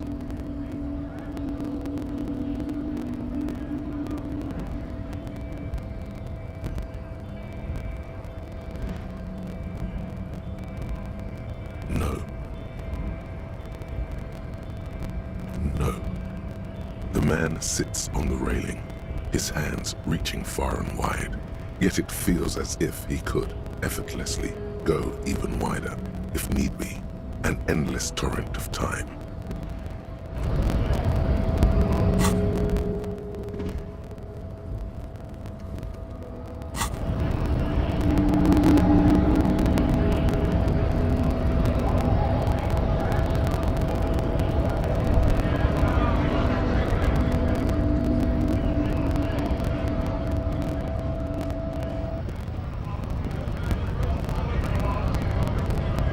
Right to work!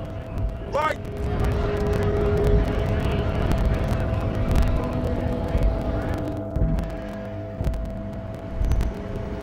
The tear machine stands in the corner. Your bottles clunk into the machine, and the money. Do you know what you should do with that money, kiddo? You should buy. A small cabinet on the wall is filled with various medicine bottles, nasal sprays, and blister packs. Okay, here. I hope so.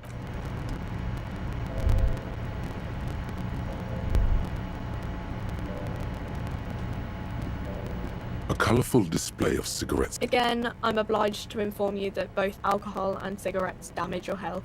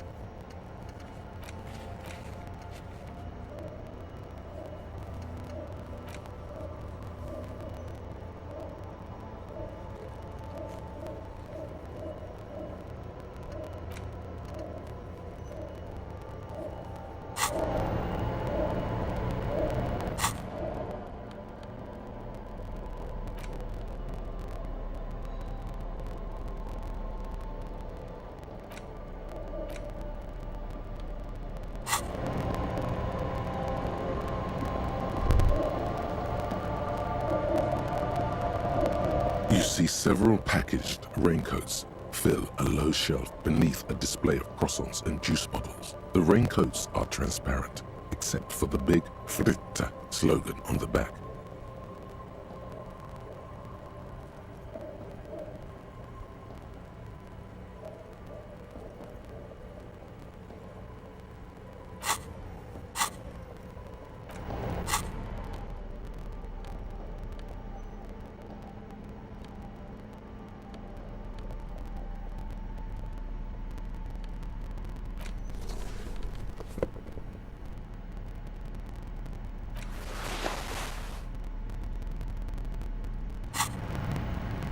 You see several packaged raincoats fill up.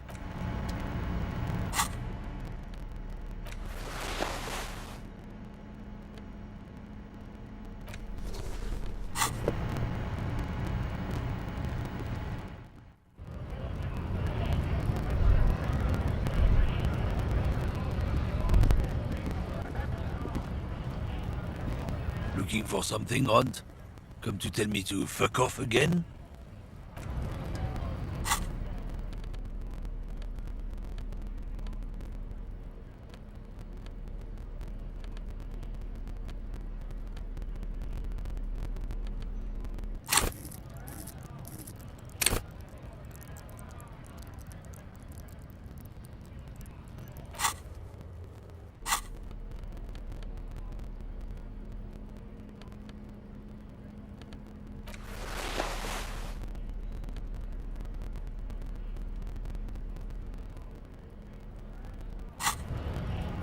Looking for something odd? Come to tell me to fuck off again?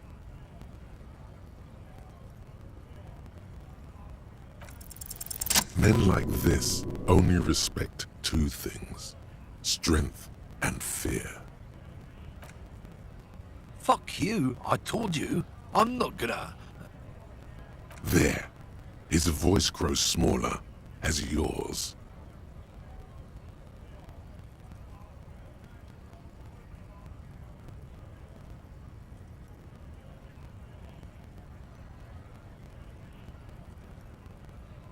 Look, fuck you, man. It's some lorry down there.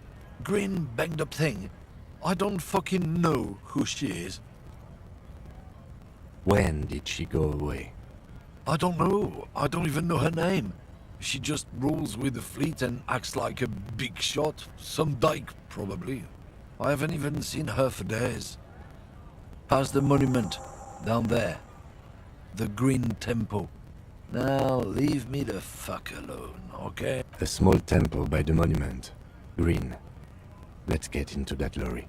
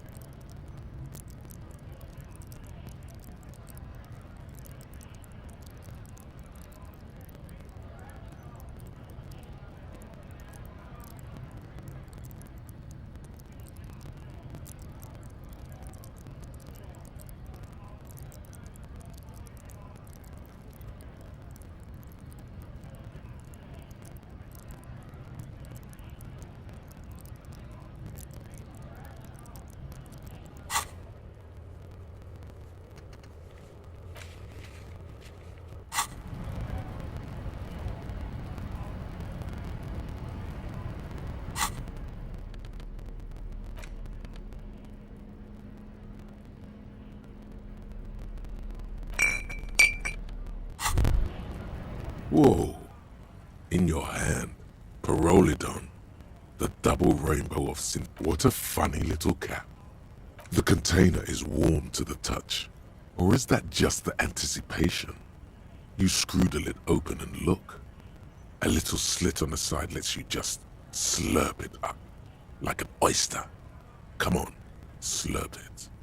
No problem. You've passed up your chance to start using Pyrrolidon for now. But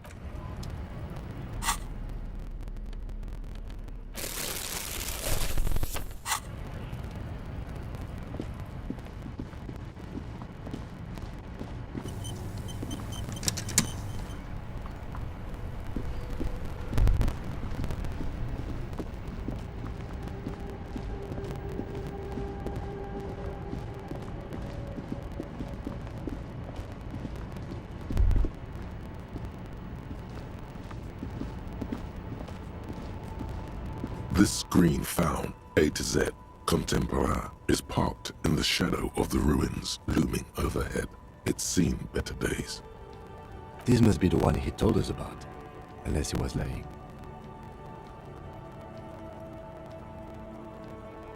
The glass on the side windows is tinted and covered with dust. You can barely make out the shape of a seat and two steering levers.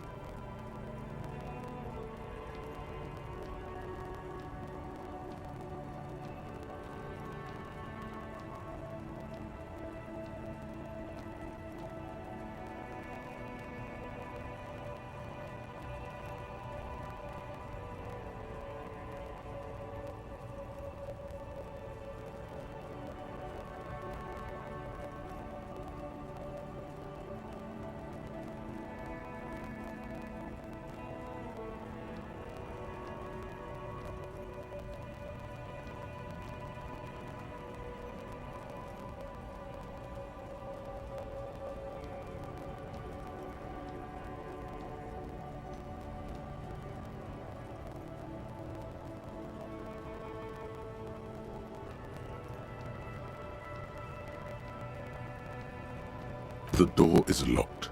The handle looks shiny, like it's recently replaced. There's no pick in this lock. The owner has put special care into it.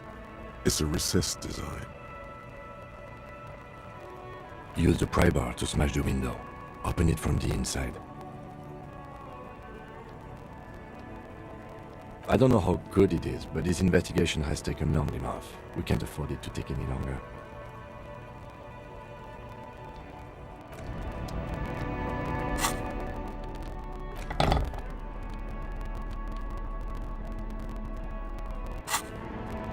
This screen found, A to Z, contemporary, is parked in the shadow of the ruins looming overhead. It's seen better days.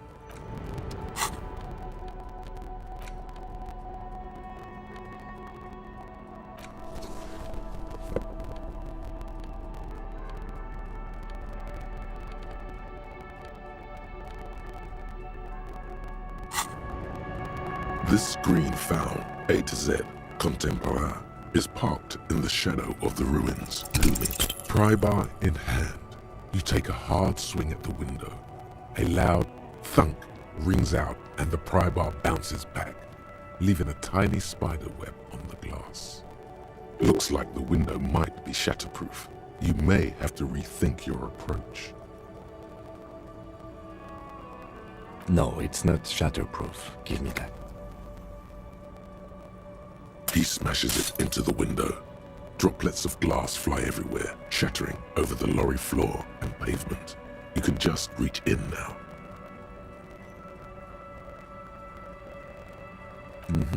It went better than I expected. Open it from the inside. The smell of cigarettes and perfume welcomes you. The cabin inside is plastered with old movie posters. Actresses smile from the walls. There's a radio transmitter in the front and a toolbox tucked under the driver's seat. Some tools lie scattered near the pedals.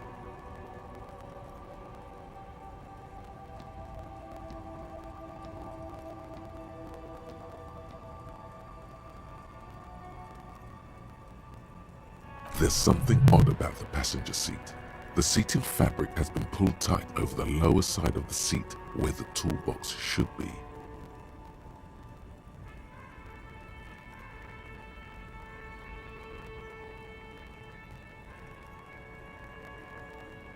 These are movie posters featuring starlets from long-forgotten films from the 20s, the teens, even the 90s of the last century. One of them particularly catches your eye, a centerfold of an ingenue attached right above the back seat. There's definitely perfume in the air. It's spicy, with a hint of amberette, wafting through the bitter air of the cabin. The remnants of a sweet juniper-scented perfume, probably Grenade No. 5. The actress is draped in a sheath dress, one of her shoulders bared. The faded remains of an autograph run across the poster. She's looking past the camera. Wait, doesn't she resemble someone you know? But you can't put your finger on whom exactly. This is Tijon, a starlet from the dawn of cinematography, less known for her talent than her tragic, untimely death. She wasted away in a drug den called the Door to the River, not far from here on Boogie Street, a mixture of cocaine and morphine. She was afraid of the world, and the camera, too. The actresses and the rear actor all smile you a warm goodbye.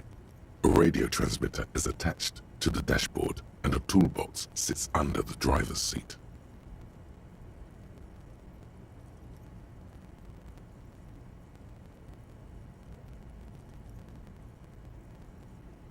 Looks like the frequency dial is absent. It requires a key to work, but the key has been removed, likely by the missing lady driver.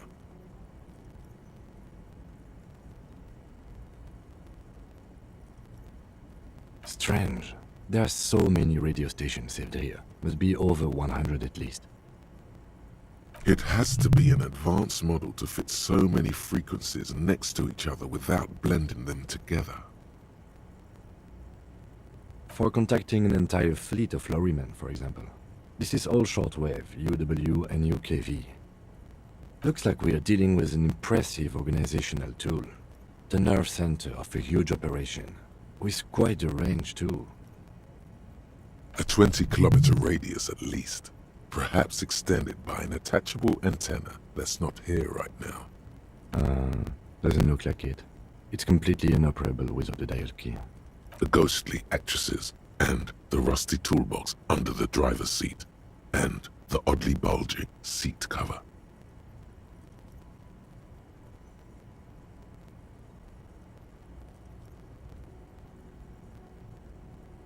You wedge yourself under the steering wheel to get a better look.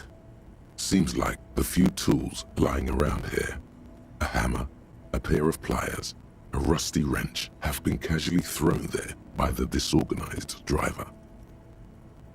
But one odd detail does catch your eye. A piece of sandpaper has been glued to the throttle. Sandpaper adds extra grip.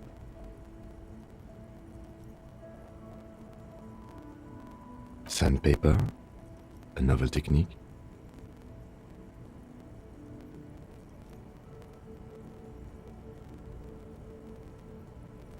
Yes?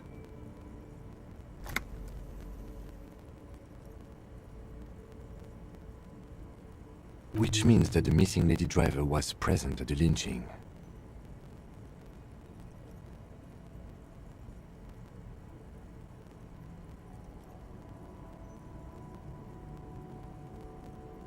We've identified one of the footprints, but there are still 7 to go.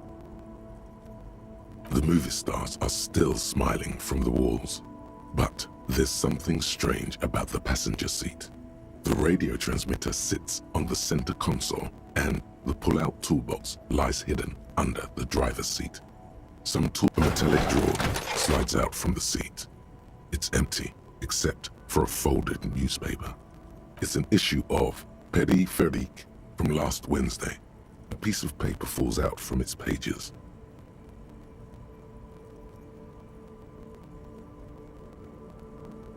It looks like an article ripped out from a radio enthusiast magazine. Complex mathematical equations explain the basics of something called the ULAN frequency system. The ULAN frequency system? I've never heard of that before. I know of FM, AM, UKV, but...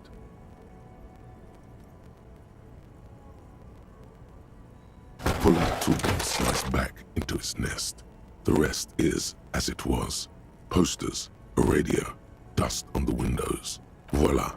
A stack of neatly folded papers has been stashed behind the seating fabric. You see 3 maps depicting a large metropolitan area. It's Revachol. Some of its routes and highways have been outlined with a pen. Bonne prise.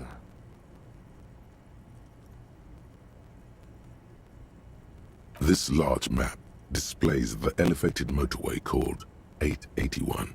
The intake leading to Martinez is marked with a blue X. There's another X on the off-ramp at a place called the Old South.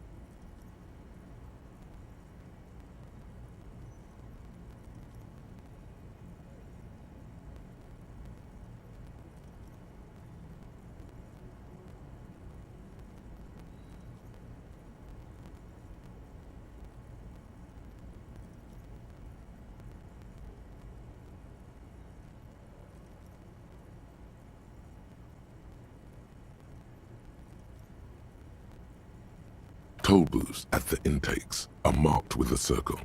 It looks like there are scant few ways of getting onto the elevated motorway that runs over Jamrock, and this person knows them all.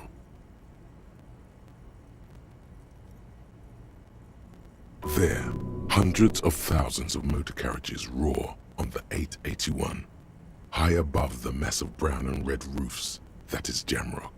The commuters don't even look down. The world ceases to exist outside the windshield.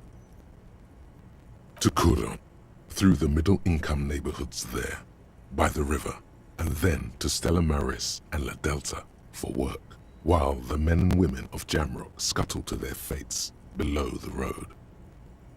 This municipal map from the 30s displays a complex system of storm sewers underneath a sub-district called the Pox, old military hospital, right adjacent to the 41st precinct.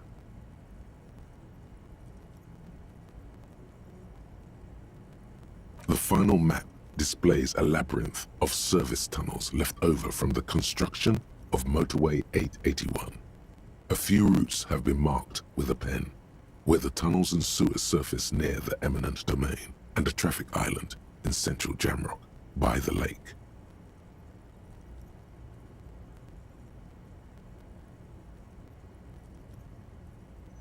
These service tunnels were probably used during the construction of the foundation beneath the motorway.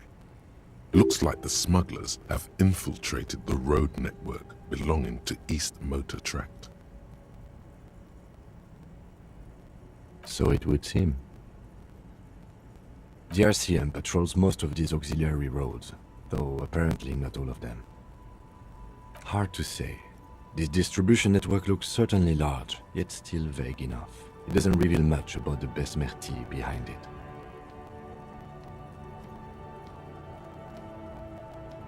The Besmerti is a Revacholian crime syndicate. They see themselves as the inheritors of the 14 Revacholian Indo-tribes, but really they're just violent gangs vying for control on the west side of Revachol. With cool names like La Puta Madre and Aura Masta, it's a dark parody. It's definitely not the Union. They just do some logistics. This operation has spread everywhere in Jamrock. If it's that widespread, then Madre remains the most likely suspect. Here's bad news. There have been attempts at a serious investigation before, but they haven't ended well for those involved. Best not to disturb the scene. I'll have forensics go over the lorry and pick this up later. The stack of maps looks just like before, barely noticeable. The movie stars look silently by, and the pull-out toolbox has a rubber handle, worn from years of use. You close the rusty old lorry door. Great. I think we got everything. A word, detective? Before we return to Joyce?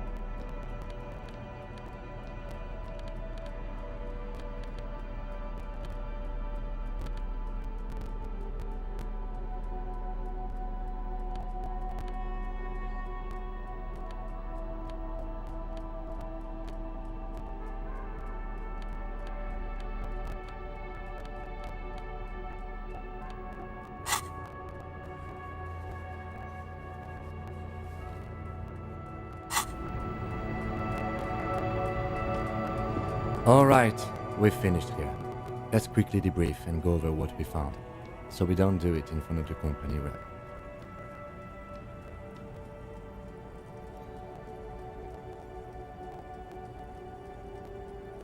Honestly, I'm quite worried by what we've seen so far. The evidence seems to point to a rather extensive and well-organized operation. I'm especially intrigued by that radio transmitter, particularly the sheer number of stations it can connect. Looks like this alleged drug trade casts a wide net. This means it's well funded. Technology like that, a major player must be financing it. I'm not sure what the ULAN frequencies are all about, but they may hold some significance. Perhaps it's a better way to connect between fleets while avoiding frequency bleed, or maybe it's used to tap into RCM networks. Oh, and the maps we found. They reveal the geographical extent of the operation. Looks like they've used abandoned tunnels and access roads to stay hidden. This is useful info.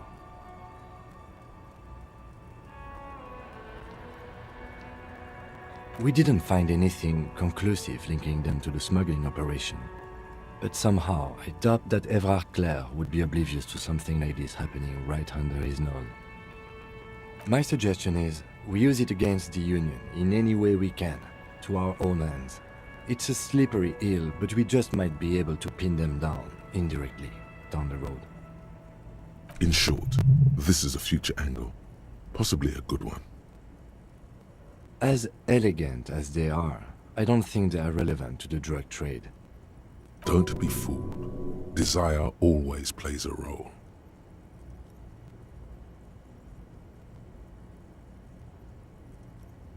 Yes, well... We should return to the murder case, see what Joyce tells us about the lynching. When we are done for the day, I call my station and suggest our narcotics department look into it.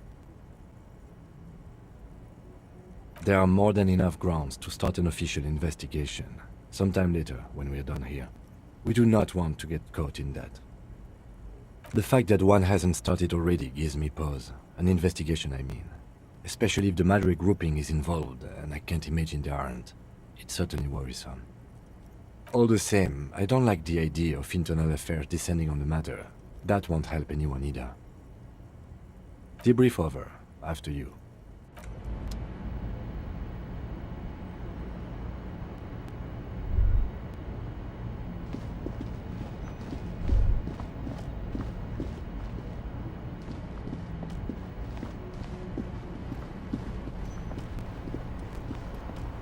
I saw you poking around in Lady Driver's lorry. She in trouble?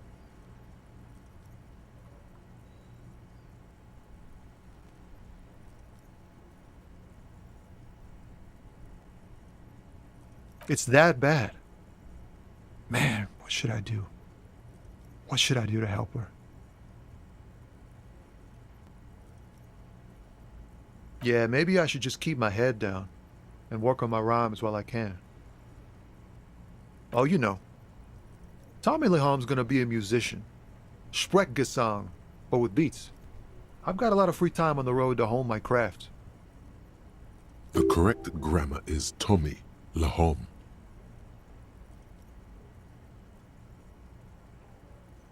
Tommy Lam was taken. My real name's Jerry Lafitte. Tommy's way better.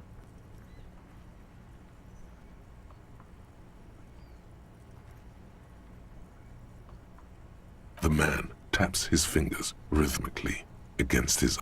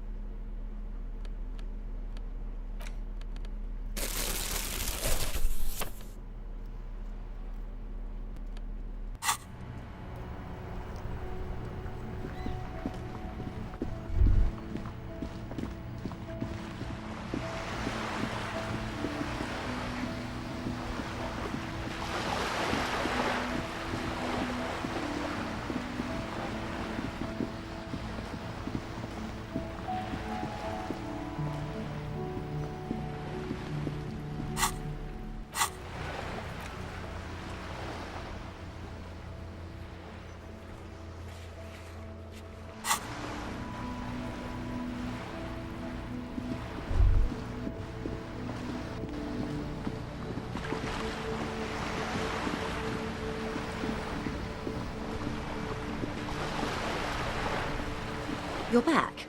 Good. What can I help you with? Yes, my eyes on the harbour have sent word to that effect. What have you discovered?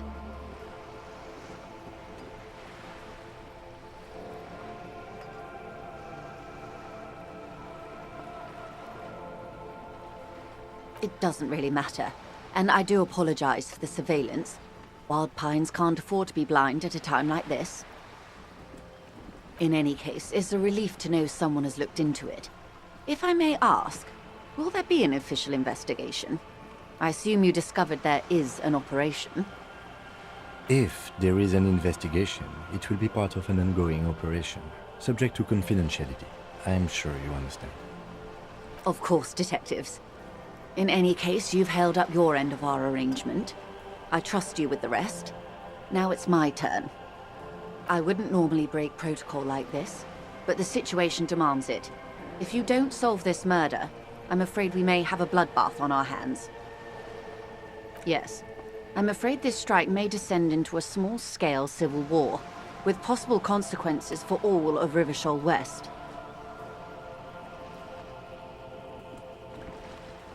Since you are sharing, ma'am, this is also the RCM's worst-case scenario.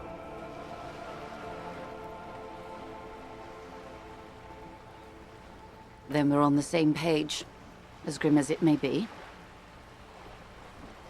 I have an indirect role to play, I'm sad to say. My employer experienced a momentary lapse of faith in me. In that moment, they elected to deploy a private military contractor as an insurance measure. They called it my security detail. They were dispatched after I relayed the union's initial offer. Every worker... A member of the board. I tried to convince my employer it was simply a piece of rhetoric, or a joke. They did not appreciate the humor.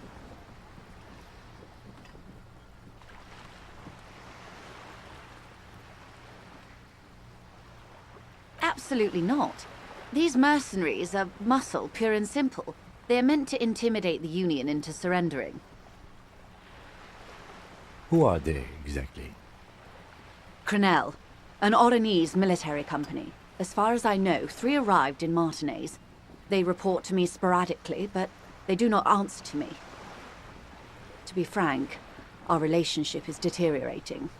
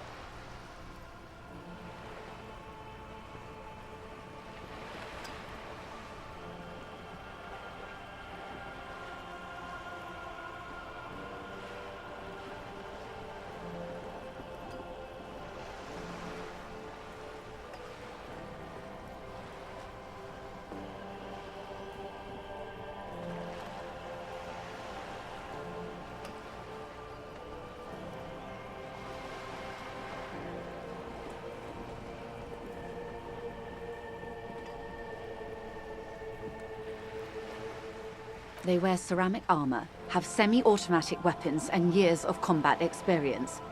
They also have trauma and stressor disorder, and no idea how to conduct themselves in an urban civilian environment. So, what happened?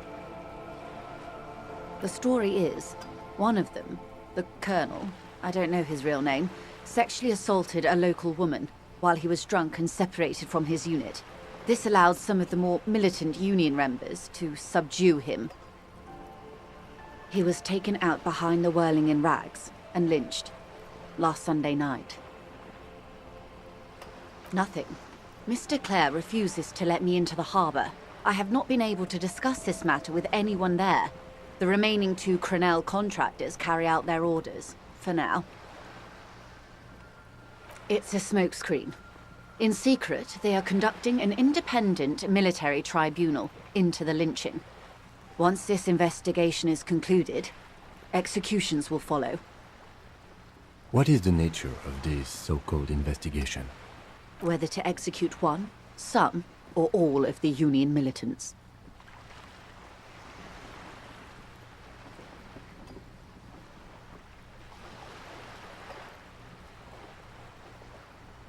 It is very far from disco. My only hope is that you provide a single, concrete suspect before the mercenaries indiscriminately pick theirs. Simply put, if you don't pin this on someone good, and do it fast, they will identify and execute everyone present at the lynching. This in turn will force the Union to respond. The Débardeurs have over 2,000 men. It will be 1,000 to 1. Have you ever seen a Hornet invade a beehive, Lieutenant? It's not pretty.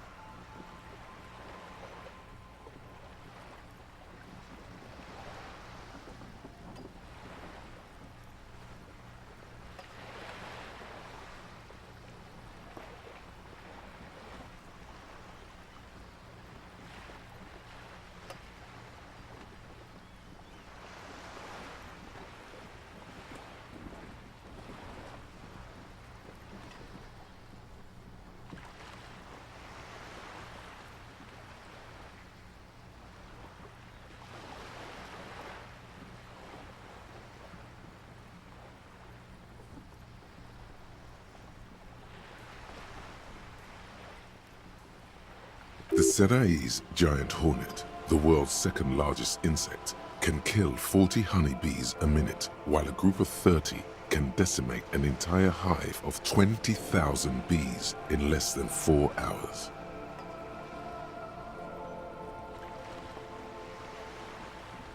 These men work in tandem using semi and fully automatic firearms. Their armor is virtually impenetrable to muzzle-loaded weapons, even yours. Most Union workers don't have guns at all.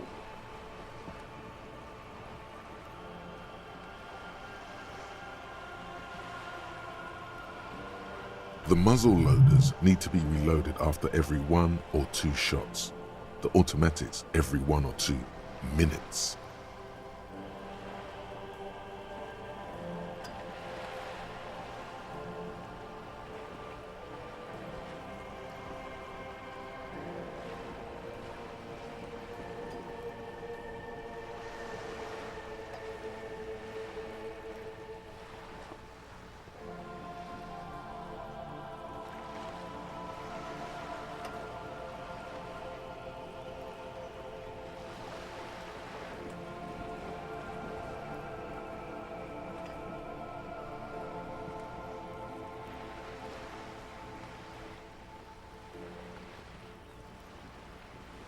As I said, a bloodbath.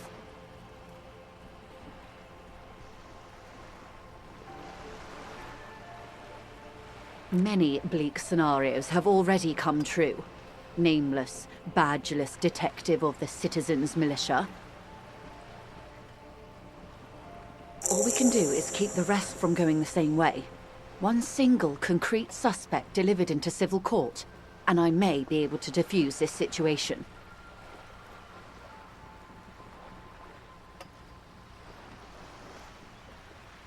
Not much.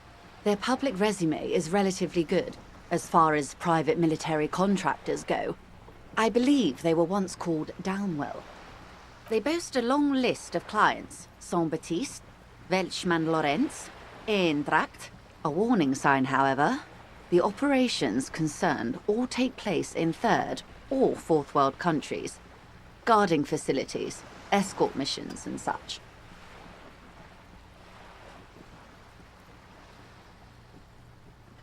Meaning they're used to operating in war zones. Yes. All the good conflict corridors, Supramundi, Yesut, the Seminese Islands, countries that don't have a good record reporting atrocious military conduct on their soil. Sadly, no. Before this happened, I had little interest in them. Now that I do, I don't have the resources. If you still have access to the ICP's database, you could run a better background check than I ever could. It may take some time, though. The International Collaboration Police, ICP, is charged with coordinating law enforcement activities in complex, multinational investigations. Their database is the single largest source of information in the world. Do you know a lot about the inner workings of the RCM and the ICP, man? In my line of work, it pays to do your research. I was prepared to deal with the RCM. I did not think I'd be dealing with a group like Crenell. I have, and they will.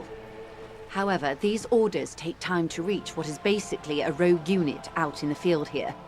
Until they do, it's all on us. She's being truthful. She is pressing them as hard as she can. Or he didn't. This is information passed on to me from some teenagers loitering around the canal. I cannot testify by it.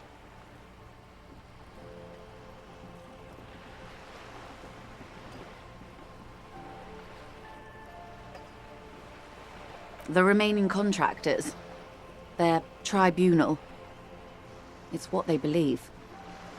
That the man was killed because he assaulted a local woman. I've asked around a bit. This seems to be the accepted story around Martinez. The lieutenant consults his notebook, his eyebrows knitted in concentration. Odd. We haven't heard any reports about an assault in connection with the lynching. Where did it take place? And when? Last Sunday night, at the Whirling in Rags, the hostel by the gates. Supposedly, the colonel was drunk, maybe on narcotics too. Either way, he's alleged to have sexually assaulted a woman. Sometime later, a group of dock workers got their hands on him. That's a good question, officer. I don't have the slightest idea. As I said, it's a rumor about a rumor. In any case, it's what the colonel's remaining colleagues believe. If you mean did I see him alive, yes. But I did not know him. Lely, his service name, a nom de guerre, most likely. He wouldn't divulge his full name. Only one of them did. A bad sign if there ever was one. He was 40, or 50. It's hard to say which. He had a combat injury on his lower jaw. It made it difficult to estimate his age, or gauge his facial expressions. What else? Nationality? Accent? He was, Occidental, I think. Light brown hair, a mixed accent, Oranese, or Messinian, maybe. His injury gave him an accent all his own. In a way, it was humanizing. He had to learn to speak through it, through the injury. That's all I know, I guess. I only met him once. They've gone to ground, as it were. I don't recommend seeking them out. For one, They're almost certainly armed to the teeth. They don't have the same respect for the Revachol citizens' militia as I do. To put it bluntly, they think you're vigilantes, ghetto savages. It will not be a fruitful meeting.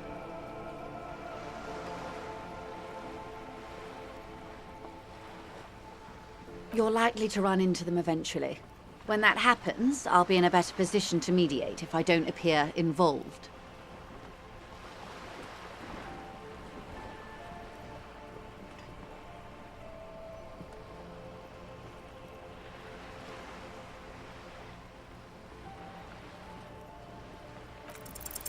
One is obviously the scab leader at the harbour gates. The one chanting the idiotic slogans. He's barely maintaining his disguise. The other has a vantage point in a building south of the roundabout. They were keeping tabs on you while you were canvassing the lorry drivers.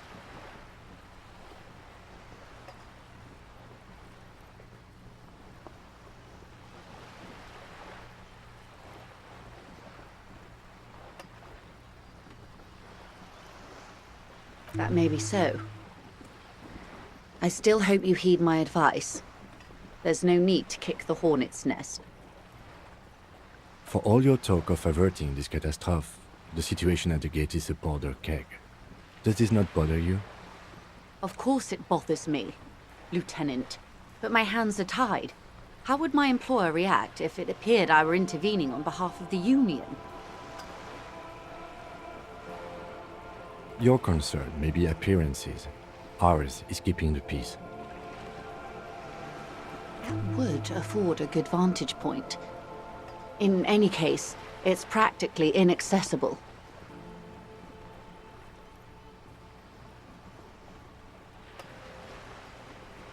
Where is your radio for contacting them, if I may ask? Do you have an earpiece?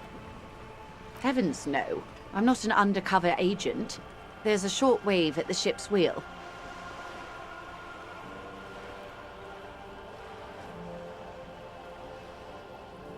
I hope I can answer it better.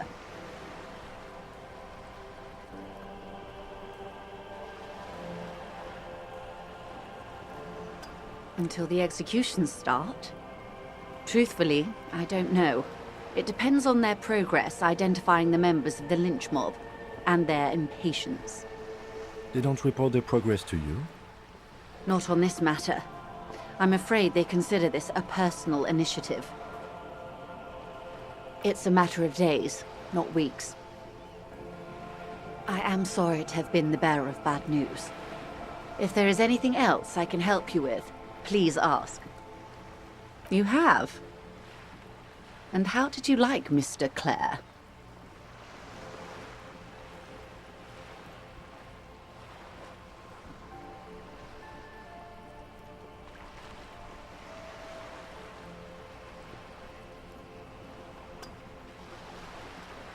Oh, come on now. He has his uses. How else would he have stayed in power all these years? Or wait, at corruption. That's how he's done it. Fantastic, Verm-like corruption, reaching into the bowels of the earth. The position of my unusual colleague does not reflect official policy. I hope you understand. The RCM does not pick sides. Of course. And I don't expect you to share anything he told you with me. I'm not a corrupt Verm myself. How could I stop you? Are we not human? Are we not curious to hear another person's take? It's only natural. We would only be gossiping. Intellectually speaking, it would be quite interesting to hear what she has to say about these things. Tell her she'll like you for it.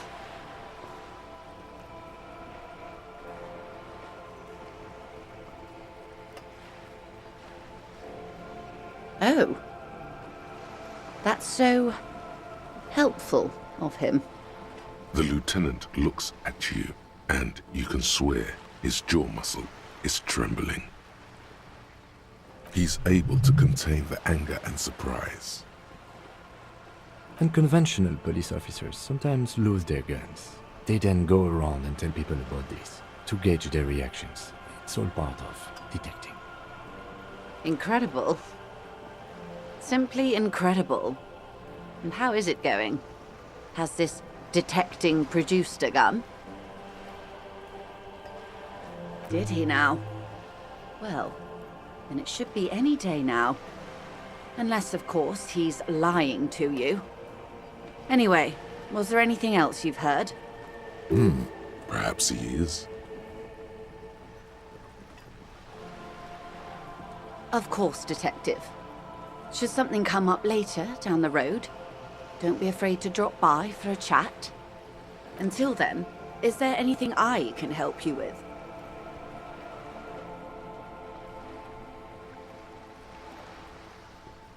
More lessons in basic reality? My favorite part of the day. Go ahead, ask me anything.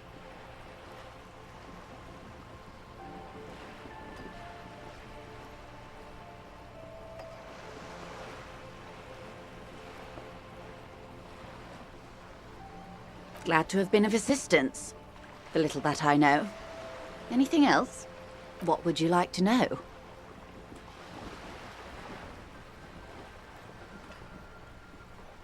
Oh my, the E word.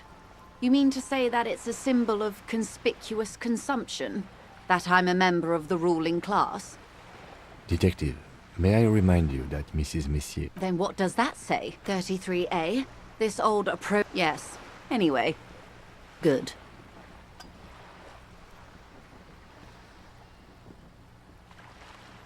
What we do? I'm afraid... There was a touch of discomfort there. She wants to merely represent. She nods. Of course. Of course. How else? Don't tell her you've met Everard right away. There's time.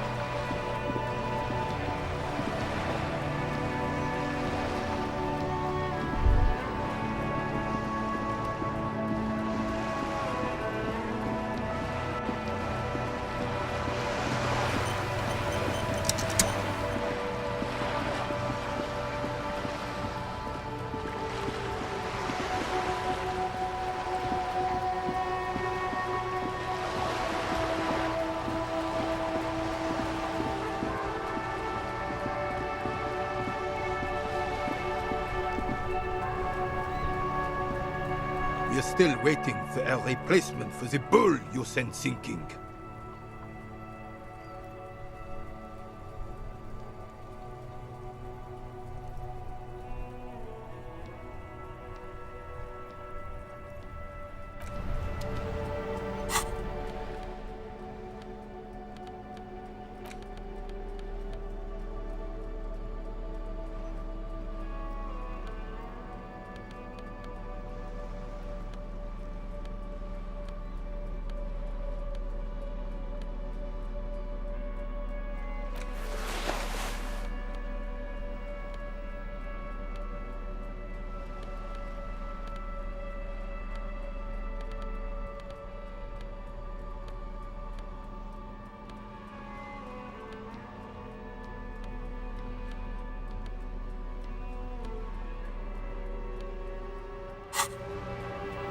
I like playing in the dark.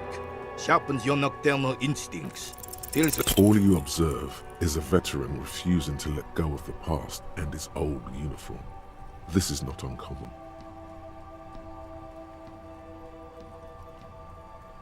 This is the uniform of the Royal Carabineers in service of Frissel I, Guillaume Le Lion, and the valiant King Philip V before him.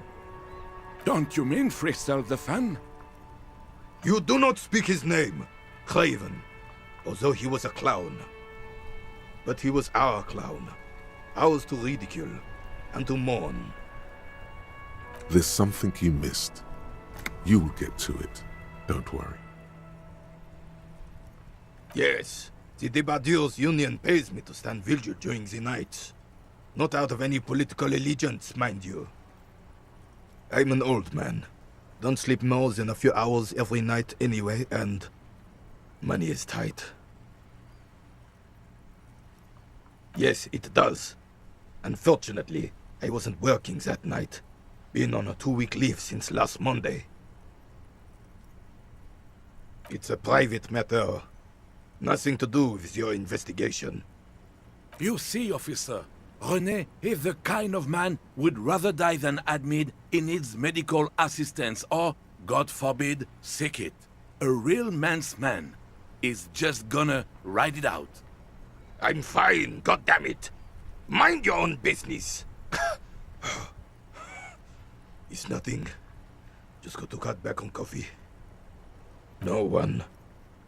The bus has been unmanned since last Monday. There's no other guard. It's just me. No one has been guarding the container yard since last Monday. Yes. It's not actually an issue. I mean... Look, officers. The container yard doesn't actually need a guardsman. Never had one before René. Monsieur Claire had that booth built specially for him. It's mostly decorative. The possibility of someone being in there is enough to discourage any ill-minded individuals. Evrard created this job for René because he knows the Royal Carabineers' pension of honor and PTSD isn't something a man can live off. A decorated Kingsman collecting tear reflects bad on the whole neighborhood. His words.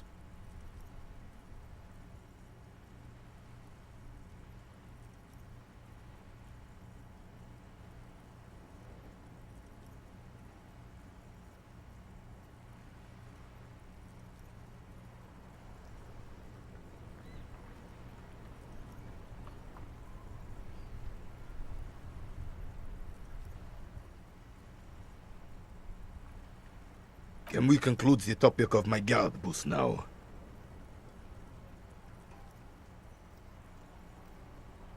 She is nobody. This is none of your concern, and I refuse to discuss my private affairs with the RCM. The lady is Jeanne-Marie Beaulieu, and she sure as hell wasn't a nobody.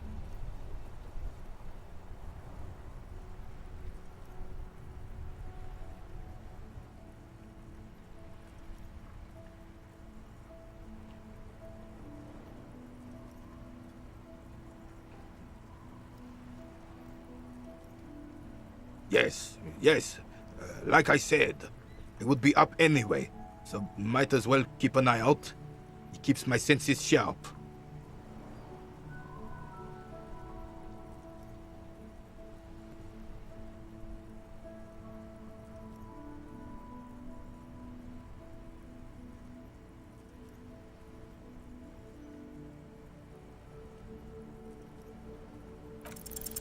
As Rene turns from you to his partner and back, the medals on his chest rattle and glare. He keeps his spine straight and his ribcage lifted, displaying them proudly. 2. The larger one is shaped like a cross, while the smaller medal resembles the sun.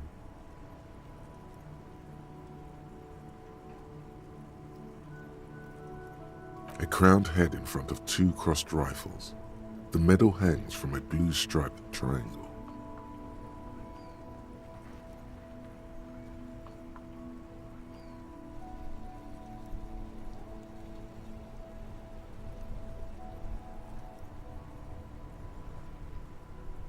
It's the Croix de Bravoure, Cross of Valor.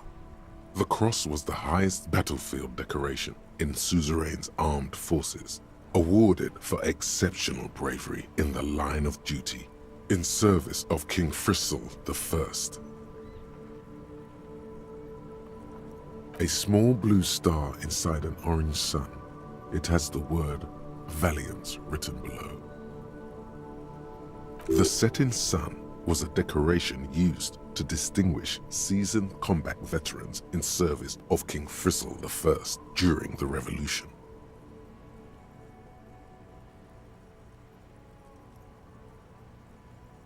For bravery.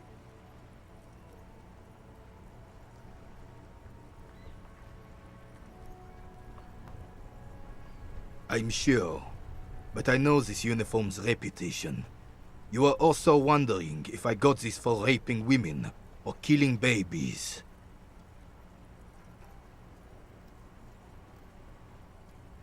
Honor is everything to me. Whoa. Sounds like you're about to open the gates of conversation. This man will literally talk your ear off if you let him wander off to memory lane. For doing my duty in the heat of battle, for looking my mortality in the eye, when men like Gaston here hid in the bushes and shot themselves. He saved some muddy princeling who foolishly strolled into the front line in his gown of velvet and gold. It was on the first months of the revolution here in Revachol. Unrest was spreading like wildfire. Marauders had taken most of the Couronne and were getting really ambitious. King Frizzle thought he could end it all in one decisive strike. Sent his cousin, Drisson, to put an end to the unrest. Alas, the young Drisson was all piss and no vinegar, wearing a tunic of purple velvet and cockatiel feathers to battle. Even his rifle was gold-plated, shone from 5 clicks away. Can you... He really despises that Drisson fellow. Purple velvet tunic. That isn't exactly camo. To keep the long and bloody story short, Drisson marched us against the partisans in Couronne. And when I say marched, I mean made us walk into captured enemy territory, single file, like toy soldiers, while he rode in front on his giant red stallion.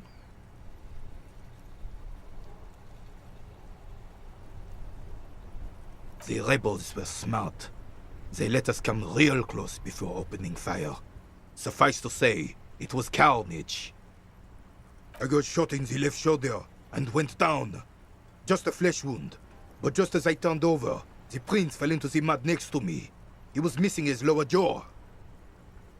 Then his horse, driven mad by the noise and smell of gunpowder, stepped on my leg and shattered my knee. I grabbed my sidearm and shot the beast in the head. Then everything went black. Capitaine Arnoux, le fléau des chevaux. The bane of horses. When I came to, it was all over. It was just me and Jolas Tresson, gurgling in the blood-soaked mud right next to me. The Dink had taken numerous flesh wounds and lost a lot of blood. But despite missing his jaw, he seemed hesitant to die. Tougher than he looked, that one.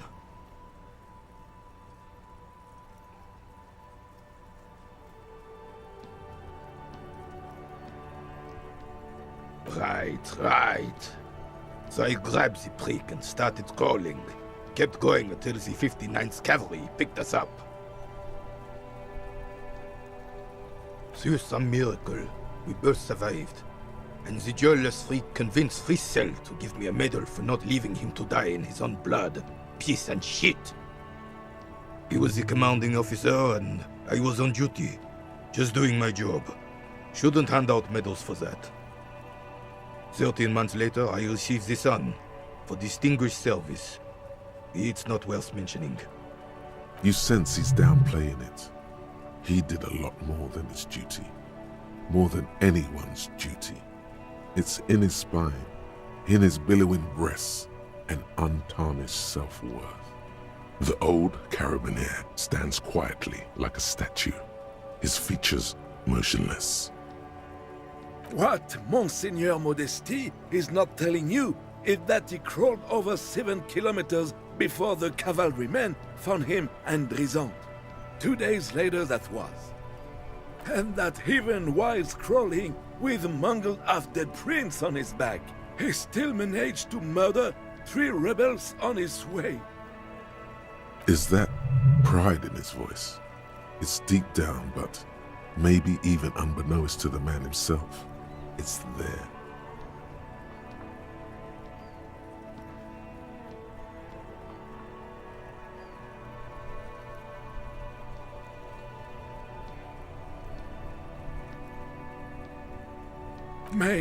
Maybe, but also bear in mind, officer. They don't hand this out for anyone with a service record. Oh no, you have to get shot. Repeatedly. And you need to get your hands bloody too. Really, really bloody. Do not speak of what you know nothing about, Outrun. Duty is something you will never understand. The old... What, Monseigneur Modesty? And that even... Is that pride in his voice? It's deep... Sorry, officer, but you're reading me all wrong. I'm a man of peace, and these kinds of bloody heroics are only impressive to men like René himself. Certainly not to me. How did you find the story to be, officer?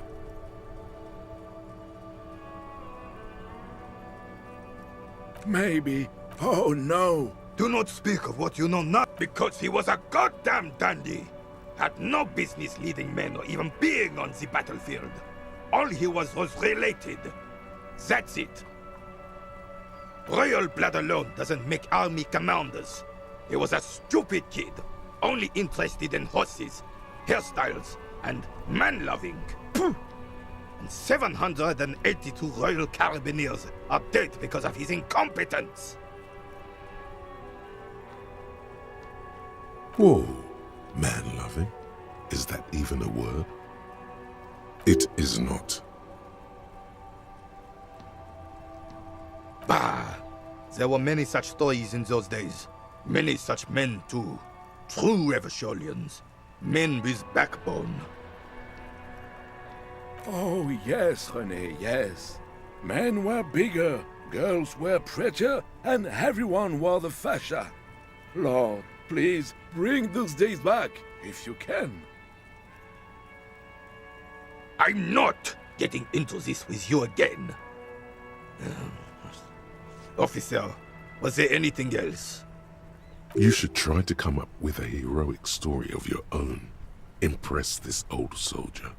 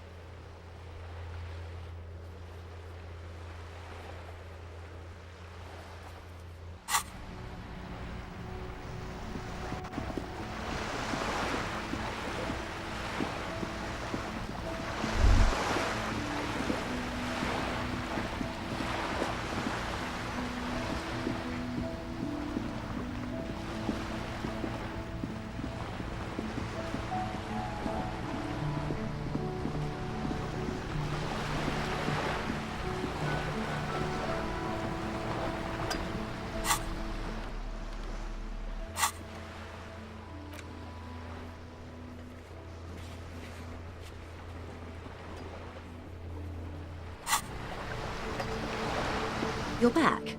Good. What can I help you with? More lessons in basic reality? My favorite part of the day. Go ahead, ask me anything. Glad to have been of assistance. The little that... What would you like to know? Of course there are. We're on an archipelago. How... Yes, we are. Technically, the neighboring ozone and... She nods attentively. Good. What we do? There was a touch of discomfort there. The Pines, and that is the terminal. The Wild Pines group is one of the original Revacholian Indo-tribes. I'm not at liberty to discuss the company balance sheet, but I can tell you that last year, the company booked more than 20 billion. 20 billion is a large number, but a conglomerate the size of the Wild Pines is like a shark. If it stops moving, it will die. They started centuries of care, deliberation, and madness. You know more than you let on. Certainly it... You mean aside from being the terminal's legal owner, there are no minor cogs in the system. Each terminal must be accounted for, lest the entire system break. Every hiccup in such a system means thousands... Of course.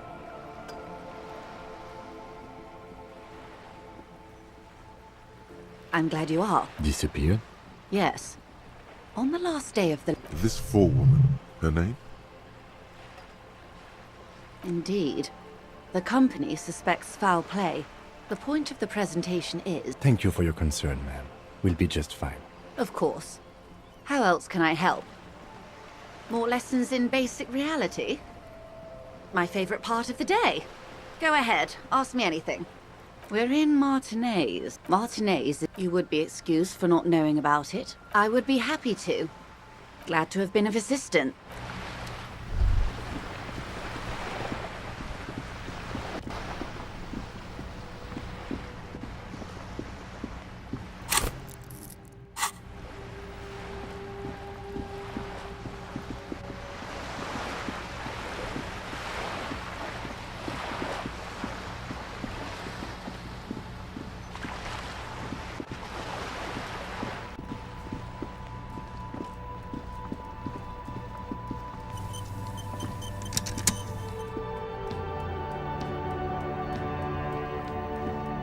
Old call box with a matrix of push buttons lists all the companies in the East Delta Commerce Center. No, hold on. The last thing you need in your life is more hysteric emotions. Forget it.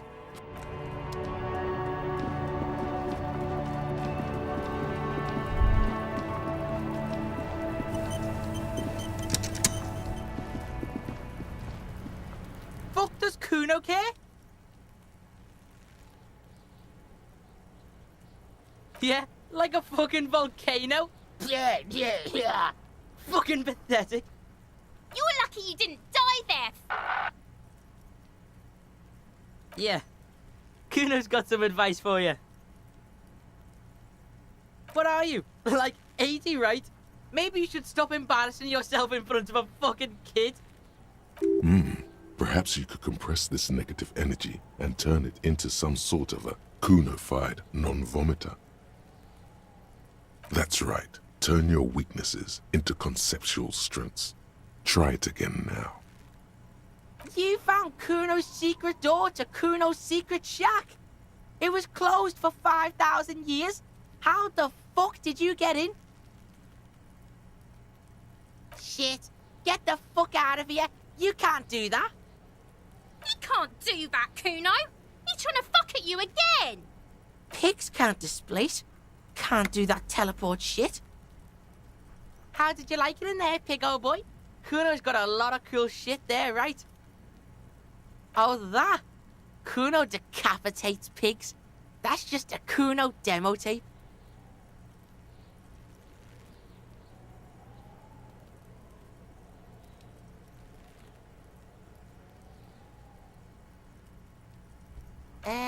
Yeah, to the both of you, watch your ass in Kuno's town, or Kuno's gonna fuck your head off. That's where Kuno gets his daily hit of electric. Kuno Shazam. Kuno rides the fucking lightning in there, pig.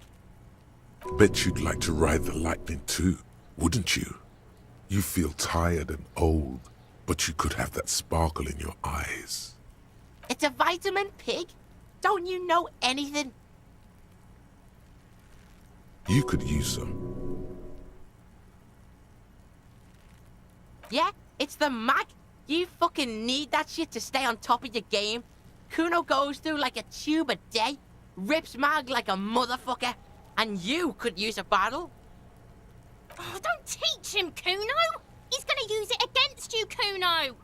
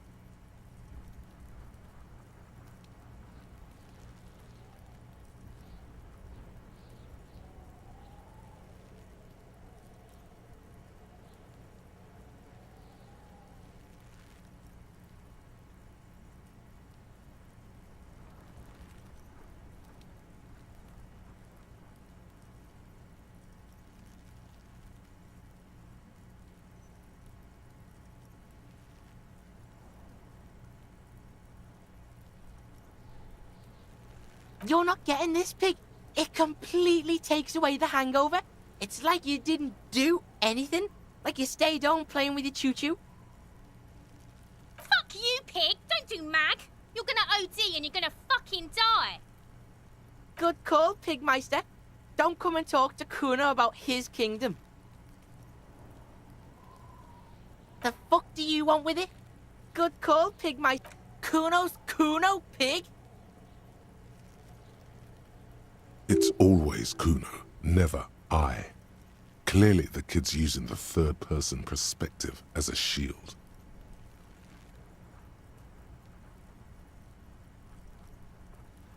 Yeah, Kuno's in a fucking gang. In a bang gang. Kuno bangs for Magier, bangs for Mazda, bangs for Revachol. Watch out, Kuno! He's trying to fiddle you! He's gonna put his hands on you! Help! Pig's got Kuno! Help! He's got the Kuno! Everyone can hear. You need to get the hell out of here before.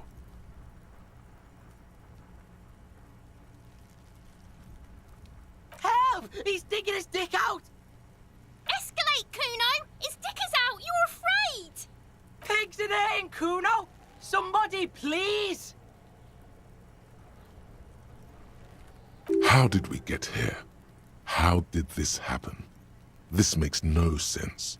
There may still be a way out. Just appeal to his reason.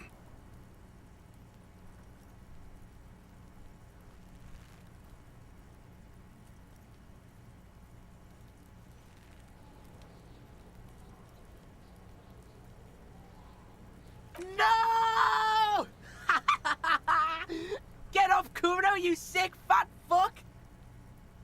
The nearly psychopathic way they could slip in and out of the act implies you're not the first victim.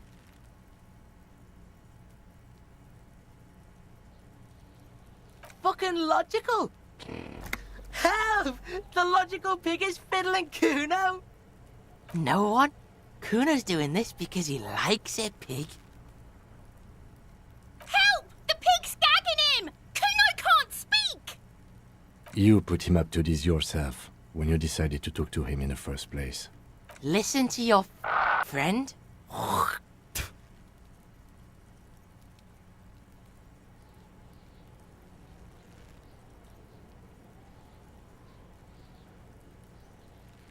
Help! The RCM is trying to fuck Kuno in the ass! Help! Misters, help! He's flashing Kuno! He's showing his genitals! If you don't help Kuno now, it'll be too late!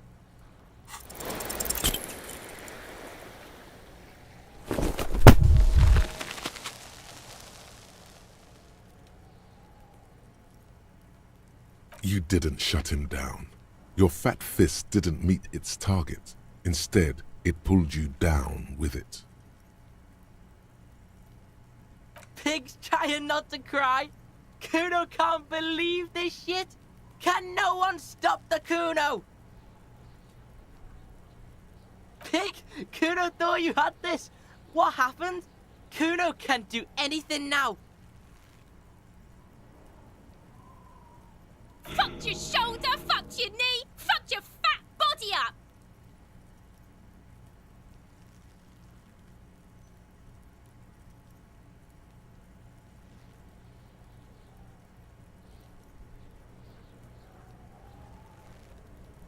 No.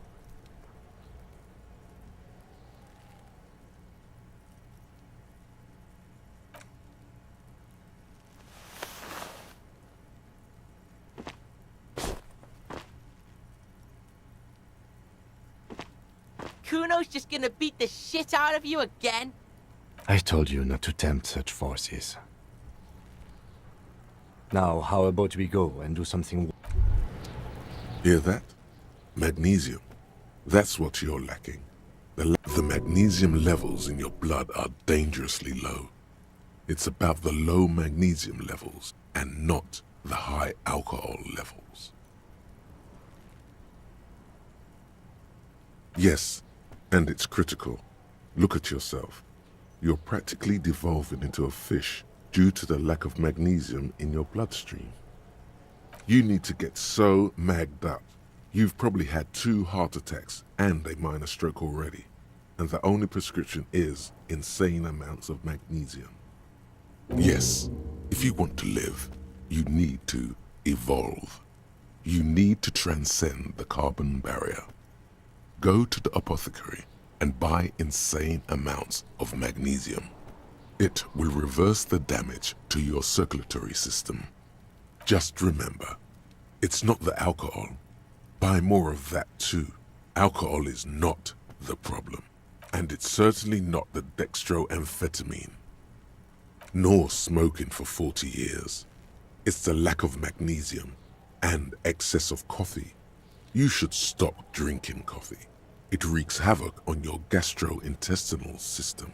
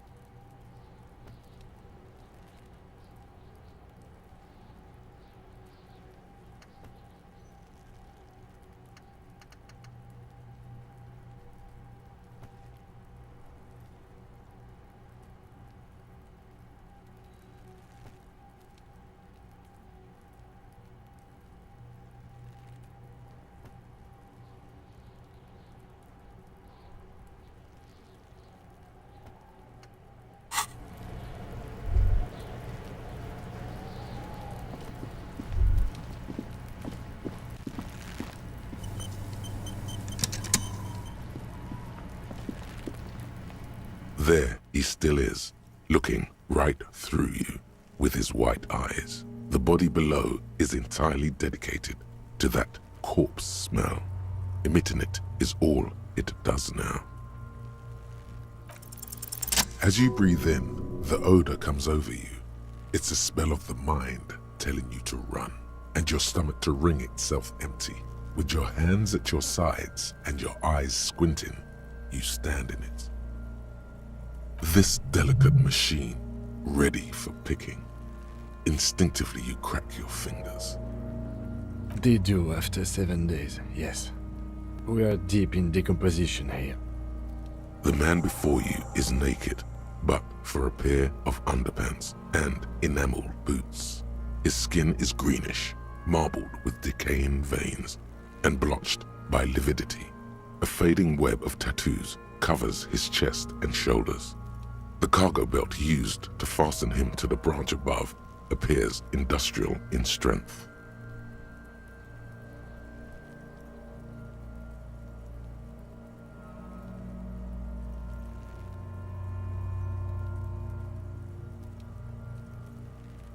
The material appears to be ceramic. Its clean white stands in stark contrast to the decaying flesh above the knee. The man wore thick polymer socks, probably for padding. A fine array of interlocking plates covers them. Delicate and fragile, they feel alien to the world around you, out of place somehow. These are clearly not boots. They're armor, possibly part of a larger set. Indeed.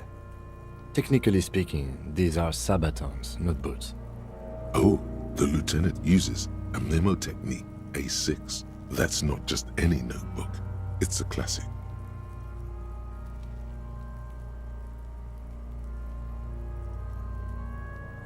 It's all you, baby. Ceramic plate. Zirconium dioxide, most likely. This is where the make would be. Under the hill. Fair weather. Fair weather model T500 VE. I'm guessing that's vitreous enamel. This is advanced stuff. Piece by piece. He's been out here for 7 days. It would be odd if they didn't. We should keep a lookout for these species. The armor could yield information. This is one thing he might actually know. No, I think he had something precious underneath the clothes. They had to remove the jeans and shirt we found to get to it. And this kind of armor is often worn under fabrics. Nice. That makes sense.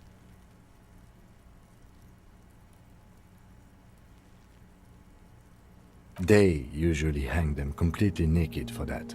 La puta madre, the Mazda, the Besmerties and the like. This one still has his underpants. Fucking talking about underpants. Clearly, Kuno would like to interject something here, but there's not enough for him to hold on to.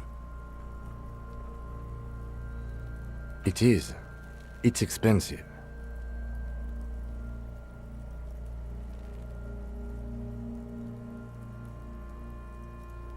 We've requested similar material for our tactical units for years now. The constabularies deemed it too costly. In that time, we've lost 6 men to semi-automatics. For a full set, about 4 years of wages. For the northwest region of Revachol, an officer's average yearly income is 5,500 real, unadjusted for rank. Not too much, yes.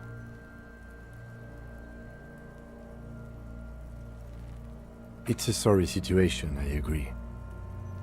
He worked for Cronel, like Joyce told us. This is military equipment, provided by a wealthy security contractor, with state ties, way above what we have. A small bell-like sound fills the air, like tapping on the side of a porcelain cup.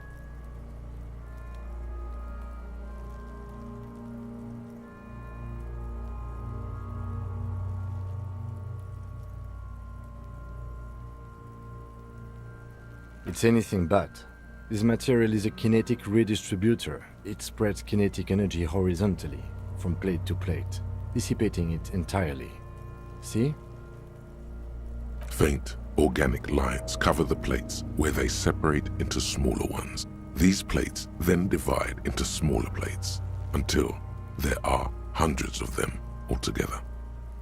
Like whirls of floorboards, the design looks organic, influenced by highly resistant wood materials, like lignum vitae and ebony perhaps. If trees were made of porcelain, this is what their cross-sections would look like. The smooth, glossy surface fractures into ever more intricate interconnections, peaking on the right sabaton, where you notice.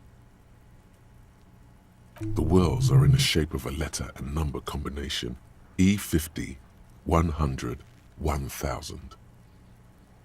Good. Can you read it to me?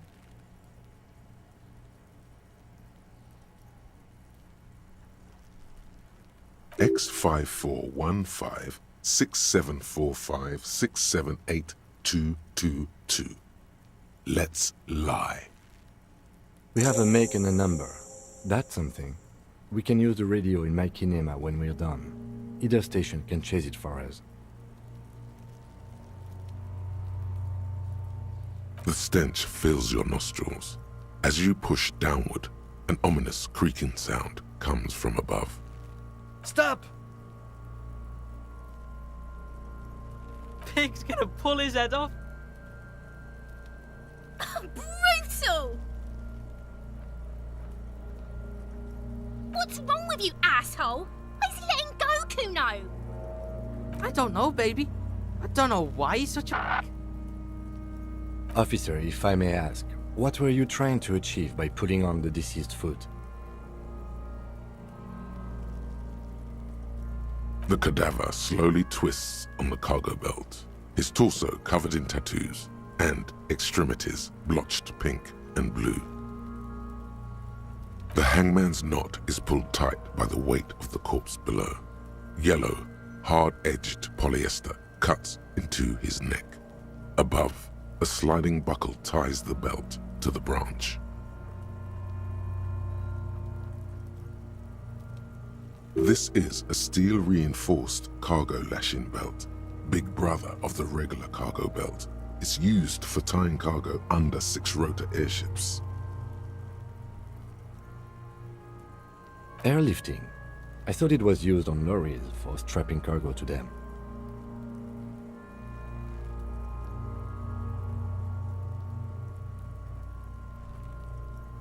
The local harbor uses 6 rotors to shuffle containers around. I get the sense they use whatever was on hand without paying much attention to not incriminating themselves.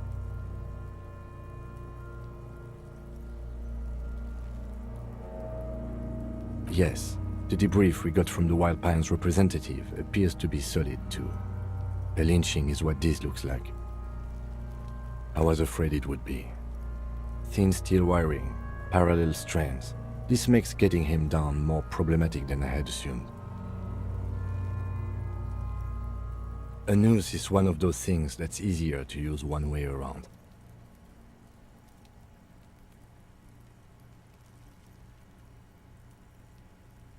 That ladder can't carry a grown man. I didn't see any splintering either, did you? I think they lassoed the branch, then pulled on the belt to close the buckle. Could be. The shape of the branch supports the theory. The cadaver hangs from the cargo belt, limbs limp and torso covered in tattoos. An intricate web of blue lines stretches across the torso, from the right shoulder to the solar plexus. Each time they intersect, a small white star is formed in their crossing. Hundreds of fading asterisks riddle his skin. Their concentration is highest around his heart.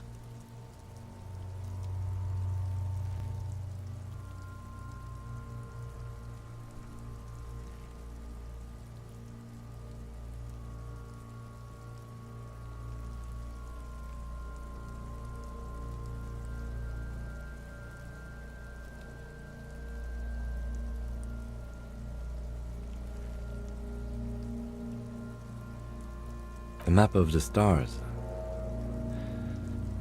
I do see some similarity to astronomical charts. Great Century Messinian, maybe. But this seems more particular. Customized somehow. As if someone left out most of the night sky, filtering it through personal choice. The principle of this filter remains unknown to you. The thought dissipates, and you feel as though you were only half right. So am I. He wears a wide leather belt around his waist and a gun holster under his arm. He takes a thin piece of milled aluminium from his coat pocket and pulls it open. Sounds like a sword being unsheathed. A small lens appears, some sort of camera. A Trigger Sunshine Mini. Triggered is the world's leading manufacturer of intercommunication devices, primarily projectors. The camera before you looks familiar somehow. Shit, Kuno! What the fuck is that? An instant color camera.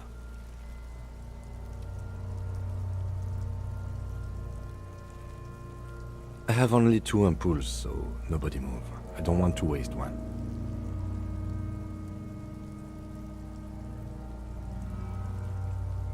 A sound, a shrill flash, followed by the breaking of a small ampoule of glass. You see streams of color pour onto the thick, glossy piece of paper, rolling out. In case we need it.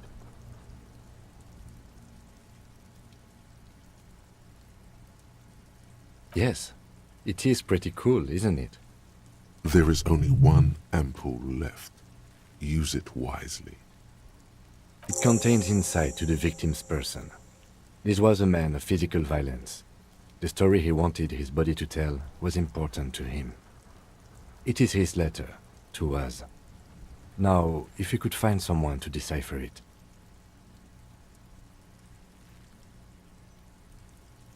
Sure. Just don't lose it. The glossy-eyed corpse looks by, his mouth mute and his skin as colorful as the chemical rainbow on the photo paper, teeming with opportunistic organisms. His eyes are milky white and blind to the world, protruding comically from their sockets. There is no one home, just subaquatic terrors there. These eyes used to be blue, baby blue. Dark brown hair grows on his head. His face is ready to explode from the organic processes inside. The death's head grin has passed. What remains is an unrecognizable mess.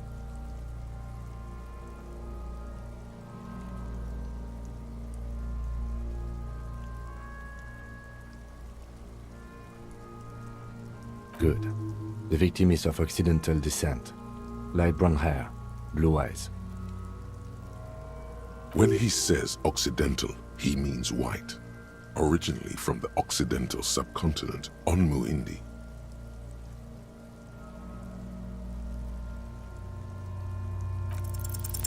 I'm gone.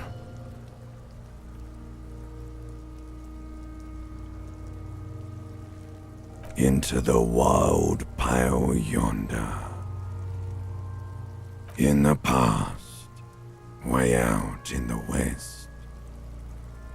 I'm a joke. Look at me.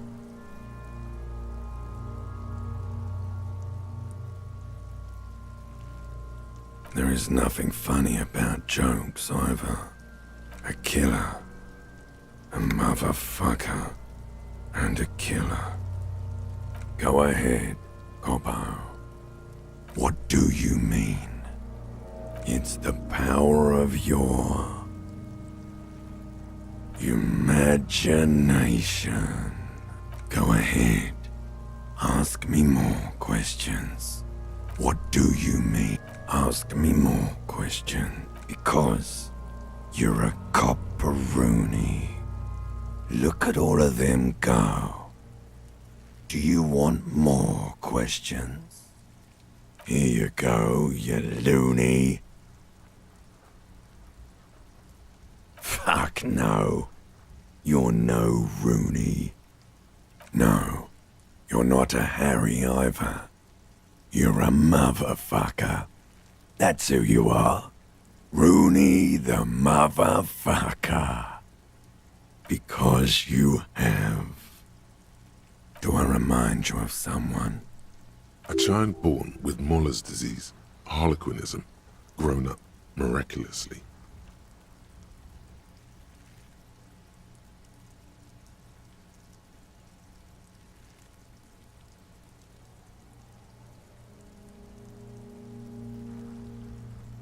You sure we got out of that one? Coppellini. Come back later, Corpo. Amuse yourself with my frank manners and my memento mori features. If possible, also, see me in your dreams.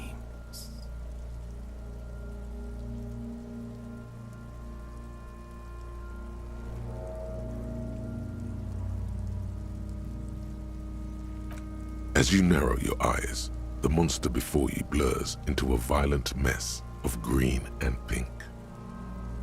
This is a trick. You've done it before. Pink is where the blood settled in the first hours post-mortem. You can use it to see if the corpse has been tampered with. Does his position at the time of death match the discoloration? Only the lower extremities are pink with a dash of blue.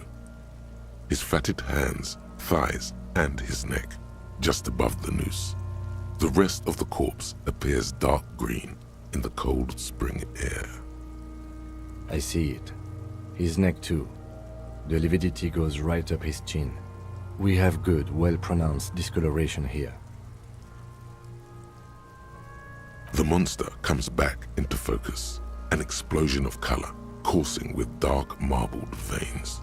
His stomach appears pregnant with something. Black liquid streams down his thigh and onto his boot. So, what do you think?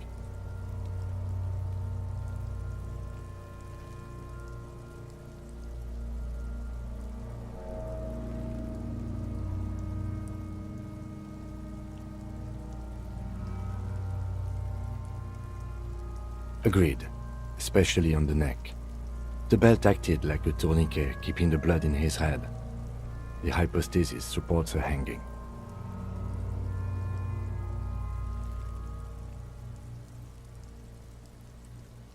Everything here seems to corroborate that assumption, but we should still get him down before assigning a probable cause of death. A pool of blood and feces has eaten into the frozen mud below the man's feet.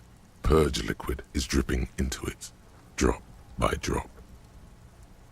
The victim appears to have contained no more than half a kilogram of digestion at the time of death. The fuck he's saying? Talking about shit.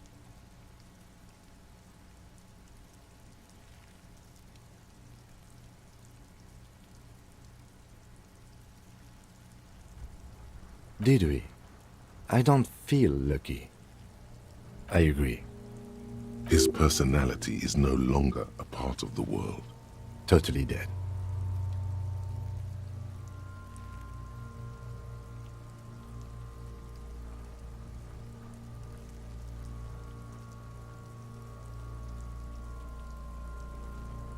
That sounds about right, yes. I do. Most of them are post-mortem. Maybe even all of them. The delinquents have made our jobs harder with their little sport. Stop talking in riddles, coin slot. It means you fucked him up good, Kuno. Fucked him up brutal like.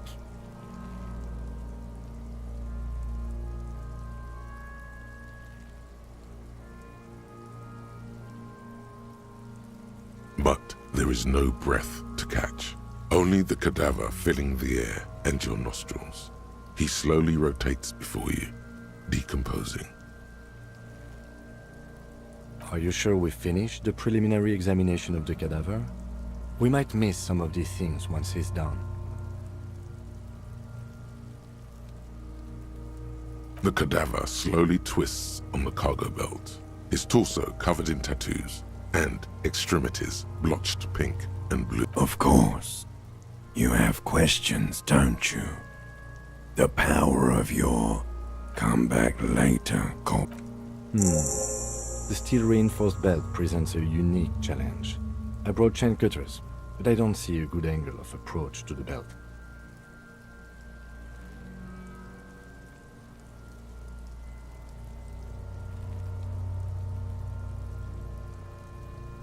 He doesn't actually think the challenge is unique.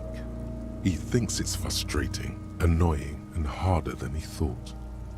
The cadaver is a good 1.2 meters up. Neither one of us can reach the belt without assistance. And even if we do, there's the question of cutting the airship strength material. Someone else? You mean like the police? Someone already did. You know who came? We did. Because we have made bad life decisions. I know it's hard, but I assure you, the others won't come to help us. And we have a growing sanitary concern here. We need to get him down, fast. Climb up there and saw the branch? There has to be a less risky way, with less falling down of trees. Yeah! Bang bang time, pig! Shoot his head off! How?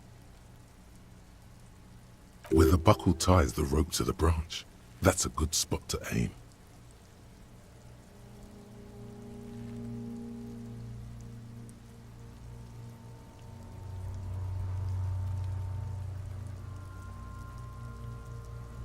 Where?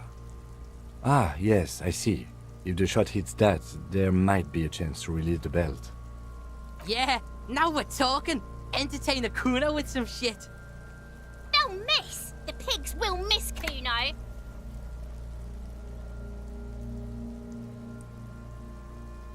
Silence. With his elbow sharp, the lieutenant unzips his jacket and produces a lightweight firearm. He drops a paper cartridge in the barrel, separates the scouring stick, and gives the cartridge 5 tucks, securing it in place. That's a Kiel A9090 Armistice, mass-produced muzzleloader, ascetic, frugal, one of the most common firearms in the world. He then steps back and assumes the fellow's desk position, taking aim. The corner of his eye twitches. His finger is on the trigger.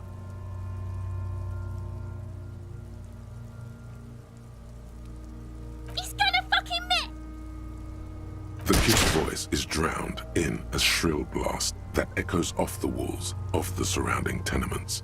A cloud of smoke slowly parts in the air as the lieutenant steps back and says to himself,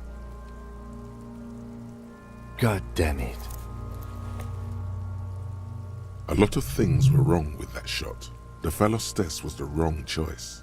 His shoulders were raised, but above all, he cannot trust his eyesight. Fucking idiot! Mookabat asshole! Kuno could have hit it easy, but then Kuno's not fucking handicapped, is he? Kuno's sorry too.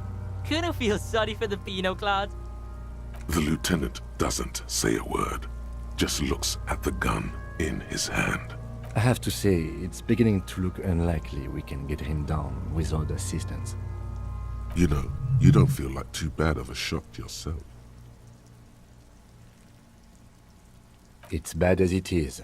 Us shooting firearms like punks. Go ahead, I'm not stopping you. Just don't lose it. They only have one gun!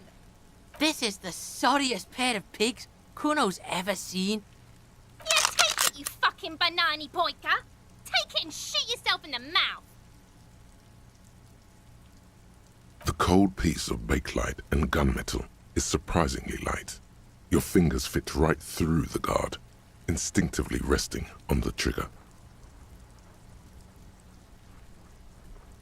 You've held this, an A9 Armistice, before. At some point, it probably used to be your choice of firearm. It still feels comfortable, like you never laid it down. The fuck are you waiting for, Kuno? Tell him to shoot himself in the mouth! The buckle comes into focus in your sights. You stand with your feet planted firmly in the ground and your left hand supporting your gun arm. Why don't you just shoot yourself in your mouth? At least you won't miss.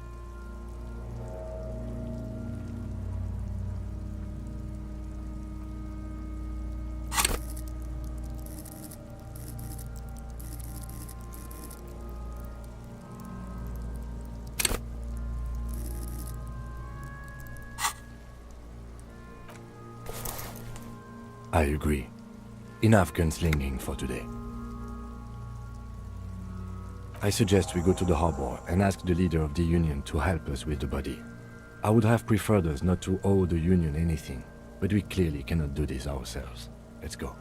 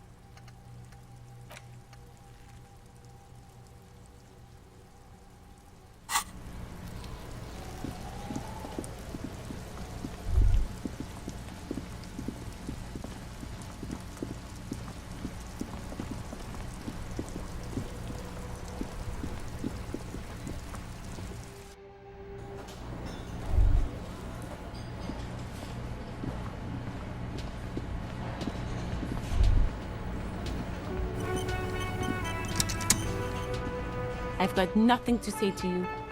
Why are you wasting your time?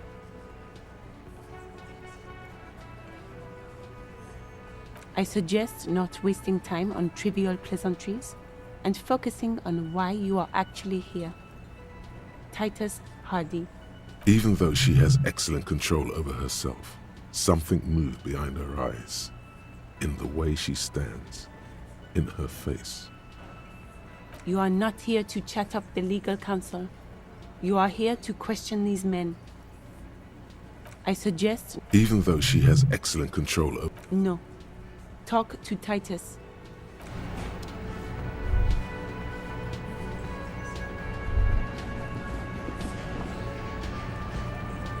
This is where you say your bit.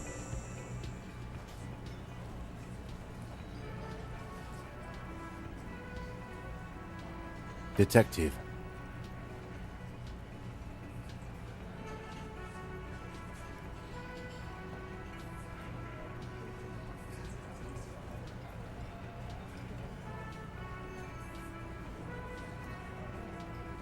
Oh, this is about him.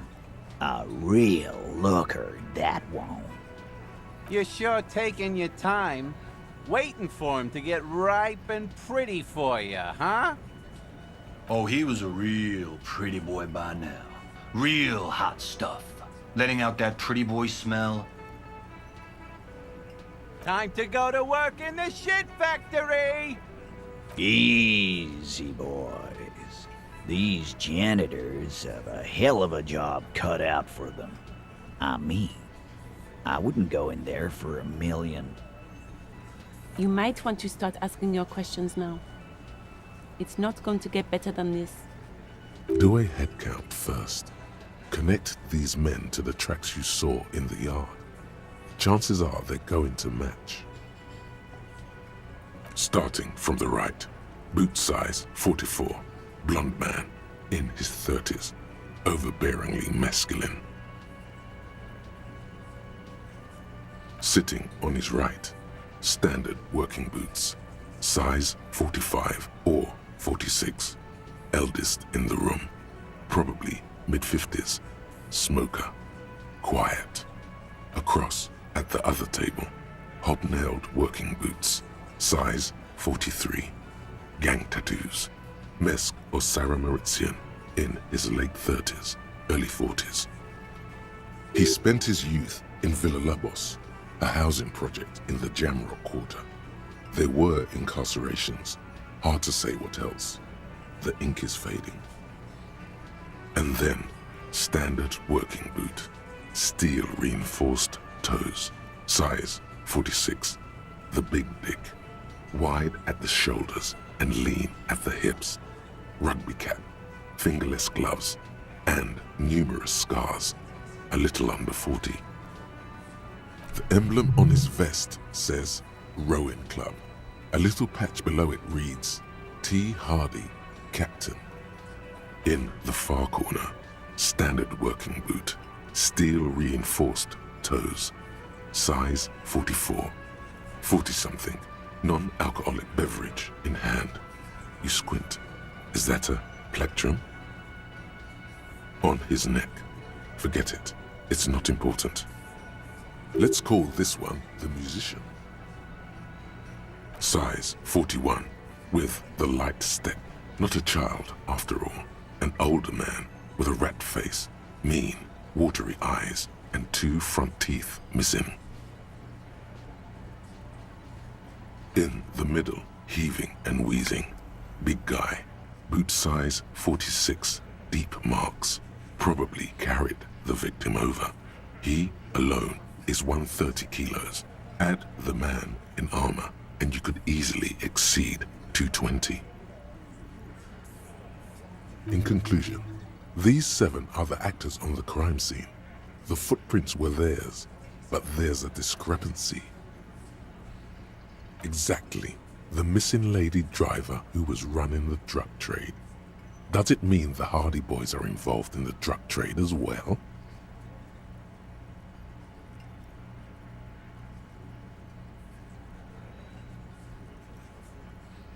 Maybe, but hey, you've stood there for about 4 seconds, not saying anything. Now is a good time to hit them with questions. Where's the 8th Hardy? The fuck is with you, fella?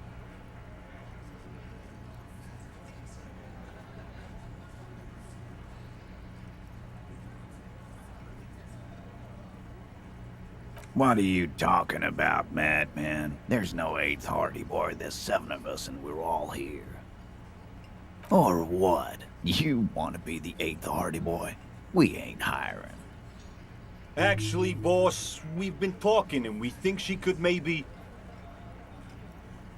She? So there's an 8th Hardy and it's a Hardy girl? Who might it be? Elizabeth? The gardener? Shut the fuck up, Glenn! I do the talking here. Now what the fuck do you want, cop? It has to be good if he won't let you pursue it. Looks like the lieutenant thinks so too. So let me get this straight. There is an 8th Hardy Boy. It's a she, and you don't like us talking about her? That's right. We're not talking about this. This is a private Hardy Boys matter. Nothing to do with your shit. M, you're not cops here. Don't go digging around if you don't want a bullet in the back of your head. I'm watching you. Good. We are all watching each other. Officer, your question.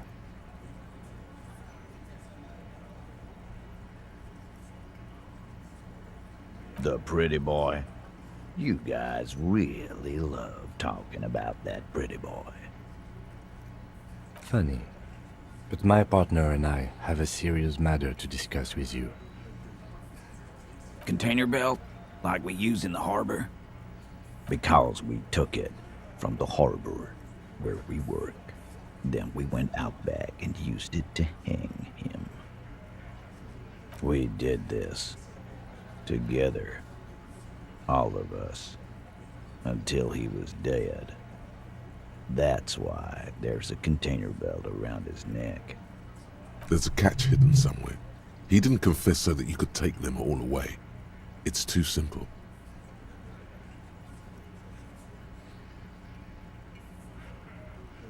There is no catch.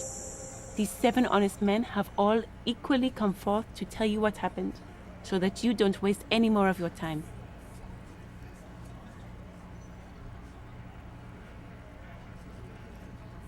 All 7 together. They're diluting responsibility. It's an anti-arrest tactic.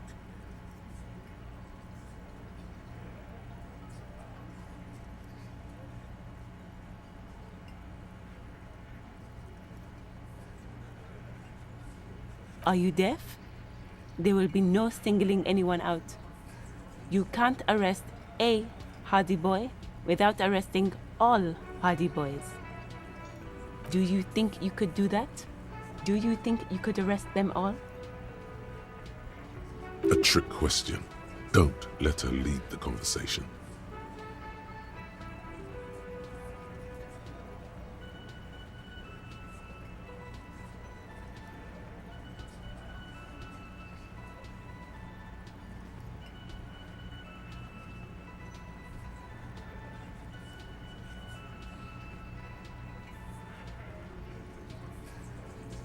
That's for the courts in Les Jardins to decide, not for the officer making an arrest, which we all know you won't be.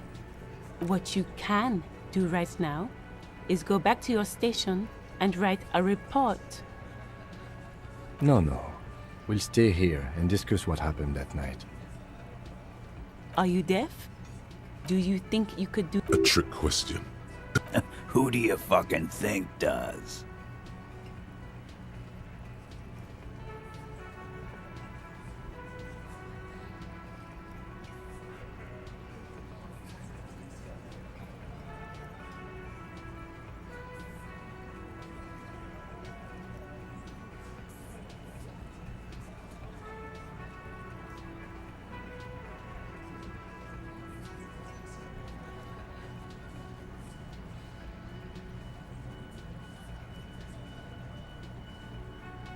Titus, no one was thinking.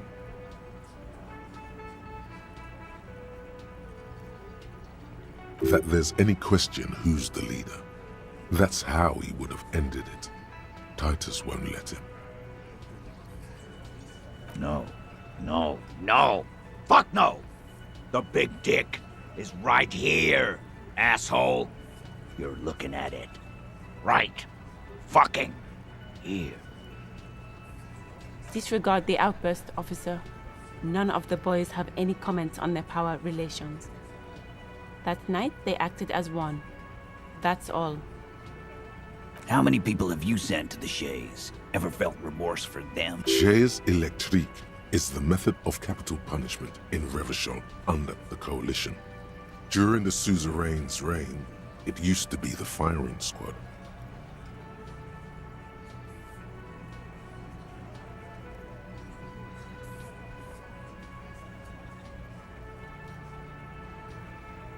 Or send them to Reunion to rot.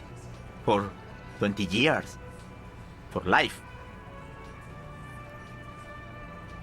The River Esperance Correctional Facility, a military prison run by the Coalition, dubbed Reunion, by the inmates.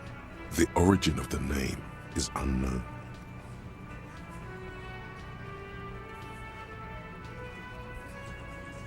Rest assured, lawman, none worse than our guy. He got what was coming to him. You don't have to keep answering his questions. I know, Lizzie. Relax. We killed him last Sunday night. Seemed like a good way to end the week. Known him?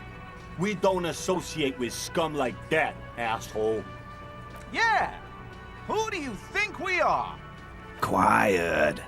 He came around about 3 weeks ago when that Pines cow first sailed into town. Happy? By the Pines cow, you mean Joyce Messier, the representative for White Pines? The same company you're striking against? No. I mean the Pines cow. The stupid-ass cow they sent in to fuck us over. But you know what? Why don't you ask her about the pretty boy? I'm sure she has interesting things to say when you ask her hard enough. That's enough insinuation for today, Titus. Officer, your interview is drawing to an end. Don't waste your last questions. Why? 'Cause he was worthless mercenary scum. And he stepped out alive in my town. And he stepped out of line. What kind of mercenary? The kind that shows up when you start a strike. The experienced kind, too. Had Cohoy and Semenine written all over him. Ex-Oranese Special Forces. A live grenade. Right here in our bar. I can't prove it, but I know he was sent by the Wild Pines. They hire merc shit like that. Story of every strike from here to Samara. Wrong. He harassed women, raped one, harassed workers, threatened to kill some as a warning. From rape to harassment to threats of violence. Why the strange de-escalation?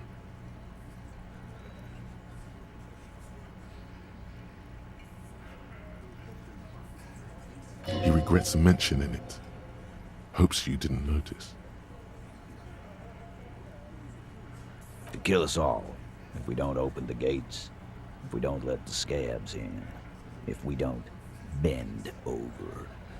That was before he started coming here.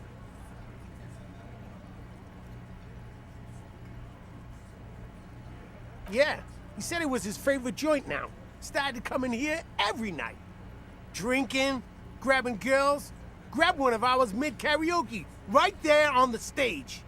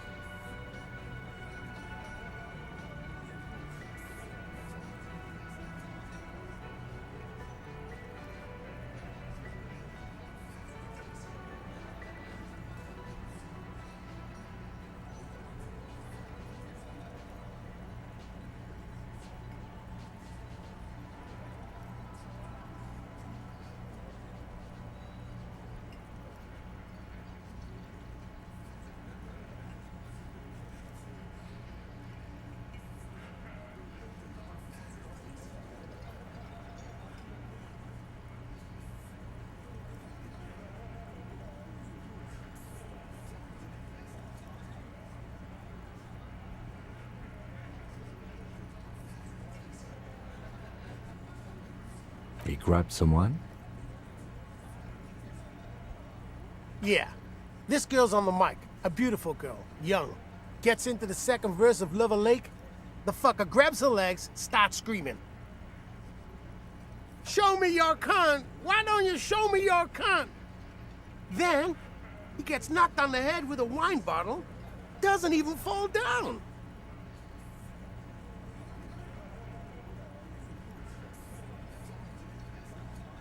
Aren't you fucking listening? My man is talking to you. He took care of it. They got the girl out before anything else could happen. Yeah, me and Eugene got around. Aren't you fucking listening? There's something odd here. Seems like they don't want to talk about that rape Titus mentioned. Why not? This is a serious allegation. Make them talk about it. No, you're not getting the name. That's a Martinez matter, and I'm not discussing it with you. There's nothing you can do for now. He's stonewalling you.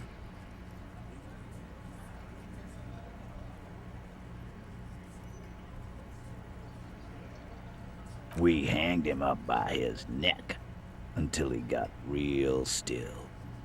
Wasn't that obvious, Copper? Didn't they teach you anything at the cop school, idiot? This is where an autopsy would come in handy. You have to work with what you know.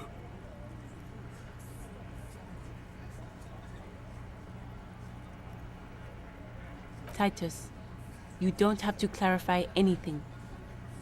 We overpowered him, dragged his unconscious body to the tree, put a noose around his neck, and hanged him till he was dead and steady. Then we left him for seagulls, maggots, and you fucks. Make them a bit more uncomfortable first, then see if it all adds up.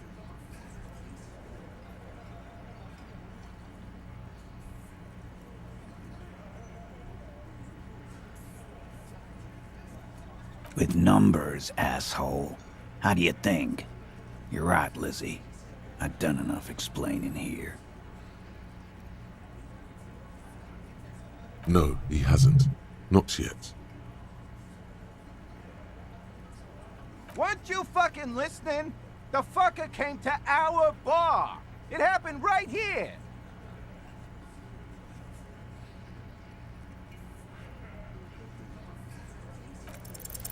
Titus is solid as a rock, and so are a few others. But...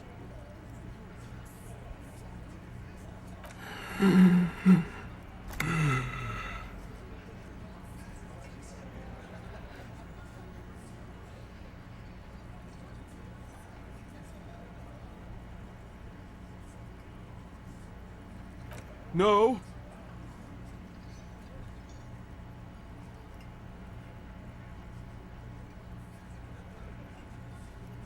Of course he's having trouble breathing. Just look at how fucking fat he is. Fuck off, Shanky. Angus is a powerful guy. All muscle. Keep your eye on this powerful guy. Sooner or later, he's going to break like a piece of twig. And fuck you too, Copper. Picking on Angus like this.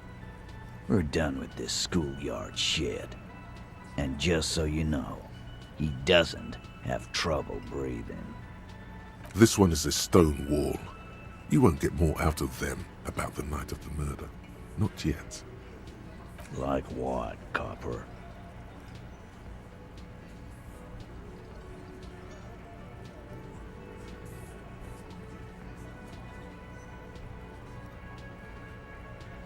Are you deaf? Do you think you could do— A trick question. Don't let her lead the conversation. Who do you fucking think does?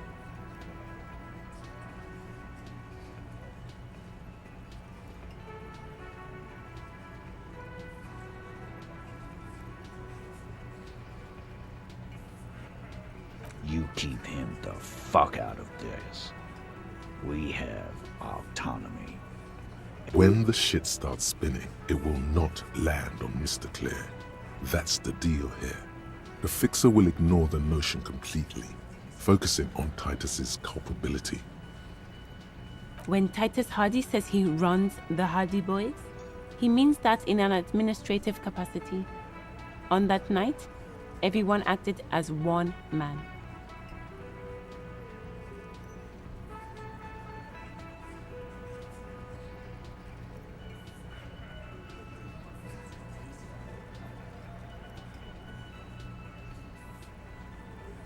Nothing. Your investigation here is done.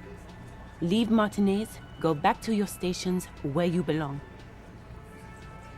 I think we're going to stick around, thanks. Some things don't add up here, Titus.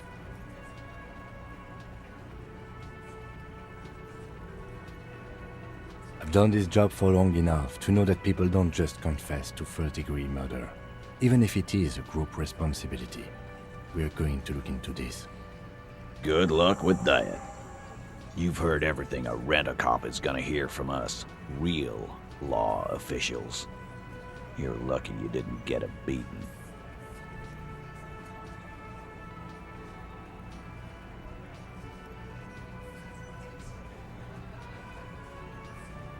Yeah, by friends, you mean his squad mates from Cronell. Wouldn't want to beat up his grandma.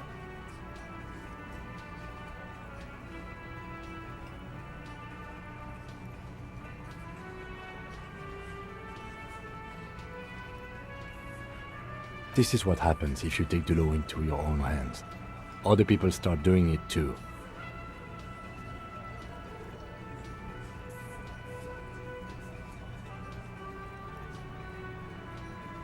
Let them come. The Hardy Boys are right fucking here. You heard the man. Right here. We're armed. We got the whole district behind us, and Glenn. Glenn is fucking crazy. Yeah, a well-oiled murder machine.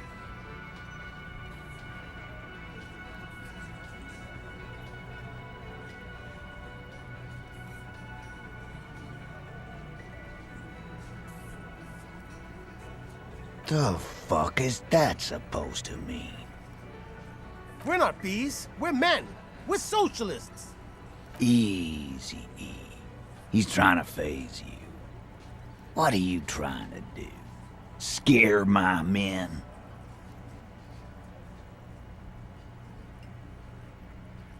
We got weapons of our own.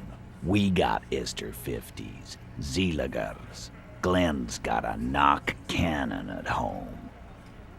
I guess we're gonna see, aren't we? That was an unsure phrasing. Yeah, like you've been up against ceramic armor.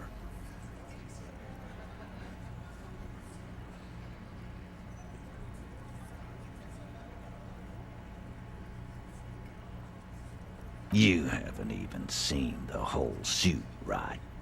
I've seen the whole fucking thing, and it didn't make him immortal.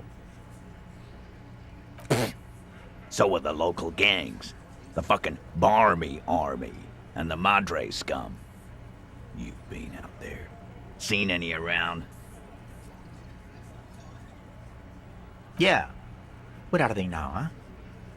Sent back to Madre in an airtight cargo crate. These people are trained military professionals with decades of combat experience. They are not a gang or a Barmy army. No, they're not. They're uncoordinated and drunk. We know more about them than you think. Big fucking surprise. They hire psycho scum, arm them to the teeth, and let them loose in the city. What do you think is gonna happen? What do you mean, okay?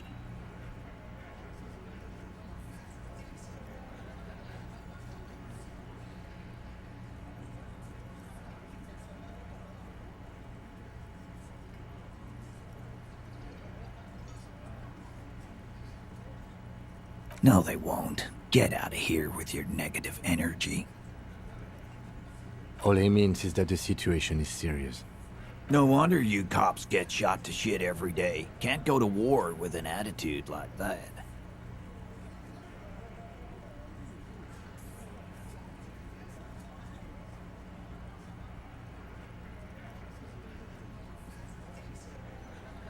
Like hell you have. There is no local drug trade. This place is as clean as a rifle. Go back to Jamrock and ask the local junkies how clean your streets are in Precinct 41 Kilos.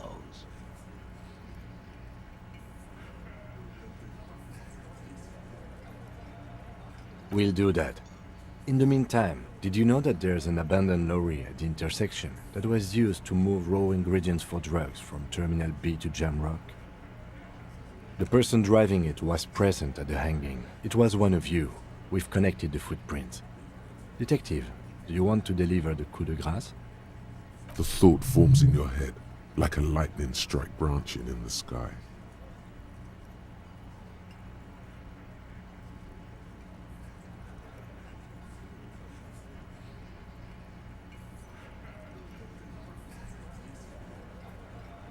Thank you. You're right, Titus. There is no local drug trade, because it's all controlled by you. You're the drug trade.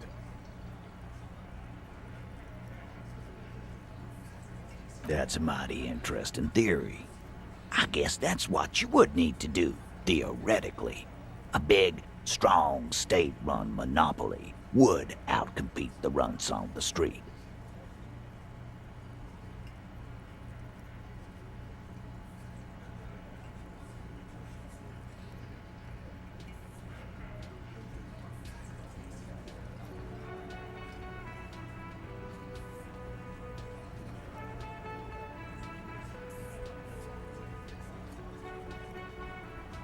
Yeah, man.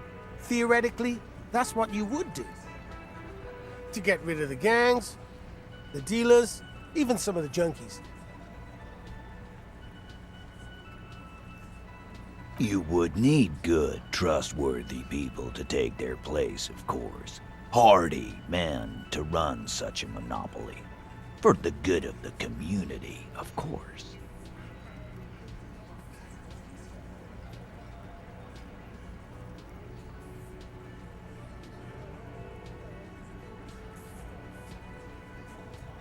Boo fucking who. People will always be taking drugs. Might as well do it clean and organized. Yeah, that's what the labor movement is all about. Clean and organized.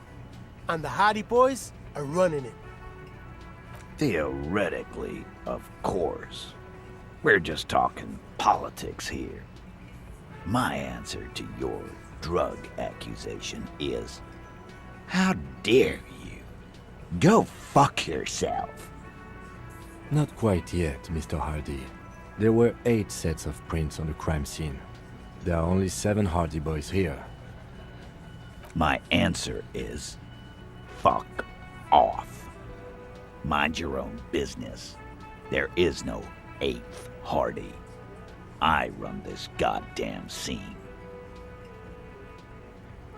And here we go. Back to the usual. I know! Fatty walked on all 4s. He's so fucking fat he left 2 sets of footprints.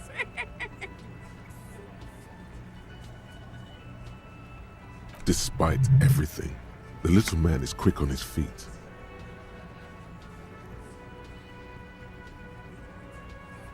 Go fuck your mom, Dennis. That's more like it, boys. You heard him. It was Angus on all 4s. Anything else you need to know?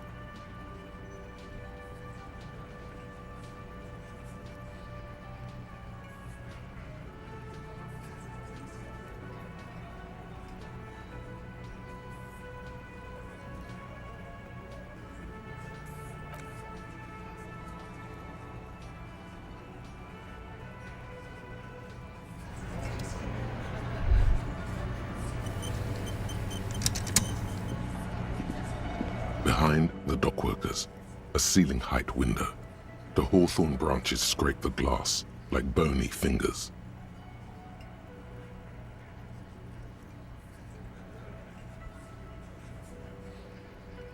There's a little slide panel up there to let some air in. No need to open it in spring. It's still too cold outside.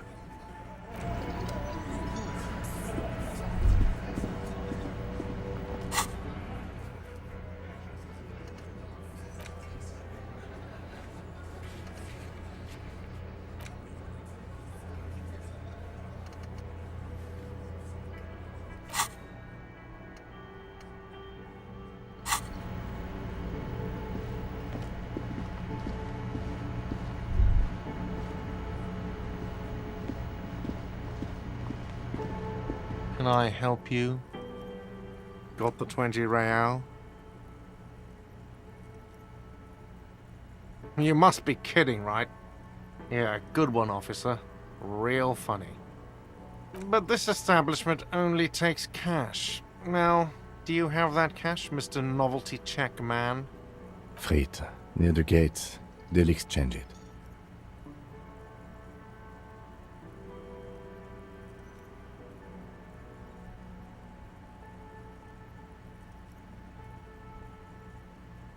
Good. You got the room for the night, but remember, you'll need another 20 real tomorrow.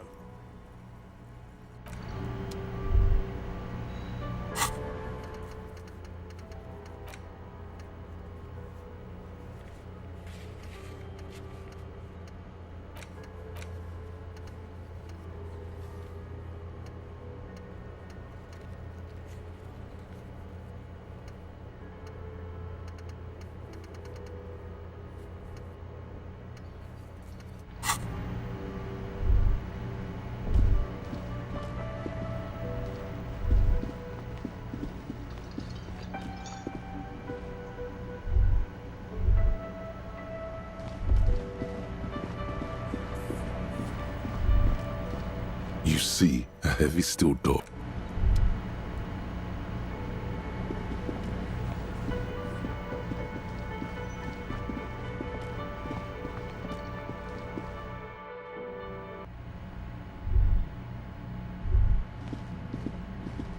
The door is closed. Still, the lieutenant gives you a quick...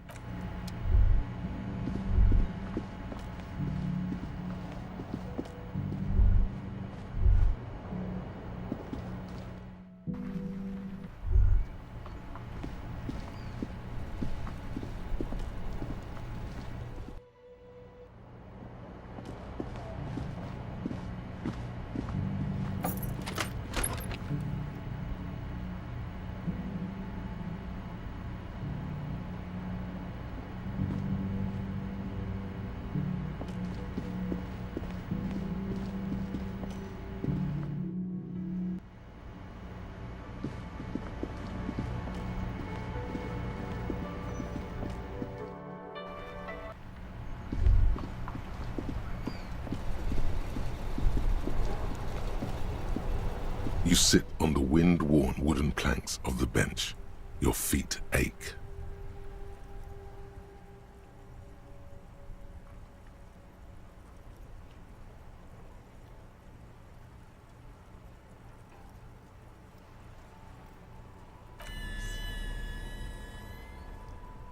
Time passes. The sun draws ever closer to the horizon. The sky is a panorama of intense colors.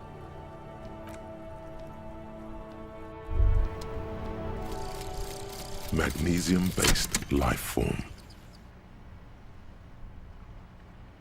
We tell them, hell no. You're about to become a magnesium-based life form. The age of the primitive carbon man is done.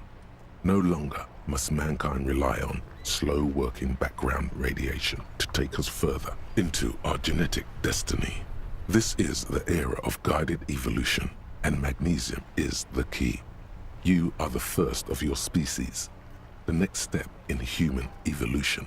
An advanced magnesium proto-man who mags it up, drinks it down, and sniffs it sideways.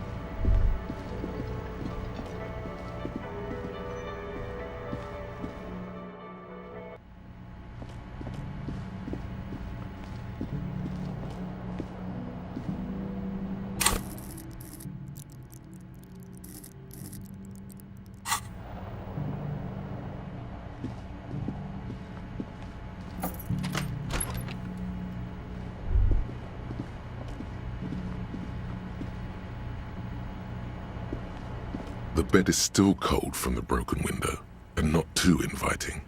But it's yours. You've earned it. The bed is still cold from the wind blowing in from the broken window. The mattress creaks as you close your eyes and try your hardest to fall asleep.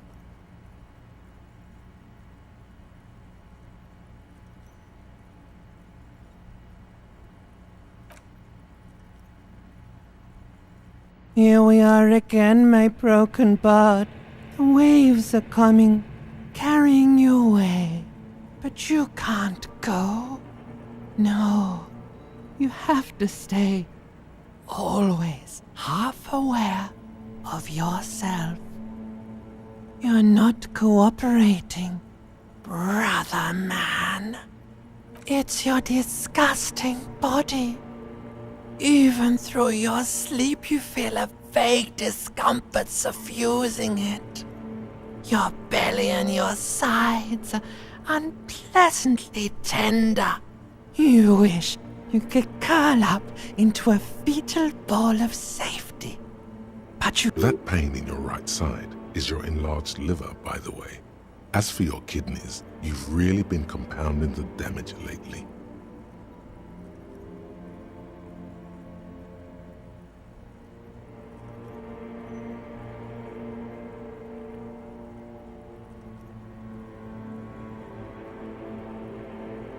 There's no dignity here. Only reflections of your body mass. Flashes of the day. You keep coming back to yourself in the mirror. But why? To admire all your accomplishments?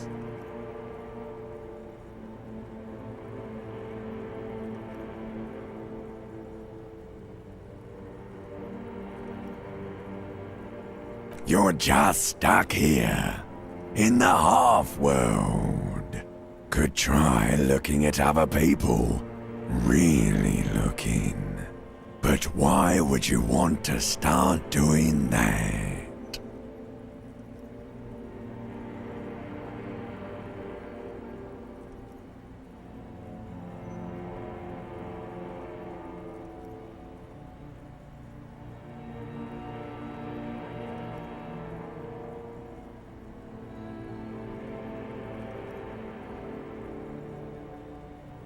Sure you do. They're all so friendly, aren't they? At least they're interesting. Each one has a process just like yours, running in the space between their ears, full of secrets. People are beautiful, statuesque, parodies and tragedies of themselves, a great democracy of creatures.